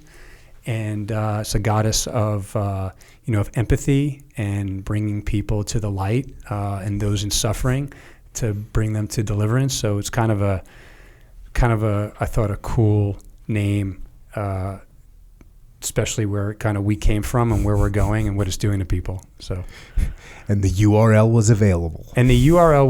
For I think $12 actually. Well, it sounds like we're kind of up to date then, right? This thing is launching in a couple days. We talked about Vet Solutions, vetsolutions.org. You're on social media. You're at Marcus Capone. Then you guys have, am I right? Marcus_Amber_Capone? Yeah. What's the deal with that? I started that Instagram page. Listen, we both loathe the social media, so we're really not on it that much. But we definitely have help with our social media accounts, because we want to make sure that we're providing information to others that are interested. Psychedelic therapies are poised to be the next major breakthrough in mental health care. So, SSRIs were the last major breakthrough in mental health care. Gee, thanks. 35 years ago. Yeah. And they're really, Thanks for the SSRIs. for some they work, but, there is that warning label on the side of SSRI prescriptions that says this may trigger like an increase in suicidal ideations. Well, why are we fighting veteran suicide with anything linked to suicide? Like, that's so asinine to me. So as veterans continue to drive this forward in the United States, I certainly feel like psychedelics are poised to come on the scene a lot faster than maybe some had initially anticipated. Yeah, especially with some of the conservative lawmakers that are coming out now. For like, sure. Dan, Crenshaw's put through an amendment to provide funding, not for veterans, but actually, and this was, I think, a complete surprise for everybody, for active duty. Yeah. So he thinks active duty should have access to this if they need it. And of course, Governor Rick Perry, who's been in our corner from day one, he helped us pass a bill in Texas, and he's just been a strong proponent of what we're doing. Again, because it's a tool that works. Yeah. That's all he cares about. That's it's really good to see the open mind of people realizing that this thing, and that's the same thing I've seen. I've had some good friends. I had Dakota Meyer come on here, and like I think I talked about this on the podcast, but he asked me, like, hey, do you think I should do this? I'm like, dude, I have no idea. So I called like Joe Rogan and Tim Ferriss, and I was like, hey, what do you guys think? Yeah, they were like 2 thumbs up. They actually, they both were thoughtful about it. Yeah. And Joe had Dakota on the podcast, and he was like, yeah, I think it would be good for him. And I was like, cool. And I said, hey, man, I'm in no position to recommend this stuff, but here's what I got from my friends that know more about this stuff. And,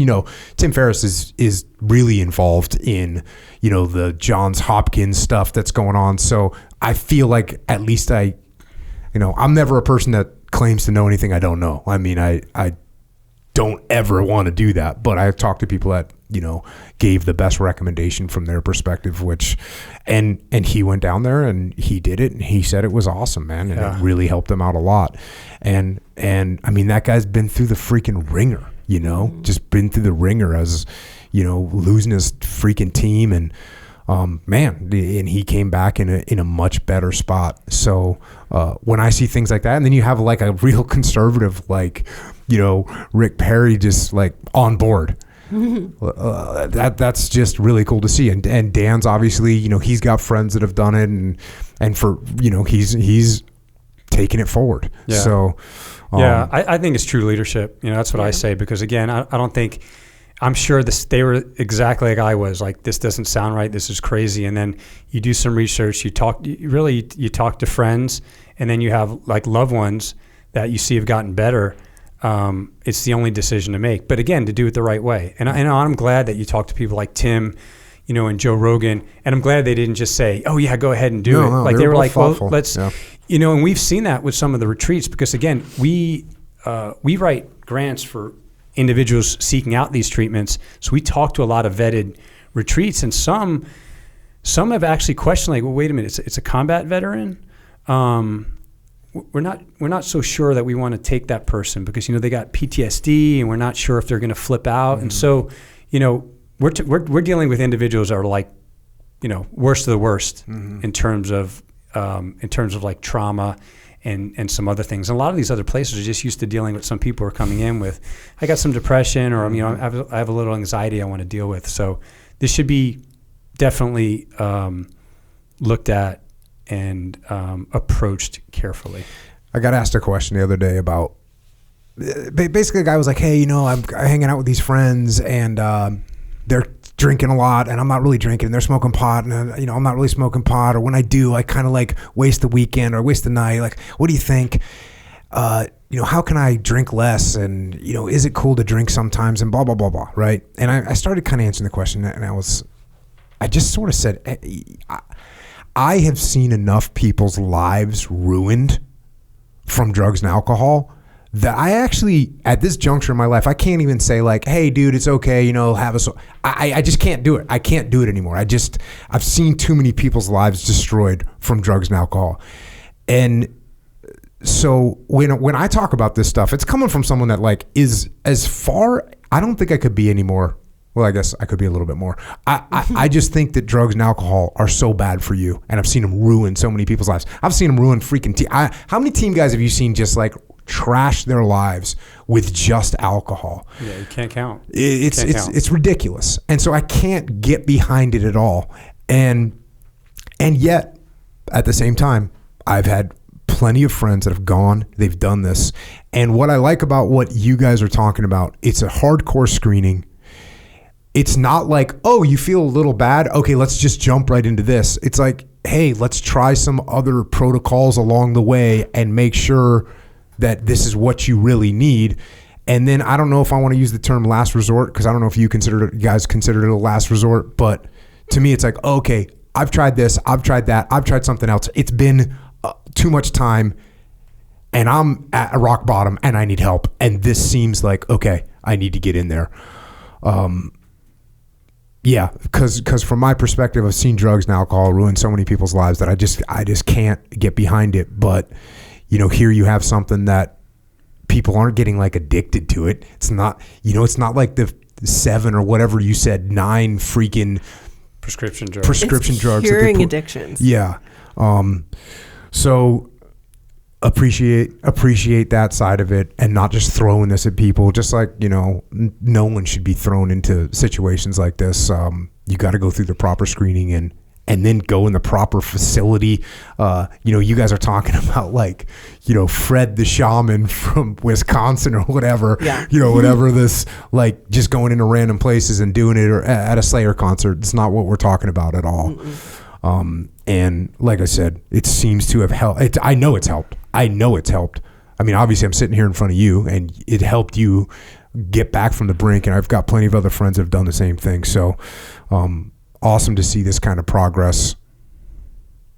Probably a good place to wrap it up. Amber, you got anything else? No, I would just say thank you for having us. Thank you for having an open mind. I know it's very nerve-wracking to publicly. I'm scared of it, by the way. I'm sorry for cutting. I'm scared. Like I don't want to do anything to my brain. I don't want to I'm scared of it. I'm scared of maybe it's like that weird like control thing where I don't want to, but like I'm scared. What I'm scared of is like I don't want to mess anything up. I don't want to like, I feel for lack of a better word, bro, I feel fine, so I feel fine. So I'm always like, oh man, I wouldn't want to do that, because it makes me scared to mess something up. But that's because I feel pretty good right now. So I think that my fear of it is a healthy fear. Yeah. And I think that's good though. Like I think when you approach, anything with that could be risky, like you should approach it with some fear or respect, I guess you want to say. Yeah. It's like the first time when we were playing with, demo and some other stuff, or you're like, I've been thrown 100 grenades, or 1,000 grenades, like nothing can happen, but like actually something really can happen. But you approach it with respect, and you take care, and you make sure you tape them correctly, and you don't pull the drop the grenade, throw the spoon or whatever. Same thing with these medicines.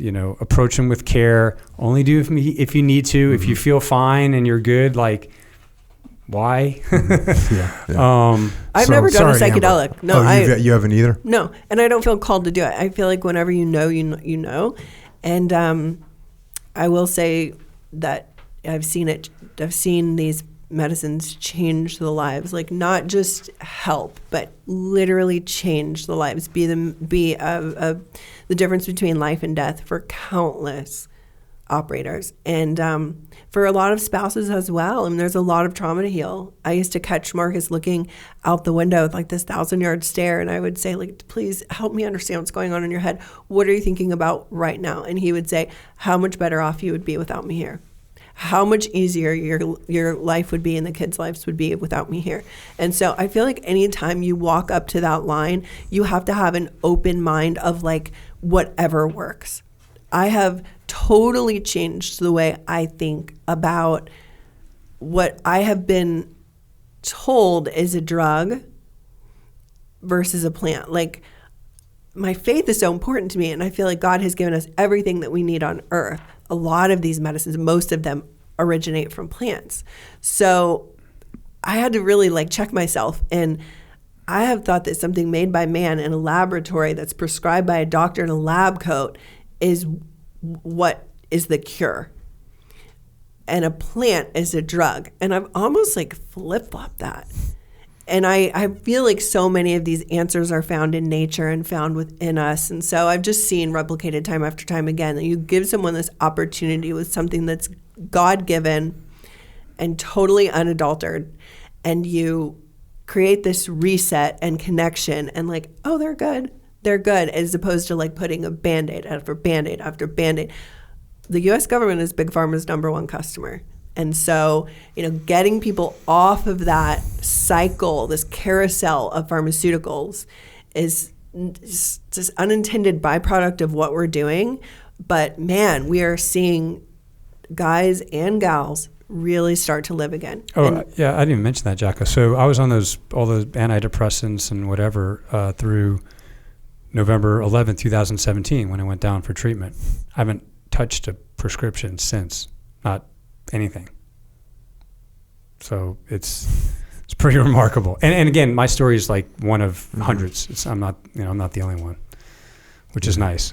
Good to get rid of all those nasties. The only other thing that I want to add really quickly is another unintended byproduct of our work is that we've seen this incredible reunification.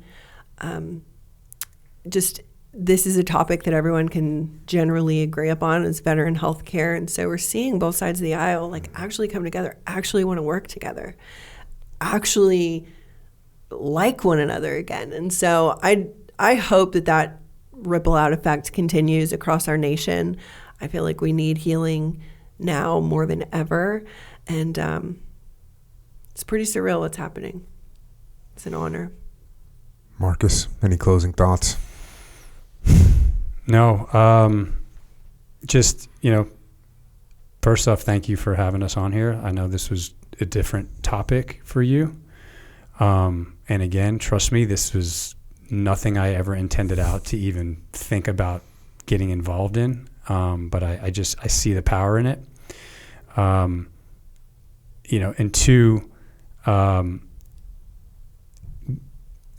approach these medicines carefully. They're not to be used at the Slayer concert. I think the way we're going about it is the right way. I think the way that these are going to be introduced to the public is going to be done correctly. I think it's going to be a really medically driven industry, at least first. If it goes other routes, it's not what we're talking about. And so I want to just tell people that if they're interested, and they're searching, make sure to do their research. Make sure to find vetted providers that have been doing this for a long time, that know what they're doing.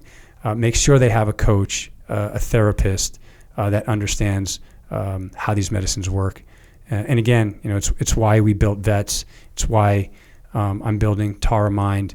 Again, it's to provide access and affordability for people. And so last thing I'll say is that there's hope. So if you're out there and you're thinking that there's nothing ahead of you, there's no purpose, why are you here? I promise that is that's a temporary thought, and 100% you can climb out of that. And once you do, you'll see how cool life can be, and to get back to your old self, or maybe invent a new, better person. We are living our best life. We really are. And it is such an incredible blessing. I just have to pinch myself every day that this is actually happening. Marcus always says I have to get in the final word, which there's some accuracy to that. Last word. When something else that I just thought of when you said that is that, part of what we're doing to reverse these stigmas, especially around asking for help, is adopting more of a mindset that really, really true strength is vulnerability. I think that our society would say the opposite, but it takes a lot of courage to be vulnerable. And we're seeing that day in and day out at Vets. Yeah, I'm going to get the last word in. If someone thinks we like coming up here and talking about like all the shit that's gone on and think we enjoy this spotlight is fucking crazy because we don't at all, but we definitely feel it's necessary. So like now I don't even think it's about us. I think it's just like this needs to be done.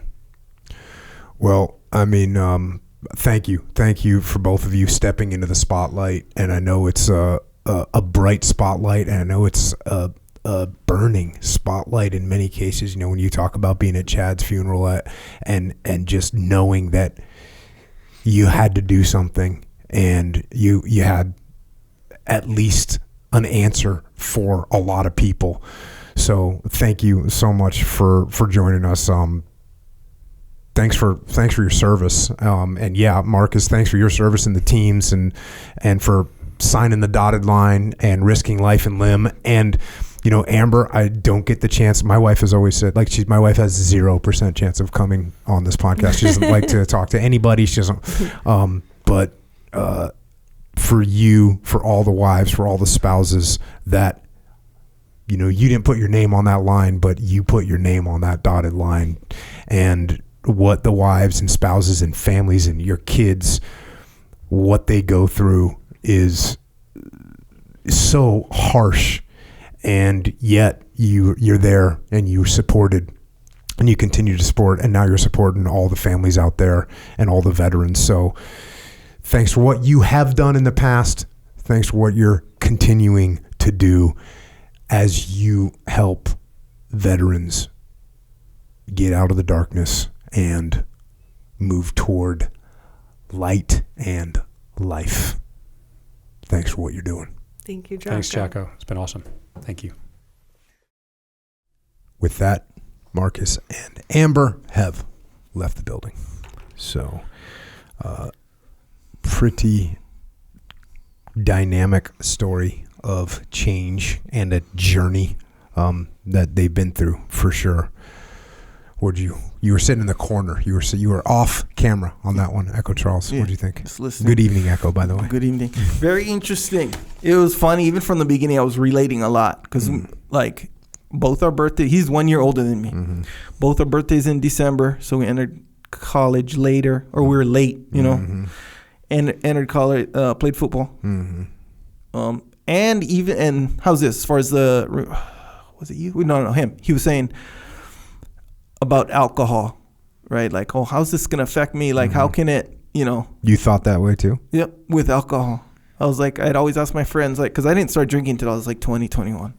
And so I would always ask, like, hey, like, can you tell that you're drunk, or can you tell that you're buzzing, or are you just buzzing, then afterwards you remember, oh, I was buzzing, or, you know, can you tell? Like, what does it feel like, kind of a thing? I remember relating very deeply with that small, tiny part. Also, you're the one who said Andy Stumpf might be one of the bigger wise asses. He is. I'll go on record and say he's the biggest. Dang. That was one Andy of the Stumpf getting props from Echo Charles. Number one biggest wise ass. Yes, fully. What you were talking about, you think your mind, this is more of the serious one. So, you know, you were saying your mind is like, you feel okay. So like, you're kind of, what'd you say, scared to take psychedelics. Yeah. What if it jams you up, right? Like, what if you did take it and it like made you, because you know how like some people, they're so driven, but because of like something that's kind of off in their mind, I feel like that's kind of you in real life. That's off in my mind. Like there's something probably significantly like off with you, but it sort of like just by happenstance like works for you. You know how some people are like that. So what if you took psychedelics and then like now you're like, you're kind of like more lazy, or like you don't work as hard anymore. I don't like that idea. Yeah, I know, bro. So I've even had people say like, oh, you know, you should smoke pot. Yeah.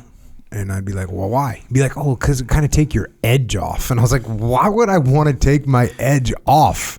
I want to sharpen that shit. I want it to be rough. You're gonna start sending like Christmas cards now and giving gifts, like you know, like you're gonna do all that kind of stuff. That's what I think. I think you're gonna be like, man, I've neglected the emotional elements of friendships of my life for so long. Did you get the Christmas card I sent you? Yeah, that's what I think would happen to you. That's what I real think. Or you're gonna like start really valuing your rest days. You know, you're gonna start scheduling like 2 solid rest days. You're going to start exercising moderation in a bunch of things because it's better for you. Like all this stuff. You're going to change fundamentally. I wouldn't count on anything that you're saying. But to the serious point of what you're saying, like it does. That kind of makes, like even just where our joking is like a legitimate concern. I wouldn't want that. Yeah. I wouldn't want to be like, quote, more mellow. Yeah. And the other thing is you got to remember is, you know me, dude. I mean, it's not like I'm walking around freaking, you know, like I go home, play guitar, whatever, watch the sunset. It's all, you know what I mean? Like that's normal stuff. Yeah, fully. What was it? You ever watch RoboCop 2? Not sure. So RoboCop 2, RoboCop, he's kind of like you. He's hardcore. He just goes hard. You see what I'm saying? Yeah. Drop your weapons or there will be trouble. Yeah, yes, exactly right. So in part 2, they're like, hey, the RoboCop's for, he does this, whatever he does. And then they're like, hey, he's giving us a bad image. I think like some other company came in or something like that. And she was like, hey, let's make him like more appealing, more friendly to the public and stuff. And they write all these directives and like it jams him up. That's going to be you, bro. Because they were right. But in theory, they were right, But how did it cause problems? Like he wouldn't solve crimes anymore. He'd start saying poems and stuff and like some dumb stuff that doesn't really match his thing. It was like that. You got to watch it to kind of see. But anyway, that'd be you. So yes, I am not down with messing with what I've got going on right now. And so, but like I said 10 times, I think I said it 48 times, but knowing a lot of guys that have gone through this kind of thing and just talking to Marcus, man, and he's like I said to him on the podcast, I'm like, dude, it's hard to even imagine him getting like mad or, throwing a coffee cup through a window or what, like this guy. He's chill. He's mellow. And yet he's still doing great stuff. He's not like he's not getting after it. He's still in good shape. He's still, he's got businesses going. He's 100% on track on a bunch of different levels. So, and this stuff really helped him out. So I'm down. I'm down for if it helps people out, for sure. I do think it should be like a last resort scenario. Look, not so close to the edge that the edge is a threat, but try some other things out. Make sure make sure your diet's clean. Make sure you're not drinking every night and expecting things to be good in life. If you're drinking every night, you can't expect things to be good in life. Yeah, I'm not saying you're going to have a bad life, but there's a chance you are. Yeah. So clean up the diet, get off the alcohol. I can't give any advice about all the prescription drugs, but maybe talk to your doctor about how you could get off some. I don't know, man.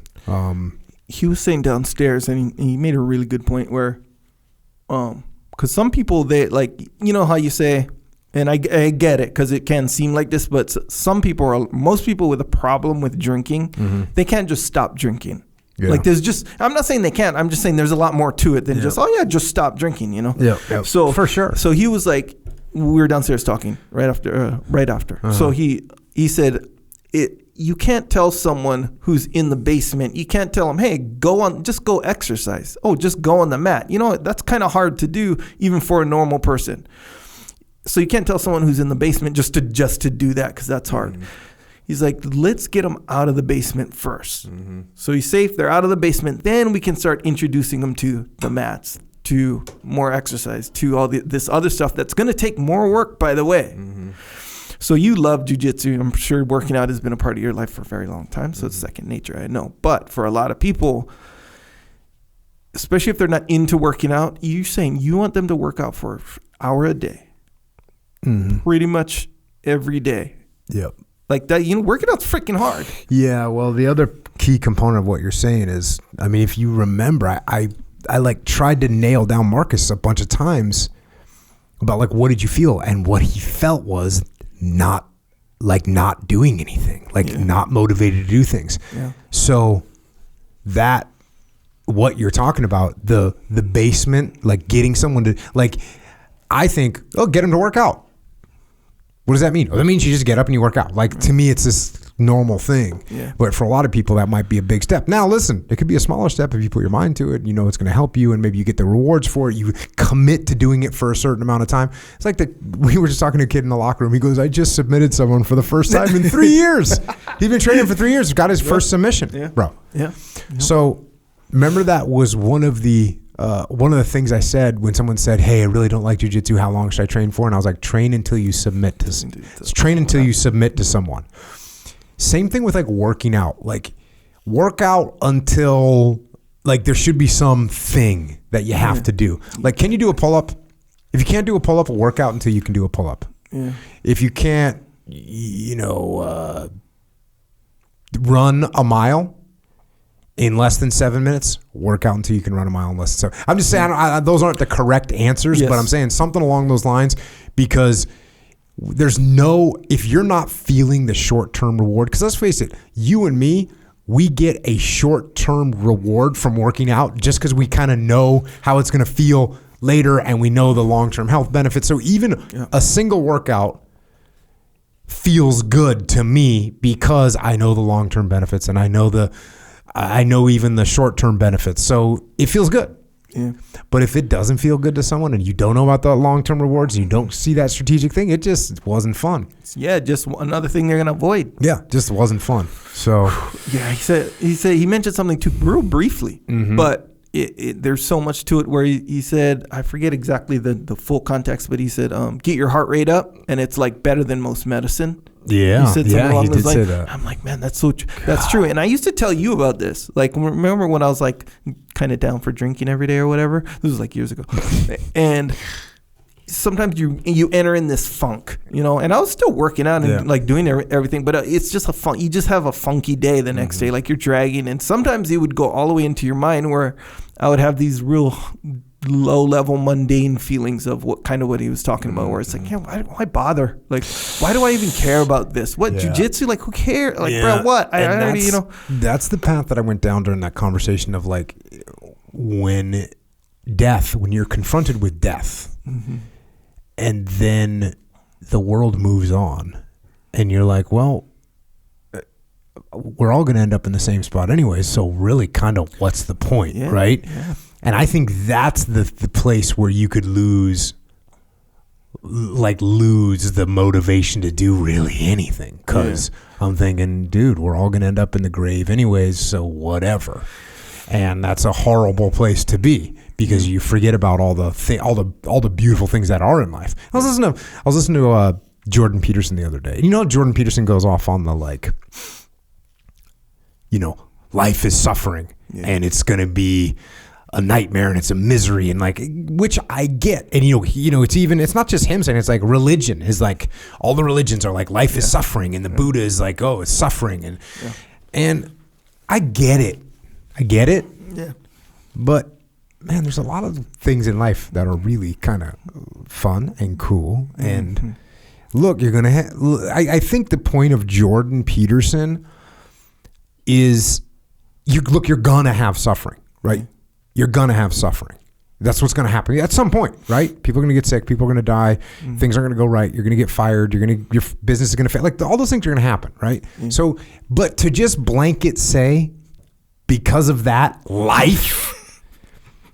I'm not just gonna go against Jordan Peterson right now. I'm going against Buddha, who they say life is suffering. I'm gonna say, you know what? There's suffering in life, but life is not suffering.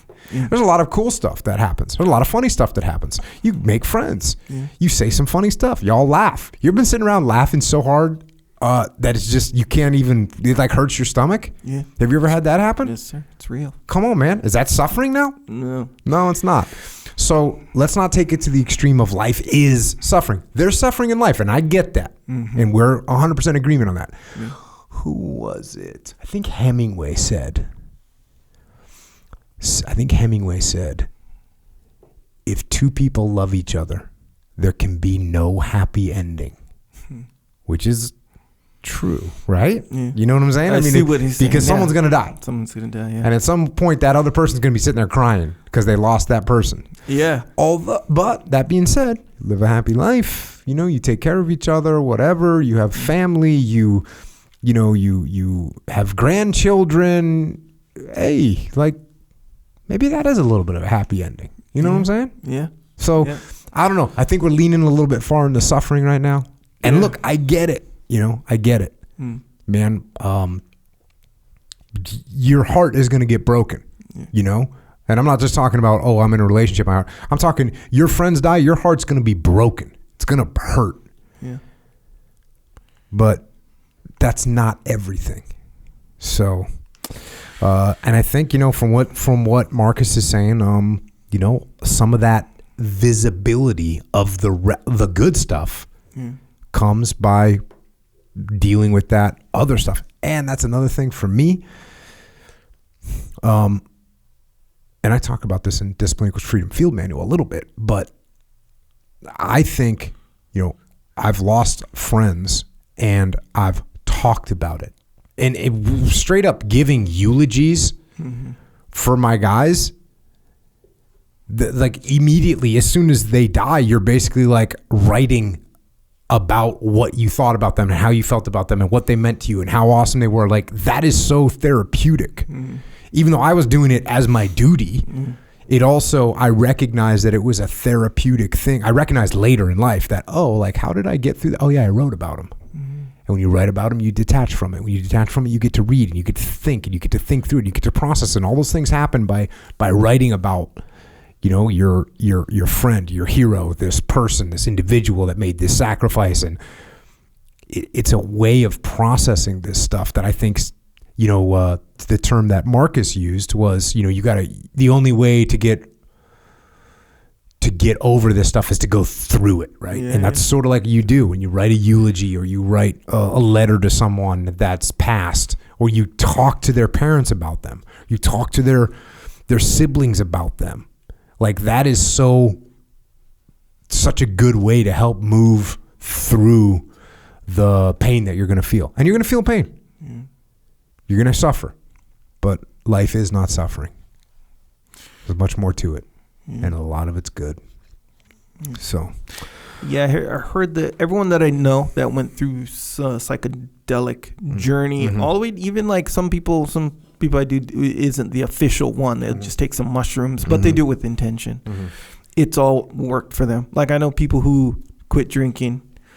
It's weird, but the two people I know who quit drinking was real surprising too, but slowly, like it came back. And then they started drinking again. Not just all of a sudden. They didn't just be like, okay, that was fun, and now I'm drinking again. It would be like, you know, 6 months later, they'll be like, oh, I'll just have one. And then it just slowly creeps back in, which actually went in line with what he was saying, where it's like, hey, it's not just a magic pill one time. Right, it's kind of like, it's like a therapy almost kind of a thing.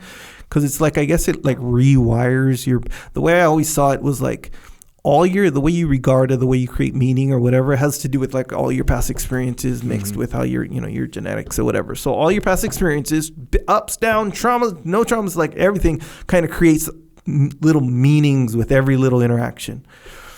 So if those meanings that you created in your head are all jammed up, or even if they're, I don't know, maybe everyone's going to have different meanings for different things. So what it does is it goes back to those original like meanings that you're making, and it just jumbles them all up, and kind of so you can kind of detach from the way they were formed. So it kind of like, oh, so you can make your, and he made a good analogy with the snow. Yeah. So it's like you can make your own tracks. Be careful though. But yeah, the tracks you make could be wrong. Oh yeah, because some people, they'll just take it recreationally and they'll be like, oh yeah, it was just a trip and it opened my eyes, but they don't really get any intended like positive outcome. They just, I just want to, as my little brother's wife said, some people just want to take mushrooms to fry. And you don't recommend this? No.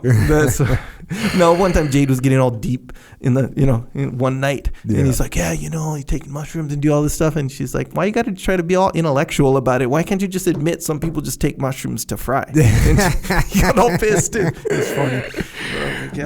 But yeah, that's a different thing. See what I'm saying? Yeah. But anyway. All right. Well, if you want to support this podcast, get some Jocko Fuel. Get some Jocko Fuel Pink Mist. Have you had Pink Mist yet? I have. How do you like it? It's good. Pink lemonade. But it's not your thing? It's not your jam? It's my jam, just like orange is my jam. So it's like good. It's like a secondary. It's like this. Pink mist, I taste it. Pink lemonade. Ooh, yeah, good. But we already knew that kind of a thing. It's not like mango where I'm like, ooh, this is freaking mango. Let's face it. Look, if you have a fruit bowl, and you might be different, but this is just me. I got a grapefruit. I got orange. Yep. And I got a mango. You're going mango, huh? I will eat the orange, and I'll be like, cool. I'll have a grapefruit or pink lemonade or whatever, or lemon, whatever, good, fine. But, bro, come on. A mango? Mangoes just taste better to me. Okay. All the other stuff tastes good. Mango tastes better. All right. So we got some drinks. Discipline Go. You can get mango. I'll tell you what. The new tactical tea, which is like iced tea lemonade. Yeah. A lot of people, and you know what I mean by a lot of people. A lot of people are saying that might be the one. You also got the new Dak Savage, which is ridiculous. So basically everybody. So like, okay, so a wise man named Cake Nuts once said, he's everybody's showing up. So in your case, everybody. Yeah. He's like, you, me, everybody. JockoFuel.com. Go get some of that stuff. Get some milk. We got the ready to drink milk, which is, I'm telling you what, I got problems with ready to drink milk because I'm drinking it it's way too easy.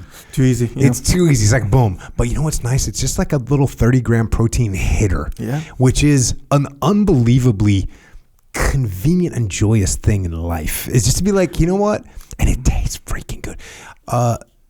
Pete's son Keegan, because I don't like vanilla. You know I don't like vanilla, right? It's not my jam, as you like to say. It's real vanilla. But so I was drinking banana, I was drinking chocolate, and at camp, Pete's son Keegan, he's like, it tastes like melted vanilla ice cream. And I kind of didn't believe him, because let's face it, even people that don't like vanilla, melted vanilla ice cream is hella good, right? You know what I'm saying, right? You know what I'm saying? Yes, sir. That's 100% accurate. You're correct. It's 100% accurate. 100%. So I said to myself, there's no way this tastes like melted vanilla ice cream because then it would be hella good. And sure enough, I cracked it open. It tastes like melted vanilla ice cream. It's legitimate. Yes. It is a legitimate, tasty treat. So that's the ready to drink milk. Check that out. JockoFuel.com. You can get it at Wawa. You can get this stuff at the Vitamin Shop. Vitamin Shop's got pink mist in it right now. Yeah, there you go. JockoFuel.com. Get some of that. Also, OriginUSA.com if you need jeans. Look, American-made stuff. This is the big thing. All right? Because there's people all over the world that are enslaving children to make you a pair of pants. And you should not support that. You should support America, which means you should support OriginUSA.com. Get jeans, get boots, get hunting gear. The hunt line's out. Yeah. Get, what else do you need to get? The new washes of the Delta 68 is out. Yeah. I'm getting the 2-year. I'm going to get the 2-year. I'm going to get the 2-year that's the wash. middle one, right? The middle one. Bro, I'm getting them all. You're getting them all? I freaking like them all, yeah. The thing is about the light one is if it's there's sun out, that's gonna be cool, a lot cooler. Oh, yeah. You know what I'm saying? Because sun, dark, whatever. Yeah, it is more summer vibes-ish. Yeah, it's a different look. But I'm ready. OriginUSA.com. Don't forget about gis as well. Oh, yeah. Because once you put on an Origin gi, you literally will not wear another gi again. Yeah, I literally donated all my other gis. Yeah. Like just the other day. Actually, 2 weeks ago. Yeah, for real. Not even They have no purpose in life. No purpose. Those old gis, we apologize to the receivers of these gis, but at least they can get them started. Yep. Then they can become a world champion and get a good gi. Yeah, it's true. OriginUSA.com. Get some of that. It's true. Also, Jocko store. If you want to represent, we got a new shirt out. I talked about it already, but official, I'm announcing it. I'm going to send out an email to everybody, the standard issue, Discipline Equals Freedom. Oh, yeah. So it's the kind where if you don't have the standard issue, are you even really representing? I know the answer is probably yes. Pressure scenario, I know. The answer is probably yes. You want to do it like that? No, I'm not sure I want to do it like that. But what if a dude is just getting after it in 7 different fronts and he's not got a standard issue T-shirt? You be like, hey, you're not really representing. I know. Do I even have to? You're right. Yeah. You're right. And look, I'm still hypothesizing. For judgmental people, you might not be representing. Yeah. Or just check it out. That statement actually might piss some people off. I kind of got a little bit pissed when you just said that. Yeah, that's why I was like, it's kind of like, it's a working, what do you call it, slogan? Yeah, okay. So less pressure. Either way, it's out and it's good. It's cool. People have it. There's multiple versions of it depending on your proclivity to support various units. Yes. Good way to put it. Unless it's out. There's a lot of good other cool stuff on there. Also, the Shirt Locker. New shirt every month. Creative designs, for lack of a better way. Was this of what the putting it. last design was? Toxic productivity. Toxic productivity. That one's a good one. Oh, you got me on a surfboard with like a computer in one hand, book in another hand, papers flying everywhere. Yep. Discipline goes in everywhere. the wave. All right. So, yep, you can get the Shirt Locker at jockostore.com. Go to, if you want to subscribe to this podcast, do it. Leave a review. So, Echo, if you want to leave that little review about Echo where you're like, maybe he should just be quiet. Yeah. If you want to say that Echo's best podcast ever was today when he wasn't on it, then you can leave that review on there. We'll be happy about it. JockoUnderground.com. Go and support. Look, we don't own this platform that you're listening to this on unless you're on the underground. If you're on the underground, guess what? We will be there no matter what. We're not going to get kicked off our own platform, right? We made our own playground. Remember that? You know, you get kicked out of some club, make our own club. Yep. We got kicked out of some jiu-jitsu schools. Made our own jiu-jitsu school. Might get kicked off a platform. We got our own platform. JockoUnderground.com. If you want to support that, go there, sign up, register. YouTube channel, check that out. Psychological Warfare, Flipside Canvas, talked about Dakota Meyer today. That's his company to hang cool stuff on your wall. Bunch of books, you know what they are. Only Cry for the Living by Holly McKay. Check that book out. Final Spin, and a bunch of other books I've written. Echelon Front Leadership Consultancy. We solve problems through leadership. We also have an online training academy, extremeownership.com. You can't just go to the gym one time and be in shape. You can't just pick up a guitar and take one lesson and know how to play guitar. You got to get in the game. And if you want to get better at leadership, which will make you better at life, go to extremeownership.com. If you want to support Marcus and Amber and their charity, Vet Solutions, go to vetsolutions.org. They are helping as many people as they can, and they need to help more. So go and check that out. Support if you can. And if you want to help service members, active and retired, their families, Gold Star families, check out Mark Lee's mom, Mama Lee. She's got a charity organization, and she also helps vets. She puts them through a bunch of protocols. One of the primary protocols is the hyperbaric chamber, like 30 and 45 day protocols where you're on clean food, you're getting hormone treatment if you need it, you're getting vitamin treatment if you need it, everything is paid for. That's what she's doing to help out. One of the many things she does, but that's one of the things that she does. So if you want to help that, or you want to donate, or you want to get involved, go to americasmightywarriors.org. Another little trip that people can take. Another little journey.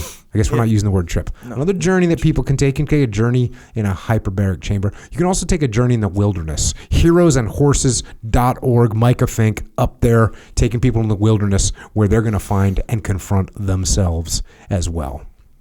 And if you want to follow Marcus and Amber and you want to follow vets, they are at Marcus Capone, at Marcus_Amber_Capone.